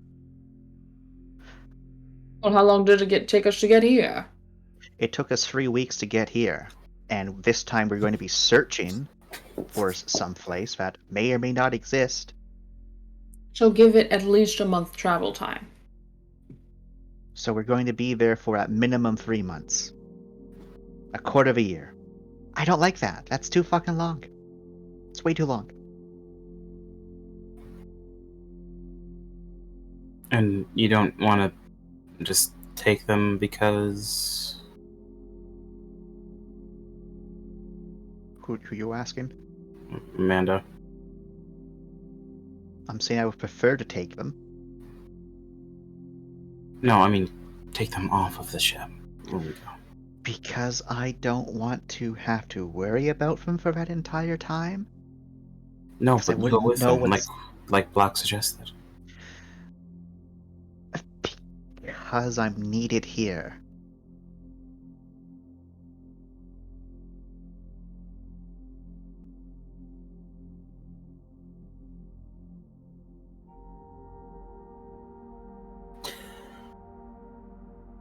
Okay, Amanda. I'm feeling a bit ganged up on right now, Rye. And Melv just like, really? Such divorce energy. Yeah, really. Amanda, I'll accept whatever you choose, but when it comes down to it, would you feel worse that we couldn't get a properly cooked meal for a bit, or that Sammy and Mac are being hunted down potentially by psychotic killers who string people up for the fun of it? Because we know they don't care if you're a child or not. They don't. Roll me a clout rhetoric. It would be safer. Those ships. Are you helping there, Lorne? Yeah, you know what? I have been swayed from my abstaining of this particular argument. Yes, I will assist. And Rye will add, I saw the manifest of those ships. They had hundreds of security, hundreds of other people. It didn't matter. It didn't matter that they were armed. It didn't matter that they had numbers. It didn't matter. We don't even know if they're there in this case. But if they are, we know what we're going up against. First Lorne, and then we will use your whatever amount of successes you get can get added on as dice to Rye. Okay, we are going against something potentially very terrible. Potentially isn't the same. It could be terrible. We just leave them somewhere. Would you ever want to potentially put Sammy in danger? I'm not saying. No. Would you ever want to potentially put Sammy in danger? No, of course not. Then why take the chance when it's more than likely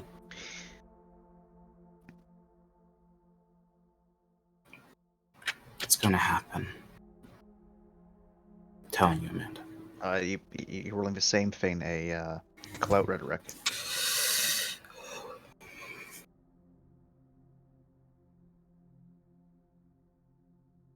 Plus sway?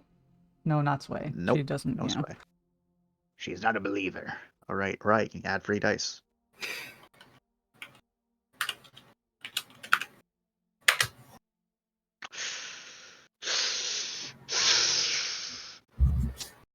All right.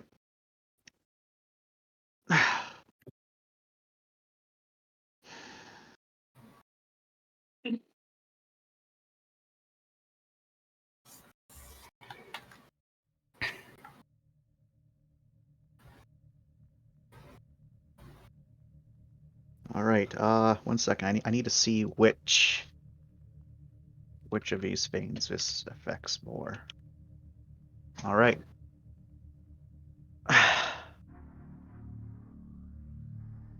Fine.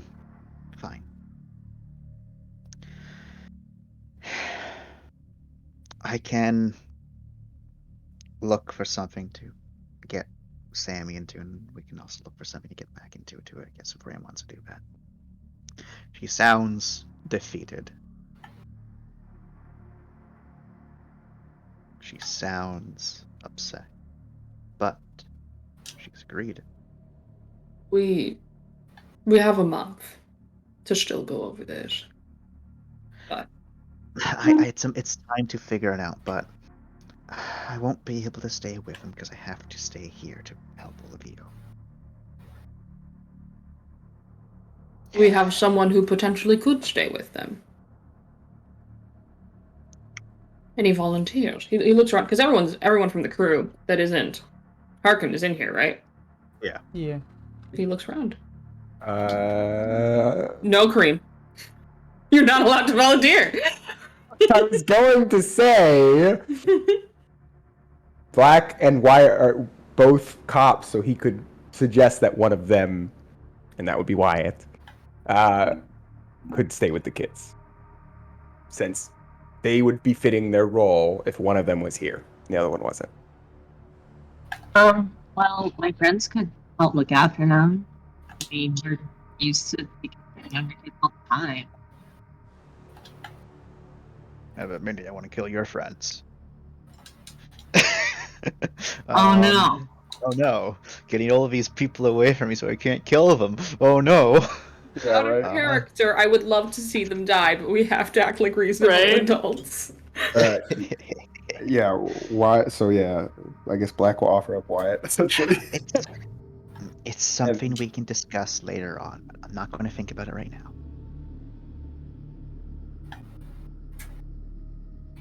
So basically, that can be a thing that's determined OCly.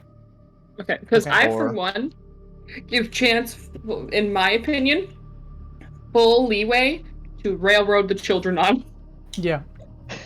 No, I disagree. I think we expertly got them out of there. I know, but like something beyond our control. Because honestly, those kids are both every daycare in the universe exploded. To be had. It's all right. It's all right. I will give you this W. Oh, damn. But I will make it so much worse. You have denied from me my easy hurt points. He's gonna murder the shit out of our NPCs. I'm gonna make you suffer. You already had so many easy plans with that. What do you all your plans? It's all right. I can fuck you up even more. No, it's okay. Single sad tear. Can we refuse? No. If y'all refuse to go, I'm gonna drop now. I will say, we all go and become. This is Cassidy villain arc. I'm gonna say it right now. If He's y'all gonna are quit like, the campaign and run in it. if y'all are like, we're not gonna go to a drop. I'm gonna force you to a drop. My children will be present. Honestly, guys, if that These means are we my get the warnings. children on the drop. No, So, if he falls with us, it will be so much worse. If it is a unanimous, well, if it's not a if a good chunk of characters in character would be like, Lamau, we're not going to go to the drop. I will find a way to get you to a drop, but that's just so he can stay in character. Because like, I understand Black is like, he's like, Lamau, no, I don't want to go to this hellscape. Fuck that. I don't think anyone should go to that hellscape. I imagine someone will convince him that like it is important for the job to follow Harkin. So My brain just went. We don't have anyone to take care of these kids. Oh no, Black stays behind. What are we gonna do now? We need some strong muscle. Hey, we need it so funny. It's actually hilarious. What are the optics on this chance? I'm back, bitches. Jesus. He's only back because the pay is good. The pay is good, his void is higher, and he's ready to go. The void's higher, and I'm talking more. Chance, are you speaking through a gloss? Are you okay? No, I'm not okay. You're so. What was that? I believe that was two. That was two. You're right. Holy shit! How did you do that? Was that just a glass? Color bottle. No. I took my laundry basket, and put it over my head. What? And then I just start speaking. Amazing. Yeah. It gives you such a good bassy reverb. It's nice. It works. I can't. That's my headcanon 2 voice now. It's pretty accurate. You know, you just gotta get a freaking laundry basket, Kareem. That's all you need. Get a bucket and put it over your head. You know, Black goes to babysit the children and 2 comes back. You always wanted to play him again. I mean, in a hellscape, he will work a lot better. I'm fucking crying. Jesus Christ. Because I do believe someone aboard the ship has been in actual like email contact, right? Was that Ram? That's actually. Okay, it was Mindy. Ram and Mindy have both been talking. I mean, of all the people to rehire too on their crazy mission, their grunkle, it would be Mindy.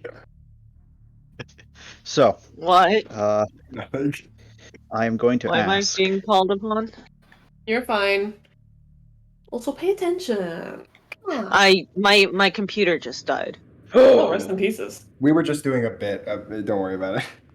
No, this bit needs to become reality. I would not be opposed to that, but continue, Chance. So, now that you've convinced Amanda to be halfway of the, I'm not going to be on the ship with the first half of fine. I'll not let the children be on the ship. What is the standing votes? We went through so much trouble to get Amanda to this. Like, if we don't, it's We just should- wasted effort. We should vote at the same time so no one can influence anyone else, honestly. Yeah.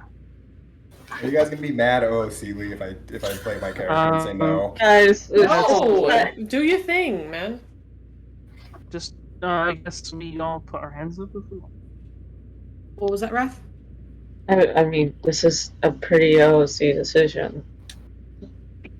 Like I said, so you might have missed it, but if people do vote no, and I think there's like enough people where Mel's like, okay, it's gonna be a no. I'm gonna get you to a fucking drop. Don't you worry. No. I want to be on the drop on Harkin's quest line. But it's okay. You will be there on Harkin's quest line, except you'll be speeding up the process. Well, Lauren has a little snippet if we were giving reasons, I guess. Sure. She doesn't have much of a reason, but like, okay. She doesn't have a reason, but you know, Right. she has one. She has one, but she doesn't. The monetary gain bears no importance to myself, though I know others here, and perhaps more beyond our scope, would benefit from this mission. That said, She's perfect. where my flock goes, I shall follow. And in addition, I am awfully curious. I love it. So good. What you're saying is you abstain? There is no abstaining from this vote. All right. I abstain. No. Was that a Lauren joke? Listen. That was a Lauren joke. Lauren, Mindy looks at you and mouths, "Be curious." So, she's basically saying she'll go. But All right. she will throw the abstain out for the joke. If people don't want to be influenced by others, how about I just have all of you put a circle or a line on a piece of fucking paper, and then I will read it all out at the very end. What? Which one is the circle and which one's the line? Circle will be a yes, the line will be no. Also, what are we voting on? Are we voting on Going. going Yes, or go. the kids coming? Go. Yes, go or no go. Okay. The kids is an OSC decision. We can. Sure. I'm sorry. That just sounds like extra steps for no reason. If it's gotten to the point where some people are shy about if it's a no or a yes, then it's obviously a no at that point, right? I don't think so. I think that the opinion needs to be genuine. Personally. It's to make the opinions genuine, make people think that they don't need to vote a certain way or not. So what? We're forcing people to go? Is that what we've been doing? We've never done that before. Has anyone ever felt like they've been forced to go on a mission before? That's why it needs to be majority. So if anyone even has the slightest feeling that it's a no, then it would be a no if we don't have majority already. All right, I see your point there, Rye. I see your point. I mean, I might be crazy. Please do tell me. No, I see your point. All right. I'm going to count down from 5. If you think we should go, raise your hand. If you don't think we should go, don't raise your hand. All right. 5, Good to me. 4, 3, 2, 1. And I only want the people who are. Oh, okay. Oh, looks like Just everyone's. Yep. Okay. Oh, you wanted it. You wanted close it. his eyes. Gotcha. It's going, raising. Yes. Going is raising. Going is raising.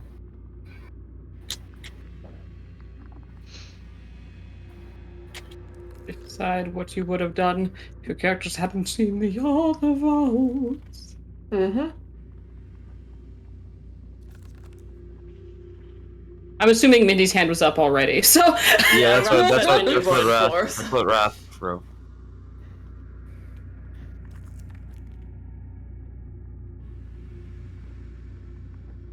right. I don't see a certain Black raising his hand. Yeah, Not I raising his wonder. hand. Black and Wyatt. I don't know what Wyatt's doing, but Wyatt's not Black raising is, his hand. Yeah, Black is not raising his hand. All right, I got to roll for the NPCs because the NPCs might determine my raft today. Hey, very excited. But hey, if the NPCs say no, we get the children on the drop for sure. Yes, So we do, but let's hope they say no then. I hope they say no, but did you say you hope they say no? I hope they say no. All right. Zai doesn't raise a hand. Just know you were a coward, Zai. Franklin doesn't raise a hand, but everyone else raises a hand. Zai and Franklin. What about? Wait. We still have 2 crew members we haven't accounted for. It's Mindy's friends. Mindy's friends are actually not involved in this conversation. No, there's no way they would be. That's just wow. We're just gonna drag them along to this horrible. Yes, no, basically. Mindy will probably be able to drop them off actually if y'all decide it. Is 4 people enough to make Melv go? Okay, that's not enough. Yeah, it might depend on the people, honestly. I know. I feel like my opinion isn't valued here, Mel. Get dunked on. There's 7 players. I mean, I would say if we don't have like the good amount of our engineers and some others, a pilot perhaps. Yeah, the pilot doesn't want to fucking go. If the pilot doesn't want to go, then we might not. I love the players trying to convince you so the children can die. Yeah, they're right though. I agree. If the pilot doesn't want to go. Listen, the children came for the specific purpose of them being. You guys are psychos, and I kind of love it. Right? Well, because it's that All way. O'Sealy or O'Sealy, it makes sense. We're like, we're not It going all to risk aligns. the children. It all aligns. All right. So, Franklin is the weight that tips it against wanting to go. Okay. And I rub my face. I rub it. I feel so vindicated. Vindicated. Can we convince Mel? That we saved you, we gave you the children killing? I've been given the children killing. I'm happy for you, Chance. I've been given double the children killing, as Mindy's friends are here too. No, can I please put them somewhere? You want to go on Harkin's quest line? Your friends are gonna die. Hey, guess what? I didn't come with them attached, so I should be able to put them somewhere safe, okay? Unlike you that's guys. how that works. Unlike you guys, I didn't come here attached to 2 auto voids. Can we convince Franklin? But you picked up the 2 autovoids and put them on the ship. You went searching for them. You found them specifically. It was your quest line. You know what? I'm not going to talk about that. So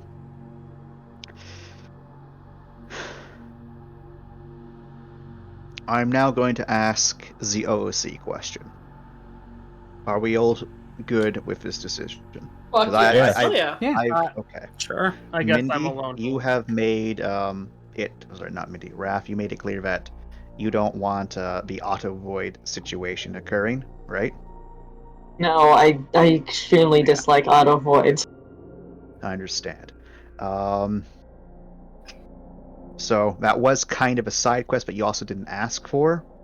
I'm going to present it that because I know why you're uncomfy with them particular. I'm going to ask if everyone else is alright with it, where we could say that because this particular mission wasn't going to take too long, if they could have been left at Catcher Station until y'all got back. Oh, that's fine. Sure. Okay, that's fine. No problem. I also have to run with landlord is hereby.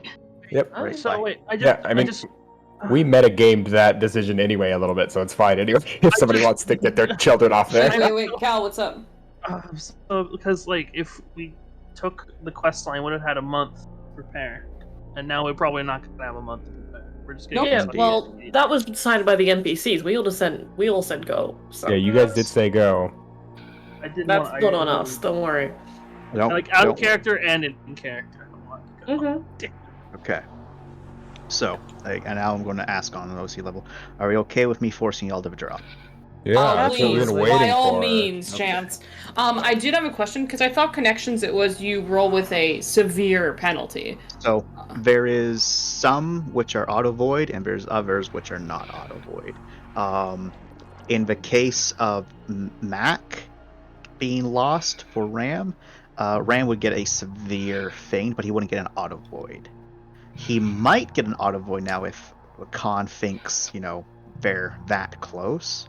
But in the case of Mindy, it would be an auto void because of the fact that they are their attachment, basically. Okay. So it does depend. Like in the case of Sammy, that's an auto void for Amanda. I know earlier in the day I said it's an auto void because Finn attacked his sister. No, that's just he's just going to get a -5 to his roll because he didn't kill his sister. If he killed his sister, well, you might have. That's why you're taking a -5. But you didn't actually, for sure, kill her. Like she could be alive, so you're not going to take that auto void. So yeah, if we're all good with that, because if you would all prefer, if we actually abide by the RP decision of going back and showing up with the extra guns,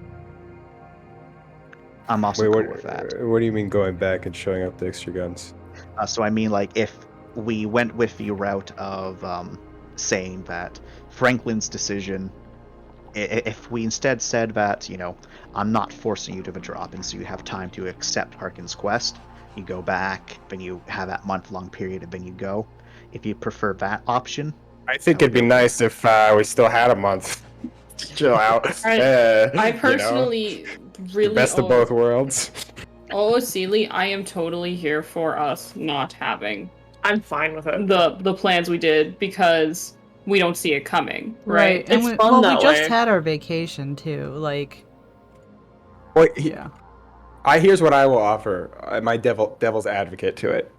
The whole choice you gave us at the beginning of the campaign was like, do you want to prepare for the draw? Do you want to not prepare for the draw? Well, we already are kind of. We've had a whole game to prepare now. I agree with you guys. I'm just throwing it out there. I think we're fine. I personally am okay to have you rip out Black's throat in the middle of a sleep. I don't care. I just, in case anyone wanted to push that direction, I do think there is some legitimacy to it. That's all I would say. Okay. So, if that's the case, we can adjourn. Oh yes, the children will die. Will die. I was so sad. I was like, damn it. We successfully succeeded and it's a good thing we did. We did well. We did well and I'm so disappointed. Like it's in character, but fuck. I did not get to watch any children die and drop one, and that's unfortunate. I need more dead children. What a very sad That's really that's why I joined this campaign totally. That's the